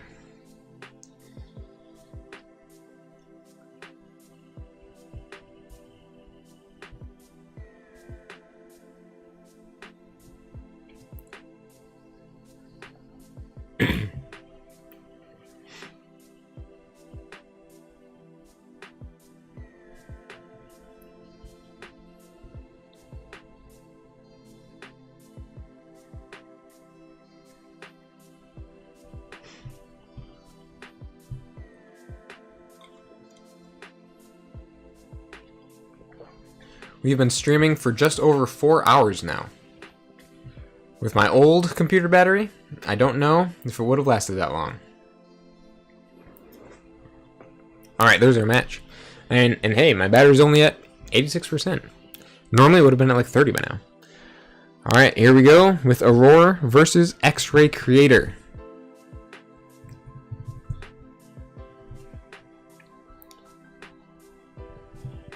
And so it begins. We have Aurora wielding a Call of the Archons deck. It's a Time Traveler HFFS deck with double Wild Wormhole, double Titan Mechanic, Valen Analyst. It's a library access deck with Phase Shift and Twin Bolt Emission, along with those Time Traveler and Wild Wormholes. In the Sanctum, we have a Cleansing Wave and a Glorious Few. That's huge, with double Sergeant Zakiel and a Raiding Knight. Double Protectress, Champion Tabris, who's super cool. In Shadows, we have the Bait and Switch, Double Miasma, along with Double Dodger, Nerve Blast, Relentless Whispers, and a Master Plan to hide something underneath. It looks like X-Ray Creator kicks things off with an Eclectic Inquiry, coming from their Mass Mutation deck. It looks like X-Ray Creator is wielding their Deuceless deck once again, with the Deuceless Neurotaurus, Galeotops, along with the Exile, Cyberclone, Lycobot, Double Sloppy Labyrinth, Effervescent Principle, Standardized Testing, Double Mind Fire, along with a Painmail and an Infernus, Anguish, all sorts of good stuff in the disc. X-Ray Creator Starts things off with a standardized testing, a QMax, a sloppy lab work to discard the Cinder. And, yeah. Previously Wild Wormhole, the Dodger, and a Valen Analyst, which all that stuff got destroyed. Aurora comes through with a bait and switch and a booby trap and a Naughty the Thief.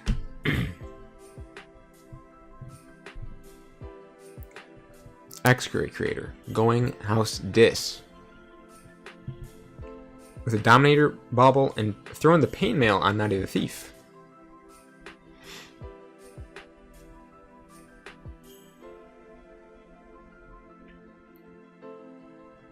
Oh, Aurora, burning the library access turn early, but has that huge draw with a Time Traveler to draw 3 cards. Twin Bolt, Wild Wormhole, Phase Shift. Oh wow, this is the perfect library access turn right off the bat. The perfect library access turn right off the bat. Burst up to 7 Ember already. Oh my gosh, this is the perfect library access turn. Twin Bolts the Time Traveler to HFFS the Time Traveler back, play it back down again. This is crazy. Puts her keys down to 5, having burst up to 8. Throws down the Dodger. That was one crazy turn. That's the sort of library access turn you like to see. Neurotaurus is down. Humbled the Dodger. Throws down the Galeatops. Discards 1/2 of the Deuceless.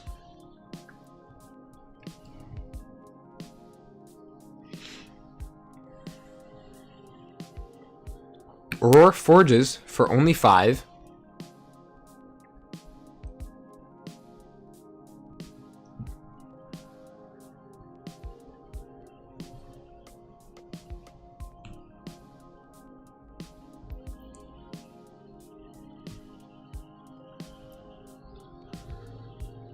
Contemplation. Alright, going Shadows. We have the Miasma. Even with the exhausted Dodger, still went Shadows. Throws down another Dodger. Relentless Whispers on the QMax to steal one. Sheesh. And throws down a Master Plan. What could be underneath the Master Plan?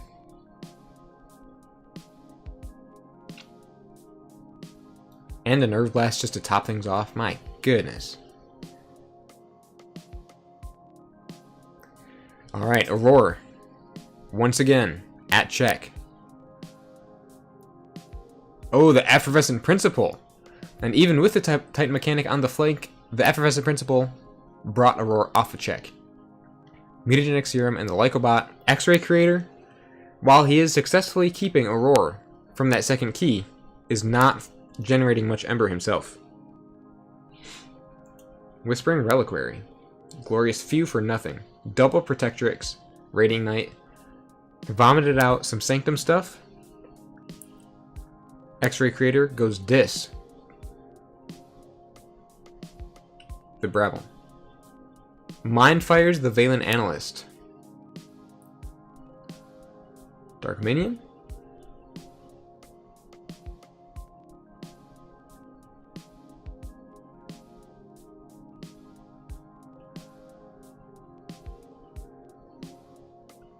Dominator bobbles the Neurotaurus and fights the Time Traveler to stop Aurora from reaping next turn. So Aurora cannot reap next turn.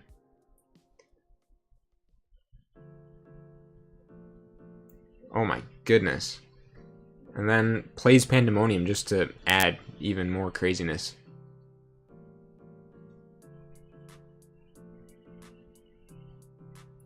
Sheesh. Good play, good play. So Aurora cannot reap. At the moment.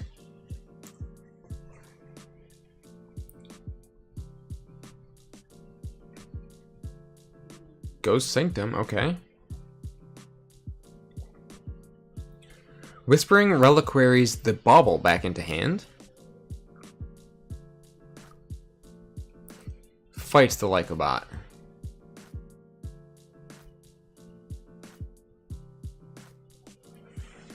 One thing I really enjoy with the Whispering Reliquary is when I have another artifact on board that has an Ember on it.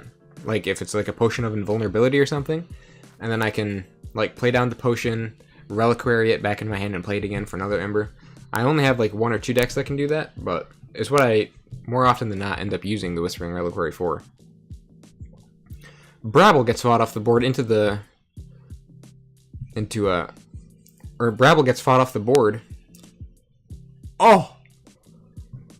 The master plan was concealing the Cleansing Wave for a huge 7 Ember burst out of nowhere. What stellar gameplay. The Nero Taurus play ended up almost sort of coming back to bite X-Ray Creator in the butt. Munchling. Cyberclone purges the Titan mechanic. And Aurora forges. Aurora has 2.5 keys to X-Ray Creator's 0 keys 1 Ember. Yeah, playing the Dark Minion into a Cleansing Wave. Sanctum. Now, Aurora can just reap out. Is there anything X-Ray Creator can do about this? Deuceless. No. Wait, maybe? They're going Logos, though, so they're not doing Deuceless then.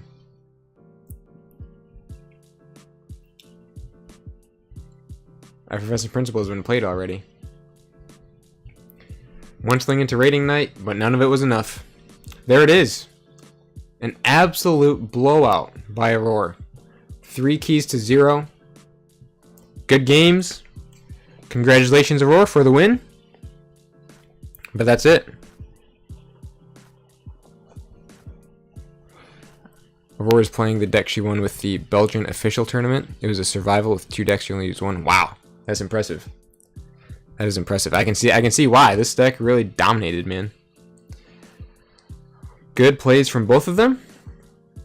That Cleansing Wave, I think, is what sealed X-Ray Creator's fate. Alrighty, so next, after Aurora versus X-Ray Creator, the next highest was Kveld versus Min.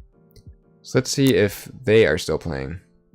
They are. Alright, so since this was the second highest on the poll, we'll watch this one next. Coda, good stuff. Indeed. Oh, we have a Dark Tidings deck. The Tide is implemented here. Death the Kid is on his 2nd key at the moment. Going Saurian. The city-state interest to capture a whole bunch. Oh, this deck looks disgusting. Double Infernus with the Shadow of Dis. Endemind Fire with triple subject Kirby. Oh, that's disgusting. And the Axiom just to finish off the board. That's crazy. Kveld has that Mecha Buoy on his side, though. What does this Dark Tidings deck have? Double Eddy library card with the Double Think Twice, Submersive Principle. Infomorphs enhancing some draw icons around there. Zap with the Star Alliance, which is enhanced. Light of the Archons, Force Field, Universal Translator, Embervac.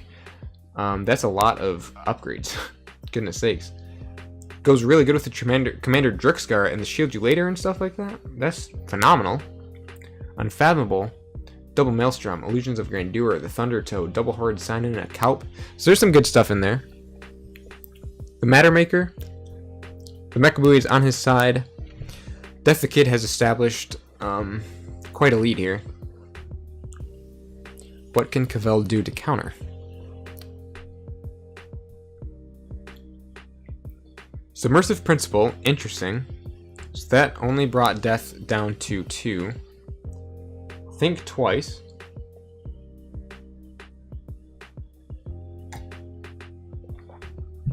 Plays the Thunder Toe. And the library card. Notice how many freaking cards are purged right now. Oh, all of his good upgrades are gone. His key cheat is gone. Portal is gone. He just purged his own Thunder Toe with the Think Twice, I believe. final analysis just dropped. But man, yeah, those Infurnaces have been absolutely killer against Kveld's Dark Titans deck here.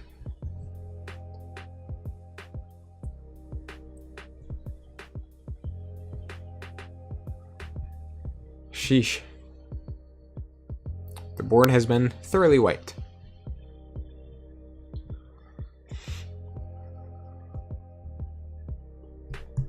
Subject Kirby, Sensor Chief, LCDR Trigon, Explo Rover. Sheesh. Oh my gosh, 2 Explo Rovers. Saurian Egg from the Subject Kirby. Wow. Took the tide for himself. That's crazy. Yeah, those final analyses, and then... Nope. Just vomited out 6 more creatures onto the board. So, perhaps Kveld should have held one of those final analyses back, but nothing feels worse than playing final analysis on a board that's just all your opponent's creatures. They did have a Maelstrom, though. Maelstrom, Illusions of Grandeur for Star Alliance. It looks like Death the Kid went with Dis, giving Kveld the 3 Ember. Things are tied up now.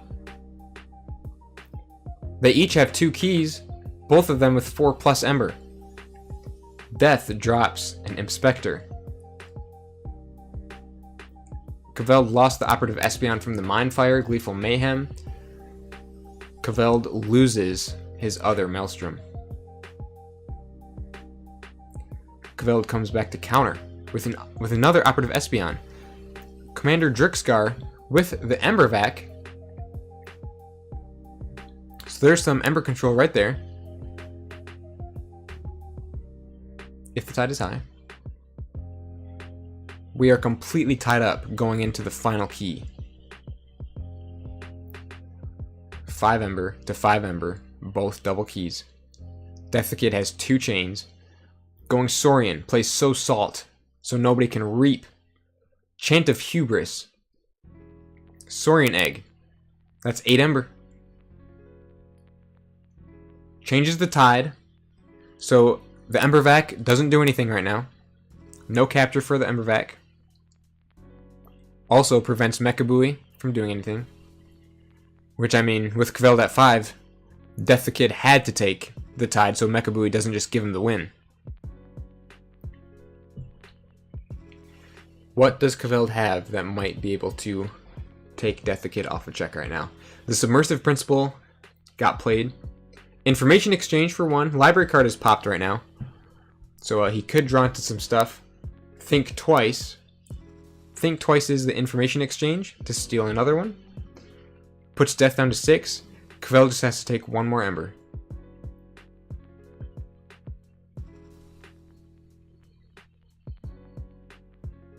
Infomorph. Perfect. That is exactly what Kveld needed, was the Eddy. Eddy to increase key cost up to 7. Another Infomorph.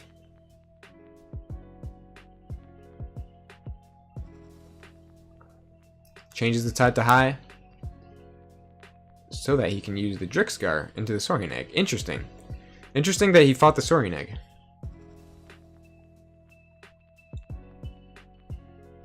Oh, because he couldn't reap because of So Salt, that's why. Death the Kid goes Star Alliance. Now he needs to counter Kveld, who's at check for the 3rd key. And can he do it with Star Alliance? Sensor Chief is an option. Does he have access to Sensor Chief? Oh, Faust the Great. The Saurian Egg discarded Faust the Great. The perfect Saurian Egg. But he chooses not to exalt. Instead continues with the original plan of Sensor Chief Garcia alongside the LCDR Trigon, the Explo Rover, and the other Explo Rover. All of which he just drew back into. Oh yeah, he drew back into all this stuff because of the Maelstrom.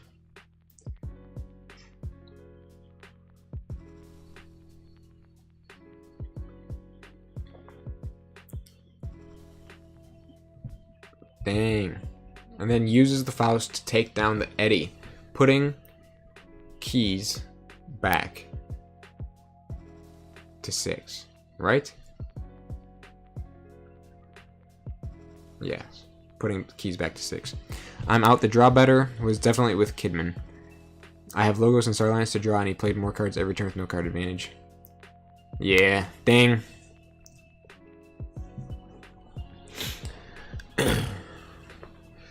Yeah, it was quite the run, Yolker. Awesome to have you playing, though.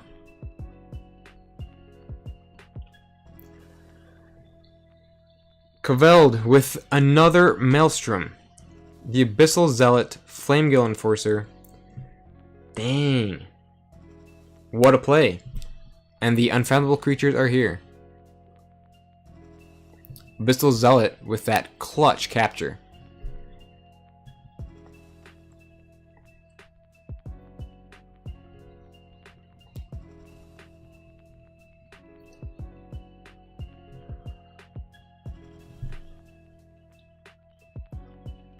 There it is. Kveld with the victory. Death the Kid just did not quite have what it takes to stop it again. Incredible game from both players. Congratulations to Kveld for pulling out the victory. That was a tight game. And yeah, GG's to both of you. Alrighty. Montana finally lost a game. Was 9-0 with it. Holy crap. That's crazy. Montana was finally taken down. Yeah, that we got to see that deck a little bit. And it was a cool looking deck. Alright, so the next highest, the third highest on the poll was Magic Duck 9 versus Alved. Let's see if their game is still going here. It looks like it should be. So let's hop in and watch it.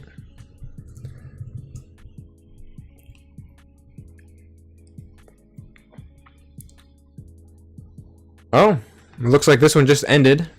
It looks like Alved conceded at 1 key 5 Ember to Magic Duck's 2 keys 17 Ember. And yeah, there you go. Looks like Magic Duck finally got their first win, because when we were looking back at the leaderboard, Magic Duck was the only person 0-4. Looks like they finally got their win. Their first win of the day. So congratulations to Magic Duck for finally pulling out a win. Looks like it was quite the explosive win, judging by how much Ember they have. So that leaves... actually, at this point, let's just go over here and see what we've got left. Aurora defeated X-Ray Creator 3-0. Kidman DX defeated Yolker 3-2. Yours truly defeated Not Tonight 3-1. Karen defeated Hydro 3-1. And we just saw that Magic Duck defeated Alved 3-1.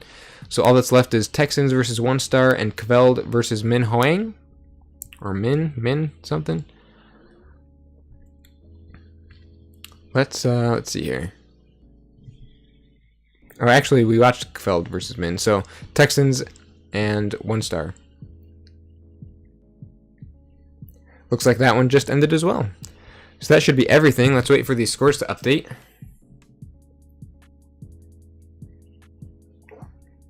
And once they have, that'll be the end of round 5. The end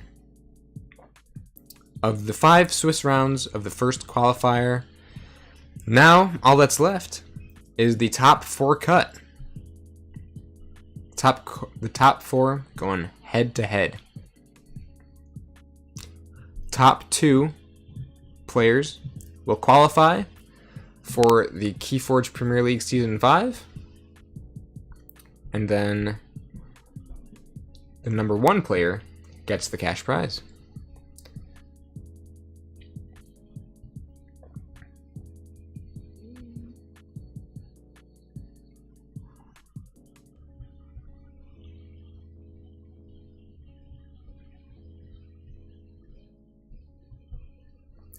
So it looks like we're just waiting on Texans and 1 Star Peeps to report their game.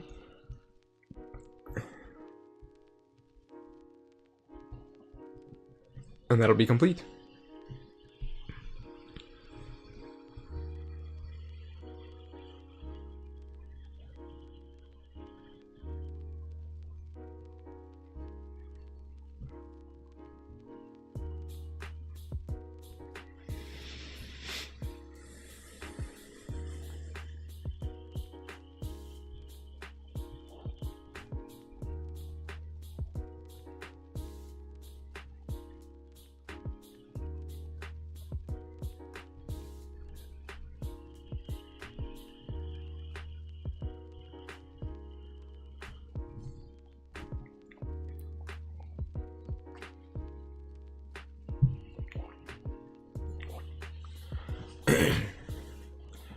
I'll tell you what, this has been quite the event so far. Every single game has been just so entertaining to watch. And the gameplay has been so top tier. It's been awesome getting to stream this.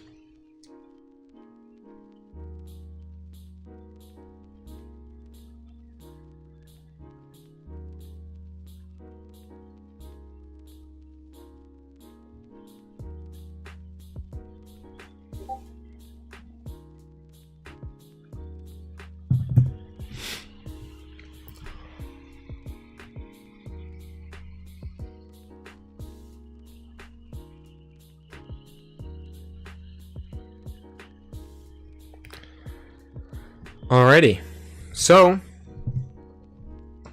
congratulations,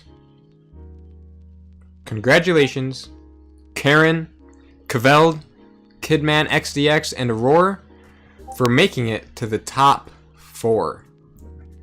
Congratulations, you 4 have made it to the very top of this first qualifier event. It all comes down to these final matches.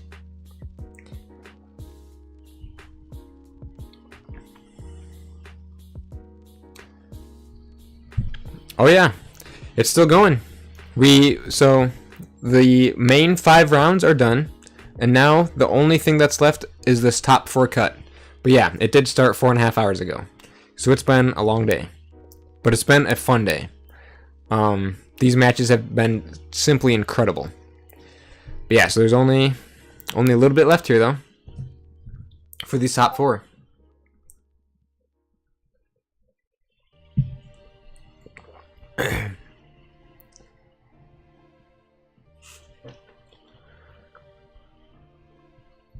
Alrighty, so it looks like there's going to be a 10-minute break before the top 4 play. So if they're going to take a break, I think I'm going to take a break. But yeah, so since there's a 10-minute break here, I think I'm just going to take a 10-minute break myself, and we will resume in 10 minutes. With the top 4. Based on seeding, it should be Karen versus Aurora in top 4. Okay. That'd be a really cool match. That'd be a really cool match. If that's the one that you guys want to watch, then we can watch that one. I would be totally down for that. But yeah, okay. So for now, let me take a look here.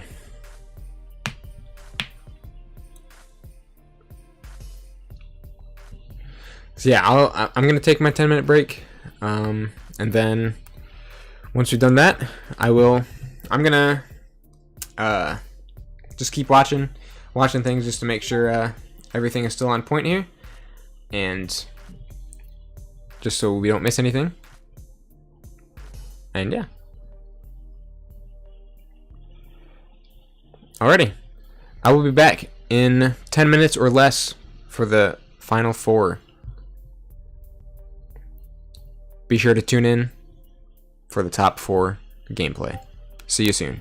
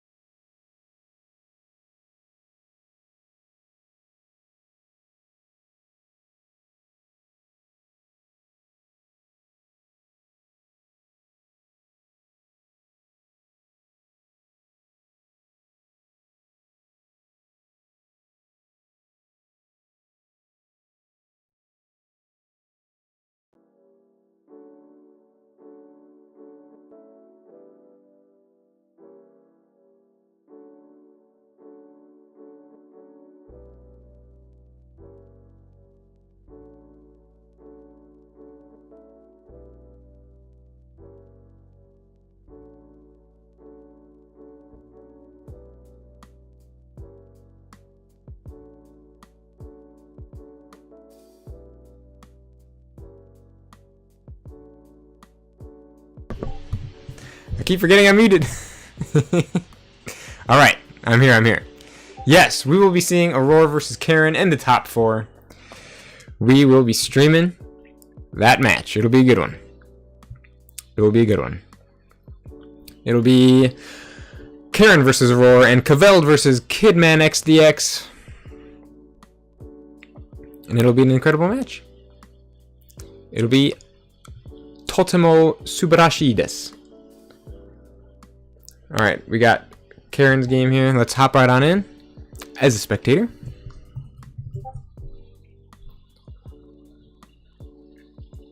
Aurora has joined.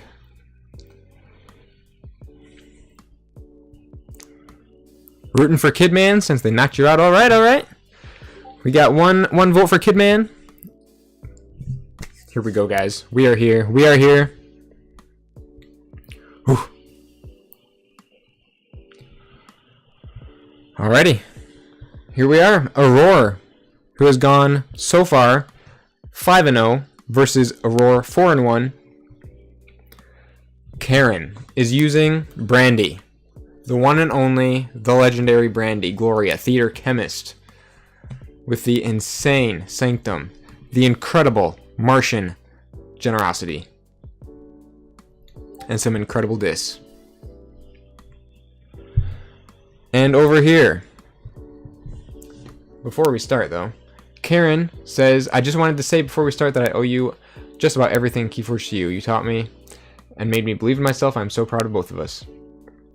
Amazing message to Aurora there.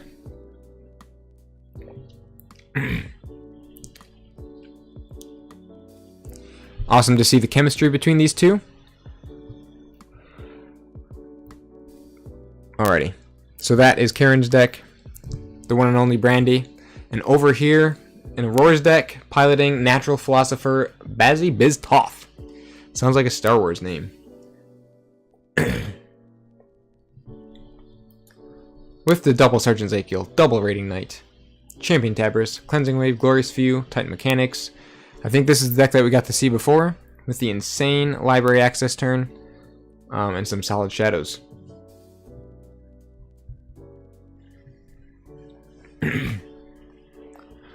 Awesome to see the connection between Karen and Aurora here. It's going to add to the game even more. Let the duel begin. Karen begins with a Begone. Aurora throwing down Champion Tabris, Sergeant Zakiel for the Reap with Tabris. Hajime! Karen throws down 2 Dominators. And a Mars first to unstun one of them. Back over to Aurora.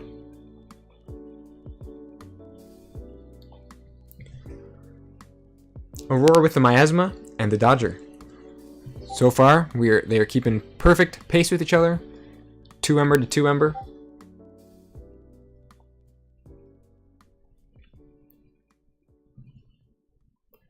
Karen going Mars. Throwing down the Shockworm.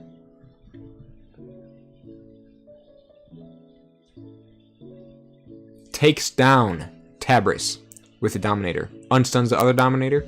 Back over to Aurora.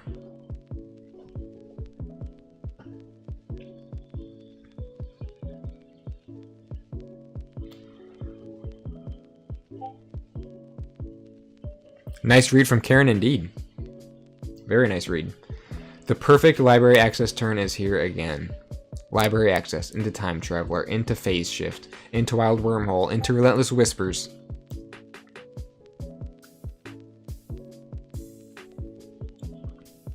Into Twin Bolt. Oh my goodness. Into another Wild Wormhole, into Titan Mechanic.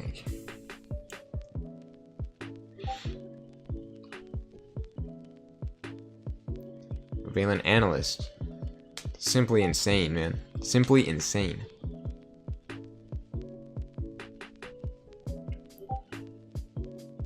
The HFFS to put Time Traveler back and play it down again to draw 3 more cards. Aurora now has a hand size of 12. However, Brandy with the Martian Generosity can match that if things come out correctly. So we got 2 decks that can craft some huge hands. Wow, what a turn. Aurora declares check with keys costing 4, 5 Ember.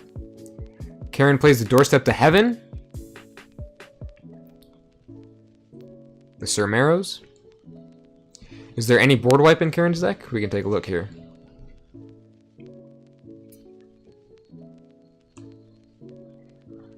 Not that I really see off the bat. There is Destroy Them All. There's some removal in there, but not a whole lot. Dodger fought, born the Redeemed to steal Poison Wave. Plays the Miasma.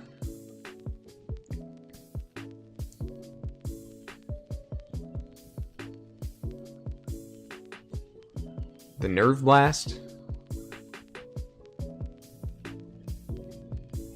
And the Master Plan. I wonder if it'll be a Cleansing Wave underneath the Master Plan like last time. Karen plays the Nizik Resonator. Protected by the Dominator. Dominator, okay, well not anymore, because it fought the Titan Mechanic. Aurora's keys are back up to 6. Or at 7, I mean. Things are looking grim for Karen, but as we saw, Brandy can do just about anything.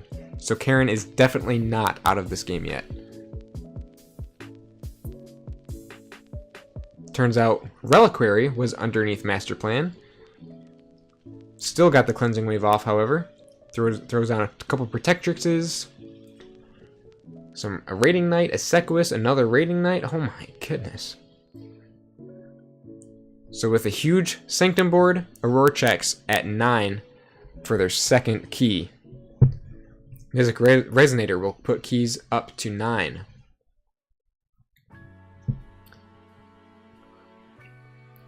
Karen is definitely playing more on the defensive right now, but that could change at any point.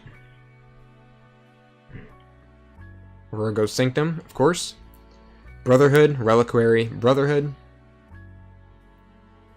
Aurora, however, paid for that because of Tentacus. That was not a free Reliquary. Resonator is gone. Surmeros is capturing the Reaped Ember. Surmeros is removed from the board with the 2 Sequises. Or, well, yeah. With one of them is Raiding Knight, the other is Sequus. Discards the Glorious Few. Tabris has returned.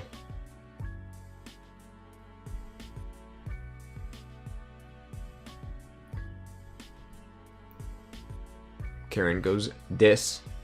Throws down the Lash, the much needed Lash. Reaps with the Tentacus. But is so far behind on board. Aurora's at 2 keys, 3 Ember, keys costing 5. Karen B at 0 keys, 5 Ember, keys costing 5. Plays the Exhume, but concedes. And that was it. That's the game. A blowout by Aurora. And just like that, Aurora qualifies for Season 5 of the KeyForge Premiere League. Congratulations to Aurora for qualifying. And that was it. That was a quick game.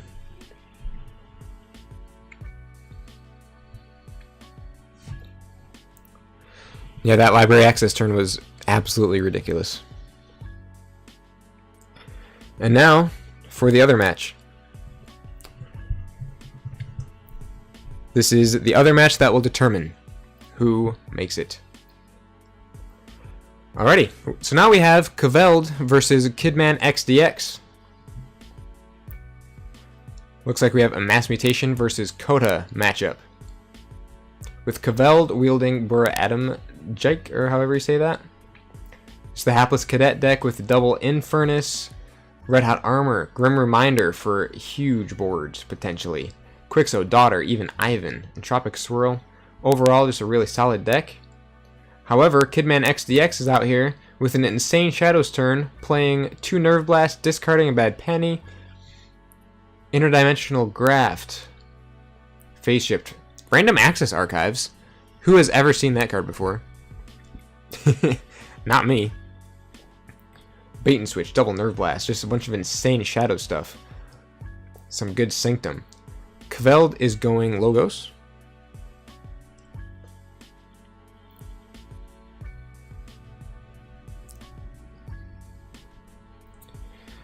Positron Bolt, Entropic Swirl, some discards for that autoencoder to start archiving stuff. Kidman XDX throws down some Sanctum.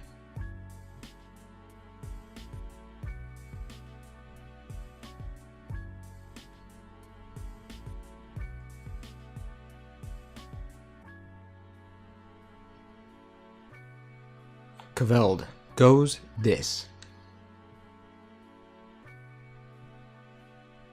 And moves the cards in the archives to the hand. Crazy. This match determines who will join Aurora in the KeyForge Premiere League Season 5. Kveld plays the Mark of Dis. Just how many Mark of Disses does Kveld have? Just one, okay. Kveld plays the Infernus. Chooses the opponent's discard pile to purge from.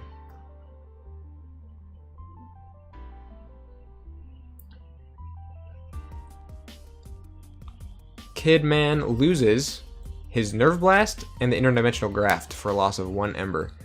And the IG is gone now. Kveld now has a massive disc board established. Random Access Archives. I've never seen that card in person. I've never held that card. I've never seen it played. This is actually the first time I've ever actually seen Random Access Archives ever played. This is the first time I've ever encountered it on TCO as well.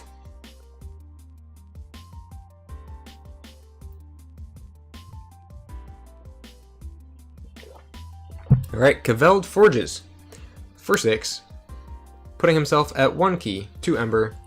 Kidman currently is at check at 8 Ember, keys at 6. Naturally, Kveld chooses Dis. Reap. Reap. Oh, that's disgusting. Putting Infernus back in the hand with Snudge to play it down again. Purges Wild Wormhole and take hostages. Brabble fights the Anafiel to make Kidman XDX lose an Ember. Plays down the Bonesaw. Wow, lots of reaping. Lots of reaping. Kveld bursts up to 9 for his second key. Nerfed version of the Eclectic Inquiry released 3 sets before. Yeah, right, pretty much, exactly, yeah. It's such a weird card. Magda the Rat to steal 2. Enters play ready from the Speed Sigil and reaps to steal 1 with the Duskrunner. That's some huge burst right there. Can Kveld get rid of Magda the Rat? Especially when it's protected by the champion Anafiel. Kidman checks at 11 for his first key. Kveld forges for his second. Back to square one, going for the third. I'm still streaming out here. Whew. It's been a long day, but it's been a good day. These matches have been insane. And these top 4 final 2 matches right here are just as good. Not completely nerfed, as alone it doesn't make your archive messy.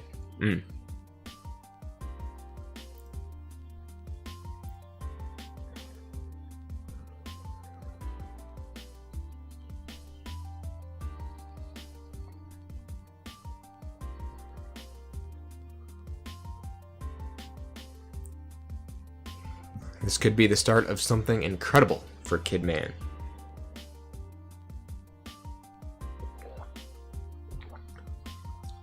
Kveld still does have a good lead, however. That Hapless Cadet is quite the threat at the moment as well. That could bring Kidman XDX down to 8. Yep, there we have it. Cadet fights into the Anafiel. And Pete finishes off the Anafiel, leaving Magda the Rat exposed. Commander Chen enters play ready Oh, that's huge. Speed Sigil coming back to bite Kidman XDX.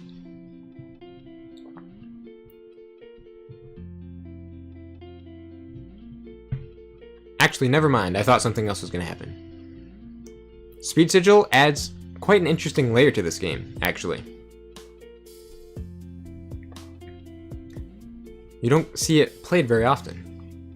So it's cool to see it like out here in such a high-level game being used. Kidman chooses Sanctum, picks up the archives, plays Virtuous Works for the free 3 Ember, Shield of Justice.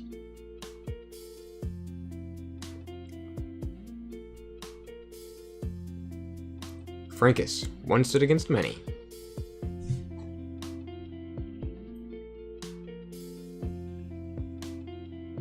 Sheesh.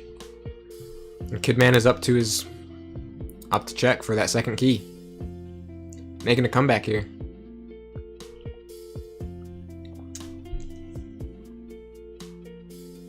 Oh, the Principal. The Forge Compiler. Some discards for Autoencoder. Daughter. Magda the Rat is still out there. Once Magda the Rat leaves play, that'll be a steal of 2 for Kveld.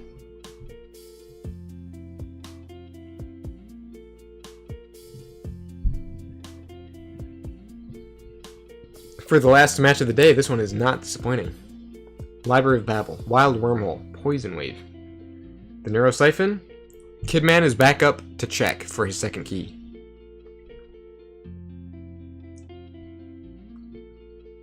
Magda has taken 2 damage.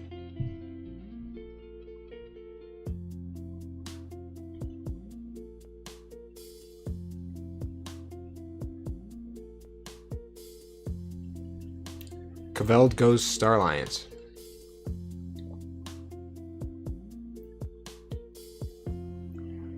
Crewman Jorg to steal one. Oh, that's very interesting. The solitary Crewman Jorg entering play ready gets to steal one with action. Really good play by Kveld. Also dropping down a couple more Star Alliance creatures to go along with it.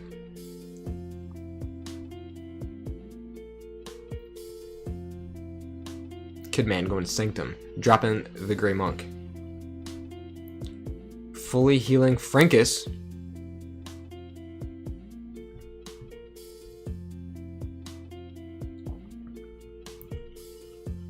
One stood against many again. Just obliterating Kveld's board.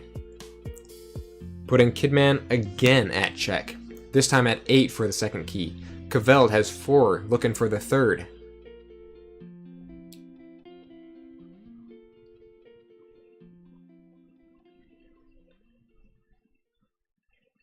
All the archives have been picked up.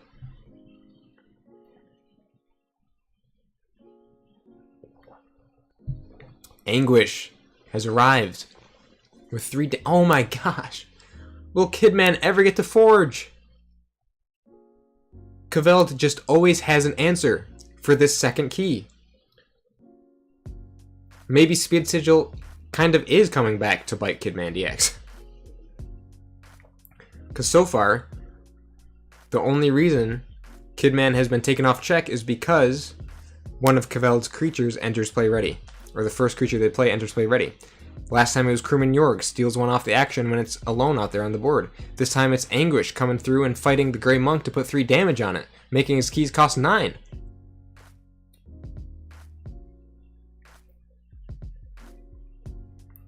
Kidman goes Logos.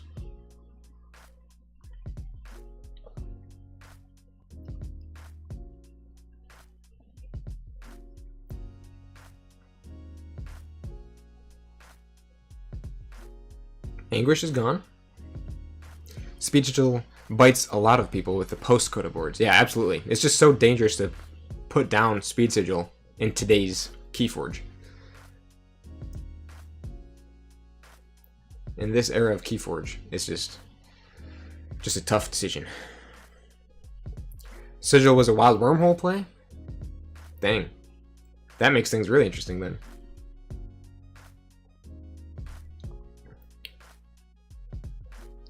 Kveld managed to take Kidman off check again. alongside the Sensor Chief Garcia. And Kveld is up to 8, was at 8. Bait and switch takes him down to 6.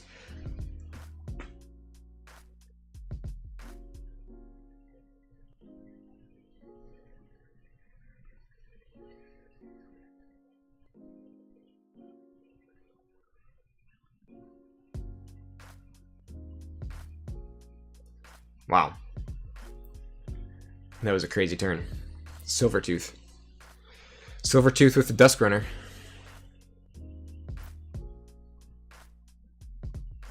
And the Bad Penny. Seeker Needle. Stuff. Shenanigans. The classic. Kidman. Can Kidman finally forge at 11 Ember for the second key?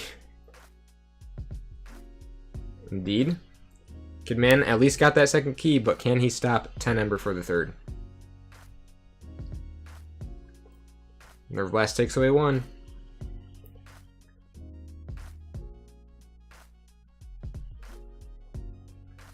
But that's it. That's the game.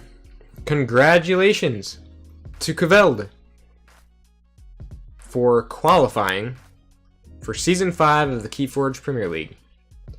Congratulations, Kveld. That was a very hard-fought match. Close one. Kidman was really struggling for that second key. Eventually got it.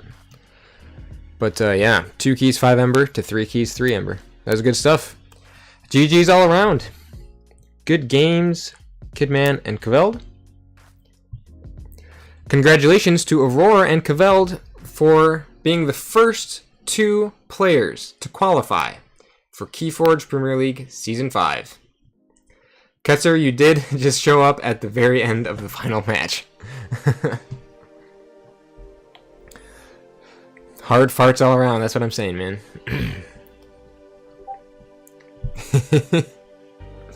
Alright, wow. Well, what a great quote to end the day on.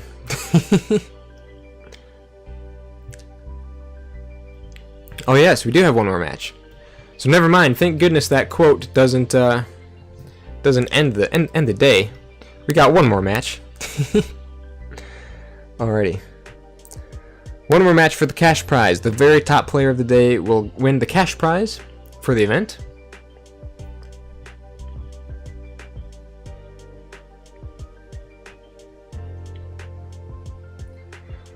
The grand finale for the day will be Kveld versus Aurora.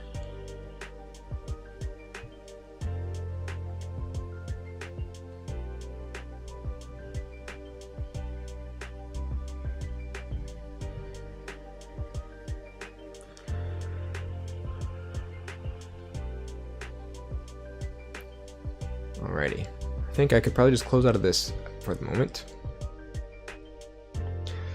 Yeah, those are some phenomenal games. Phenomenal games.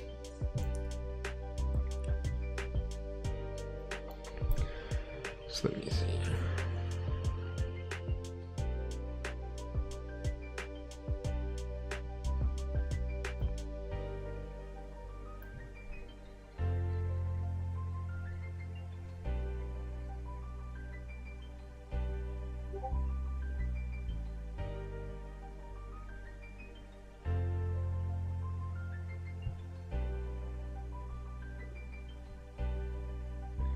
Alright, looks like there's going to be just a very short 5-minute break here before we head into the final match of the day, which I think I'll just stick around here.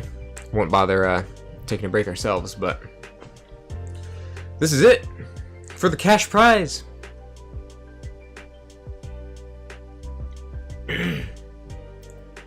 Should be a good match. Top 2 players going at it.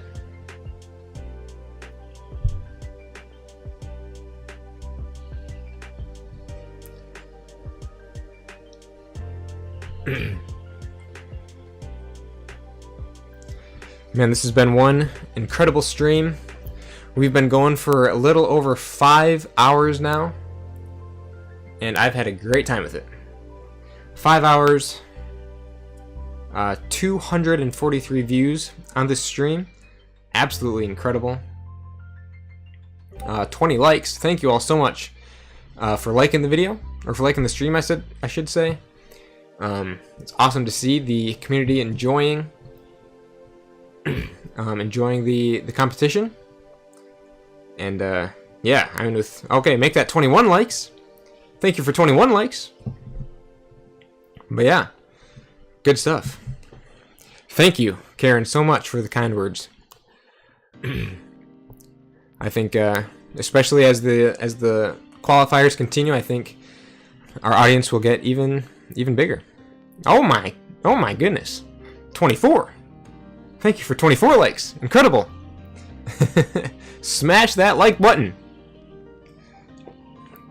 There are 255 decks with fart in the title. Wow. That's a statistic. That is a statistic I did not know I needed in my life. But wow. Now I know it, and incredible. Full quarter century of likes. 25 likes. Y'all are coming in clutch right now. Thank you so much for the support on the stream. Incredible.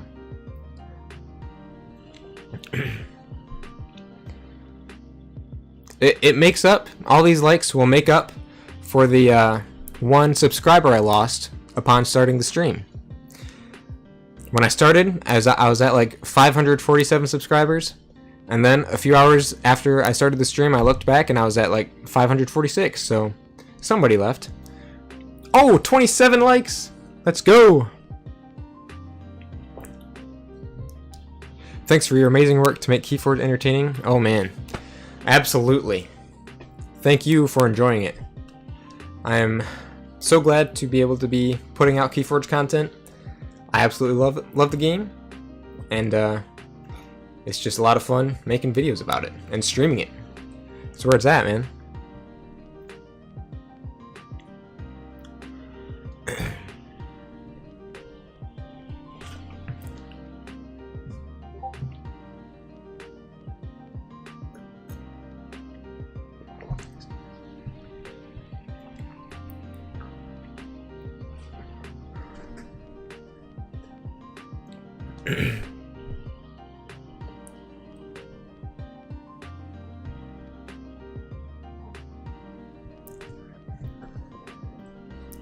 As a content creator, perhaps GG will give you some custom decks. That would be the coolest thing ever. That would be the coolest thing ever. I would scream. I would freak out if that happened, man. That'd be so cool. Subbed. Thanks for the subscription. Thank you, thank you. That is awesome to see. I've got some good stuff coming out that you won't want to miss out on. No, I saw, what's his name? Oh, I can't believe I'm blanking out his name right now. Is it Wassy Plays? Is that the name of that channel? He got some custom KeyForge decks, I'm pretty sure. From Fantasy Flight. He got like 12 decks with his name on it or something. Like, that'd be so cool if Ghost Galaxy did something similar.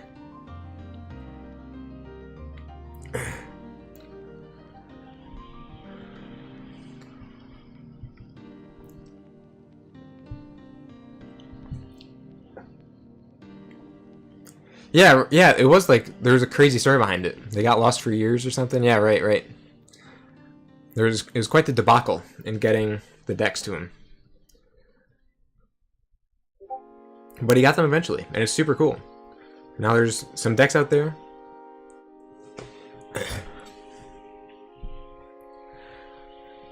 Hi, I'm the Engraver. I don't know the channel before today. I think it's a good KeyForge channel. What's the situation? The Engraver! Super cool to have you in here. Good games today. It was awesome. We got to watch a few of your games. And the gameplay was top tier. But yeah, the situation is that we are just waiting on the final match to begin.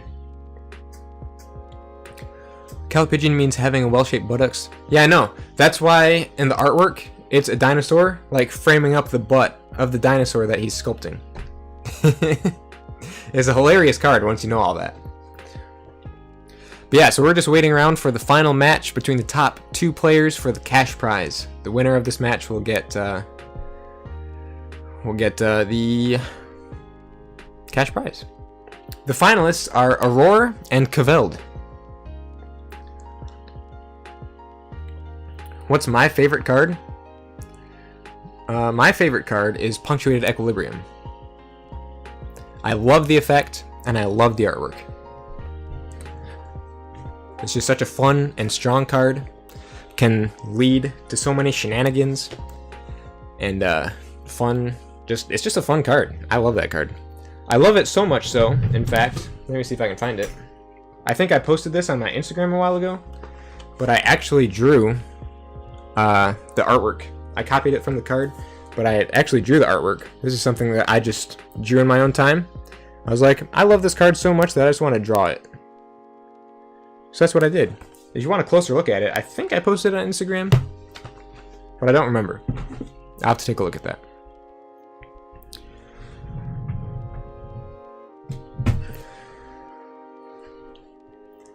If you don't say Archimedes, I feel like your channel is a lie. Archimedes is good too. He's cool too. Alrighty. So it looks like both Aurora started a game and Kveld started a game. Okay, here we go. We'll hop into Aurora's game here. What the heck just happened? KFPL. Here it is, guys. The grand finale. Now we're up to 28 likes. Heck yeah.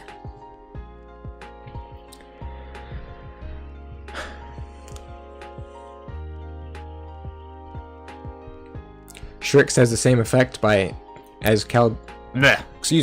Shrix has the same effect as Calipigian Ideal, which just tells me that Shrix got a fine tail by Saurian standards. Heck yeah. Archimedes with an Ember enhanced. That'd be cool. Show up in Mass Mutation or something. Oh yeah, Legacy and MM. Alrighty guys, here we are. This is the grand finale for the cash prize. Kveld versus Aurora. Aurora using the usual crazy library access deck. Kveld wielding the deck from before as well. Hapless Cadet, Double Infernus, Mark of Dis, crazy stuff. We're off to a great start with some manual mode. Does that mean Brachus brings all the bottoms to the yard? Oh my. Alright. The very first play of the day. Or of the match. Daughter. Aurora going Shadows. Discards the bait and switch. Master Plan. Throws something underneath Master Plan. KeyForge does need more fan art. I couldn't agree more.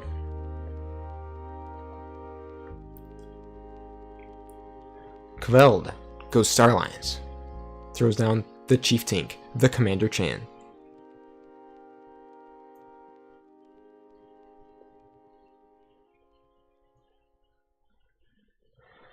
Captures onto the Tink and also puts an Observer Max on the Tink. Champion Tabris, Brotherhood, and the Cleansing Wave.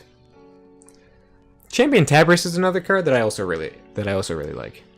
I think Tabris is really neat. That'd be another cool card to come back for Winds of Exchange, in my opinion.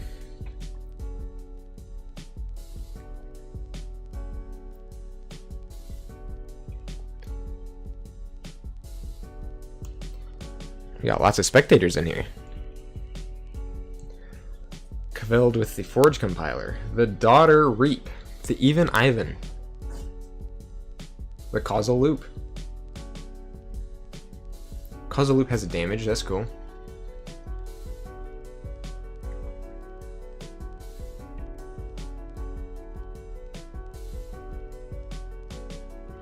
Also, Tabris was my original favorite creature. Oh, heck yeah. A 6 power, 2 armor common. Actually, I think Tabris is an uncommon, but I get what you're saying. It is nuts still. It is absolutely nuts. There's something cool about seeing an old Coda just wreck some face. For real.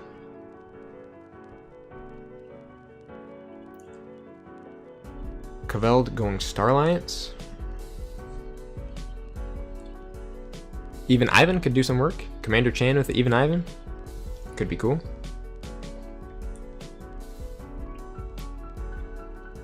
The Scout Pete.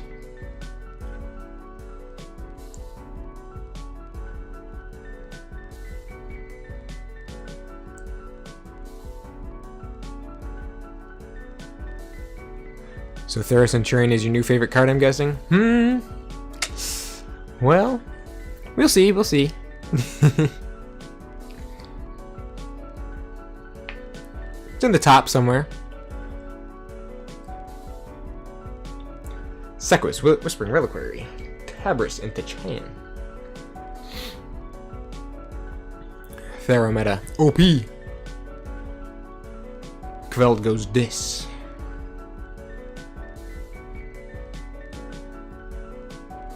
Oh, hey, you know what? While we're here, let's do one final poll.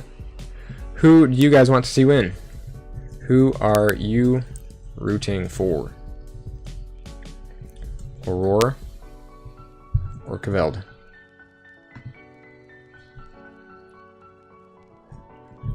I want to see who y'all are rooting for. Vote in the poll. Kveld plays Brabble, Lycophene, Snudge, Bonesaw, Grim Reminder.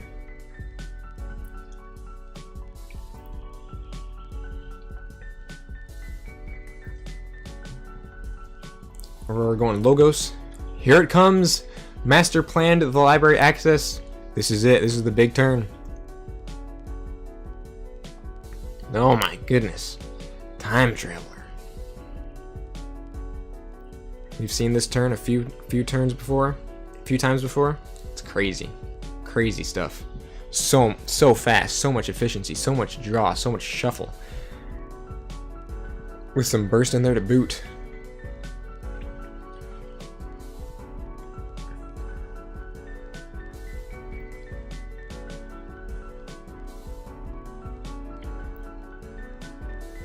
Kveld to play MM, so must win. I've learned so much from Aurora, have a hard time ever rooting against her. Alright, alright.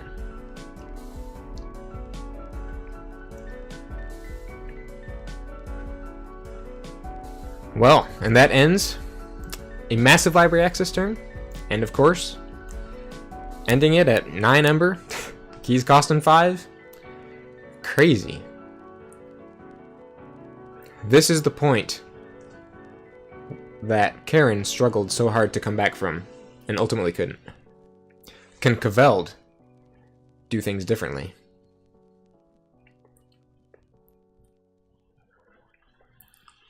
Alright. It looks like Kveld is the person that most people are rooting for. 67% Kveld, 33% Aurora.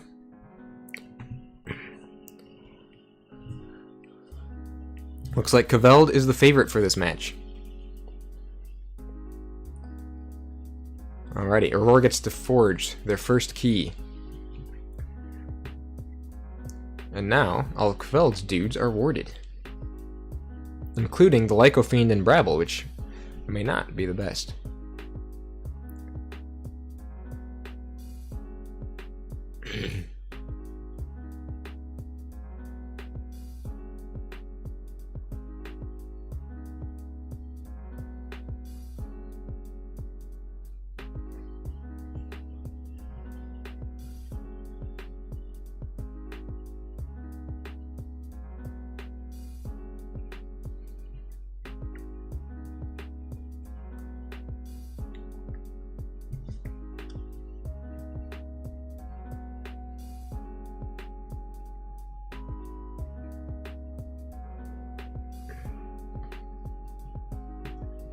I wonder what the sass on this deck is.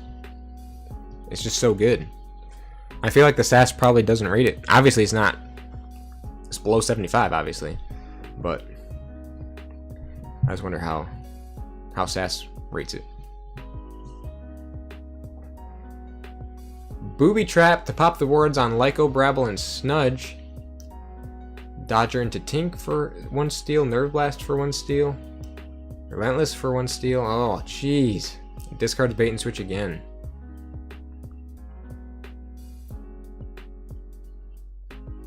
Wow. Aurora just destroying the competition right now. Checking for the second key at 8. That Shadow's turn was incredible. Lots of stealing. I actually don't like dinos as a house, weirdly. What? Why? I think I'm mad because dinos are what Sanctum should have been. Yeah, I could kind of see that. I still really like Sanctum. And I also really like dinos. I could see where there could be some conflict, though, for sure.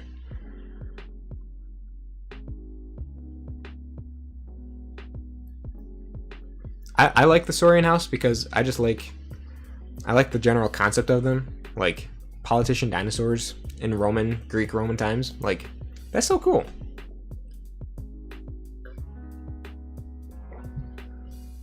And then, I love Sanctum. Sanctum is actually my favorite house in the game. And it's mostly because I just love armor. I love armor on creatures. And I think they do some cool stuff. Doorstep to Heaven is one of my favorite cards. I understand that Sanctum isn't necessarily the strongest house, but I still really love them. Caveld goes Red Hot Armor.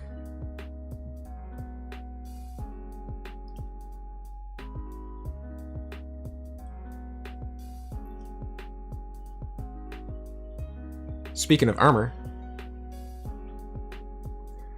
Sanctum fans unite! Caveld with the Mark of Dis. Ooh, this could be game-changing. This Mark of Dis could be everything. Hits the Mark of Dis on the Dodger, forcing Aurora back into Shadows.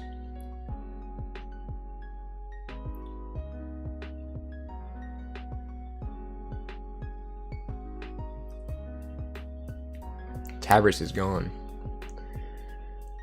Alright, alright.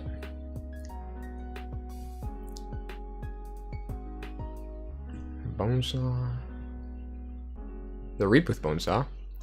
The Anguish. The Infernus. Whoa! All this dis. All this dis, and Caveld still had 7 cards in hand. Or maybe that's the end of the turn, never mind. Either way, that was some dis right there. Aurora going Shadows, as they must.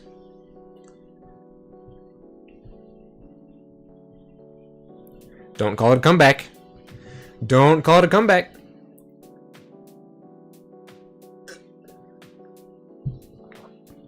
Naughty to steal one.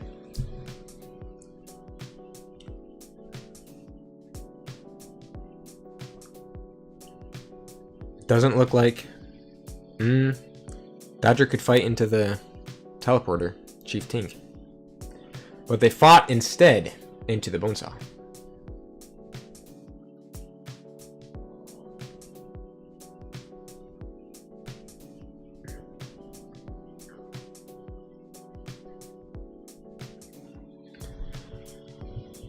So, purged over here. Library access, booby trap, and help from future self. So that's at least one part of the Time Traveler HFFS combo, or whatever, that's gone. Okay. Caveld going Star Alliance. We got the Subdue. Oh yeah, Hapless Cadet is still out there somewhere. And Hapless Cadet is, as we've seen in the past, very, very, very helpful. Most of the time. Discards the Red Alert for the Autoencoder Archive. Oh. Swapped Tink with Anguish to fight into the Valent Analyst. Put some extra damage on the Anguish and stop Aurora from her second key.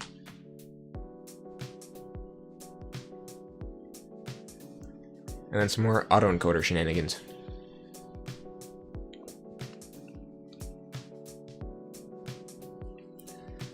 Aurora goes Sanctum.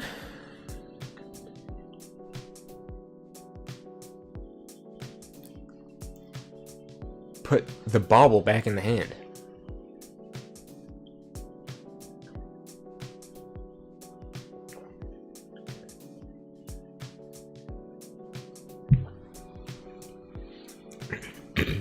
Raiding Knight, Sergeant Ezekiel.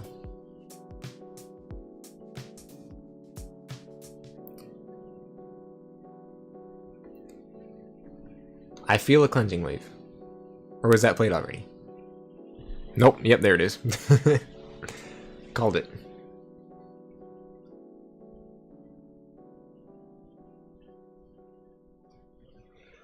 Alright, well that puts Aurora at 10 for the second key. Kveld has yet to forge once.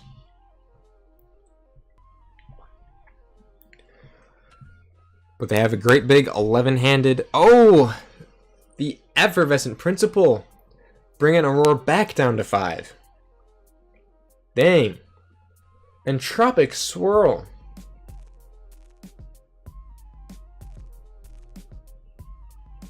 To deal 4 damage to the Sequus. Gain a couple Ember in the process. Causal Loop to finish off the Sequus. And the discarding the Quicks of the Adventure for that auto-encoder shenanigans.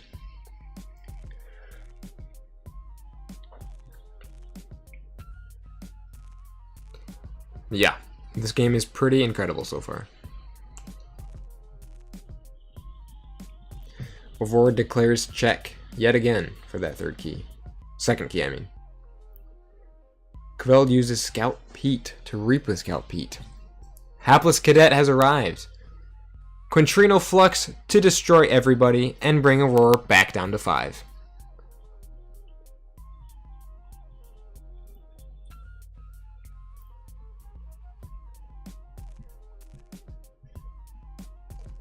Aurora just cannot reach the second key. Kveld, meanwhile, struggling to reach that first key. Can he pull it off here?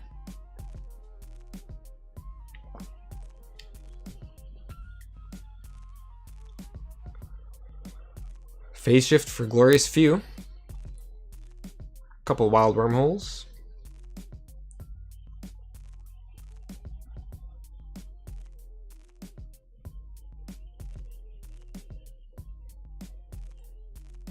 Coda Rush versus Creature Spam Mass Mutation.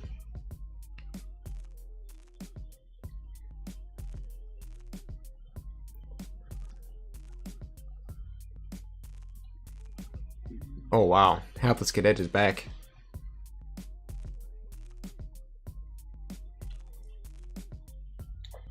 No way to take it off the board this time. Aurora forges the second key. Halfway to her third. And they call shadows. Kveld did forge the first key. Bait and switch for 1. Night of the Thief. Master plan with another card. And it's over to Kveld. Looking for an answer to Aurora's check.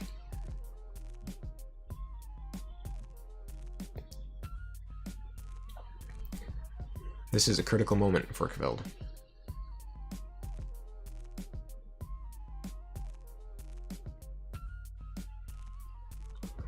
They're going Logos with the Archives. Standardized testing to destroy Hapless Cadet. Bring Aurora back down to 3. Discards Forge Compiler. Causal Loop. Even Ivan. Plays the Daughter. Archived 3 cards. Auto-encoder is putting in some work. Hapless Cadet also putting in some work. Aurora has lost an entire key to Hapless Cadet. Back over to Aurora, who has a full keys lead. Going Logos. Twin Bolt on the Daughter.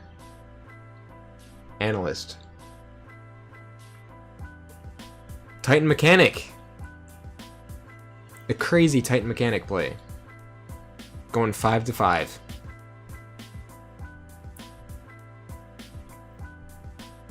Kveld chooses this.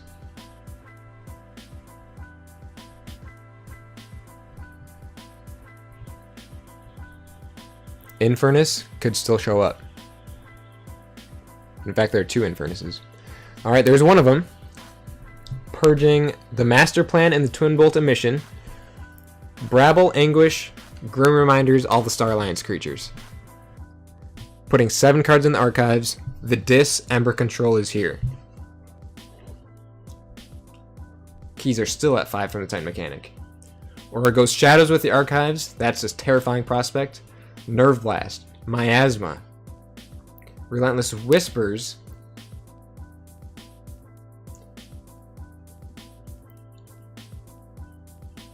Dang. Aurora checking at 8. Keys costing 5 for the 3rd key. Keveld has 7 cards in the archives. Some insane disc stuff down right now. What is the move?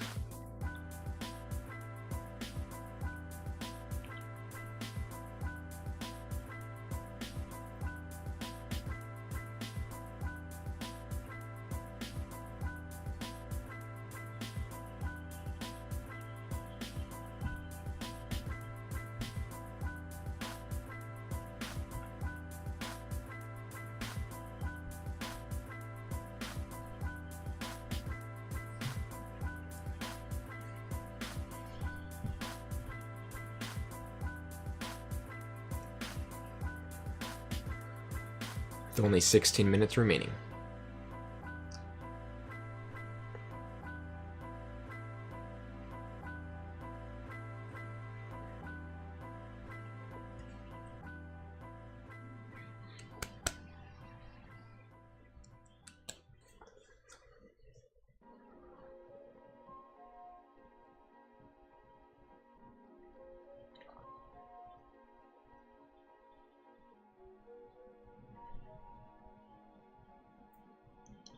Keveld is taking all the time they need. Going Logos with the archives. That's a 12 card hand. Positron Bolt on the Anguish. Keys are 8 for Aurora. Also took out the Brabble in the meantime. Entropic Swirl on Titan Mechanic. Eclectic Inquiry. Discards Quixo for the archive.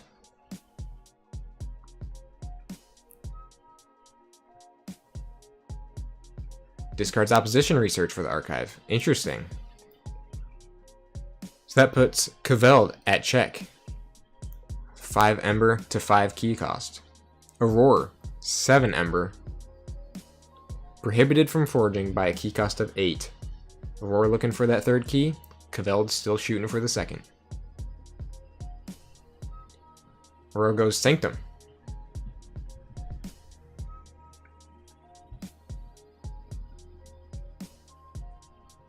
Sigil of Brotherhood. Bauble back to hand. Valiant Analyst gives the Ember. Raiding Knight. Oh. Keveld is stopped from the 2nd key again. Aurora put up to 9 Ember check.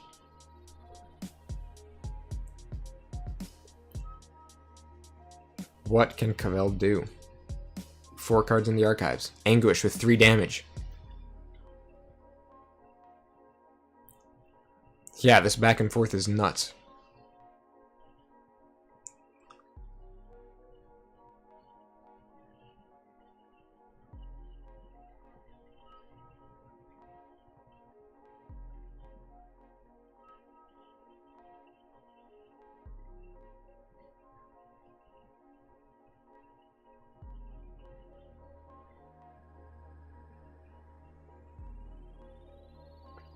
Keveld, once again, taking in all the options, measuring every outcome. They go Starlands with the archives. Hapless Cadet returns. The Quintrino Flux. Again, the legendary Hapless Cadet Quintrino Flux combo. Subdue. Scout Pete, Red Alert.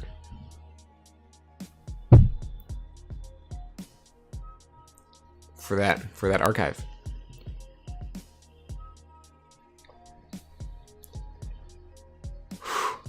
Oh, Crewman Yorg and the Censor Chief are out. Aurora denied once again their 3rd key. I know this analyst is putting in work. I've never seen an analyst work this hard, analyze so much. Autoencoder is back in the hand, clogging up the hand. Protectrix fights the Garcia. Cleansing Wave for some burst. Anguish is gone.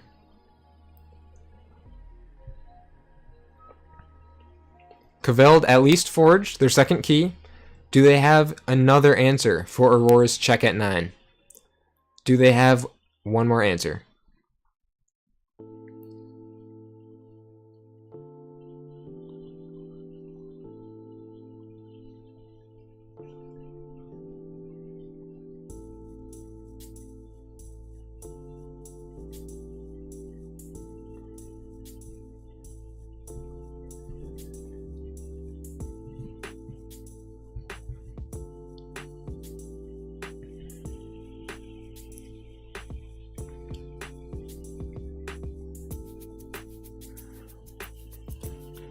And you never registered.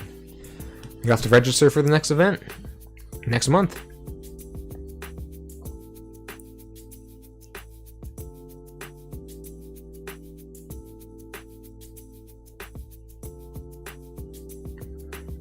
Caveld goes Dis.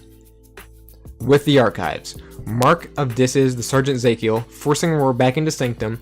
Red Hot Armor, discards Dominator Bauble, plays the Lyco Fiend and a Bonesaw. The Infernus chooses to purge Miasma and Relentless Whispers. Aurora is down to 7, but that's all. That's it. Aurora with the victory. 2 keys, 1 Ember. 3 keys, 1 Ember to 2 keys, 2 Ember. There it is. What a match.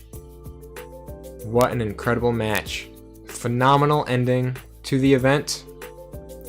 Congratulations, Aurora, on not only qualifying for the KFPL, but also winning the cash prize for the first qualifier event. Caveld, incredible job fighting in this game. What a fight. What a fight. Oh, insane back and forth. And that's it. That's the end of the qualifier. Qualifier event 1. No, you definitely could not have asked for a better final game. GG. And that's it. That's it right there.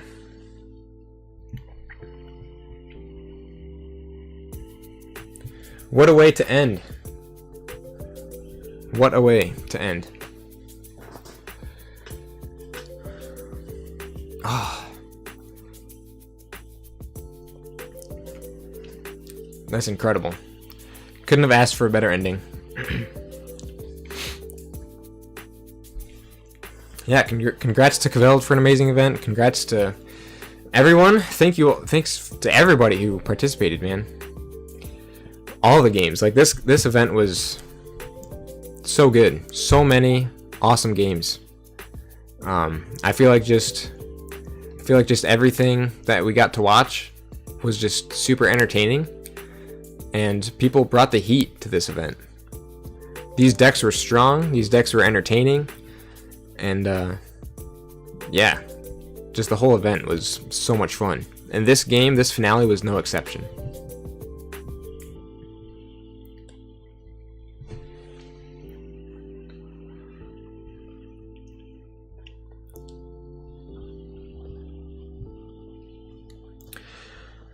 And so yeah, that is that's the first qualifier event for season 5 of the KeyForge Premiere League. Congratulations once again to Aurora for making it into the event, and to Caveld for making it into the event. Congratulations to both of you for qualifying. The next event is going to be, once again, the third Saturday of the next month. But yeah, great games to all of you who participated. It was a lot of fun watching.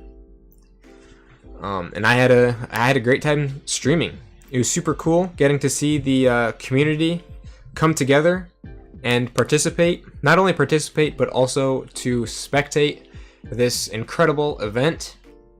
Again, like some of the recap, like a recap for the stats, I mean like 29 likes on this stream, 262 views, and this stream has gone almost for 6 hours. 5 hours and 47 minutes. That is by far the longest I've ever streamed, and thank goodness that I got my battery replaced. Aurora, thanks for the stream. Absolutely. So glad to be able to stream.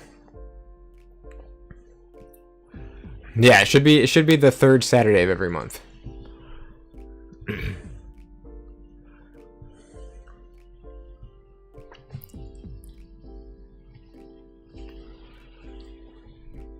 Alrighty, so it looks like the format for the next event is going to be 75 SAS floor reversal.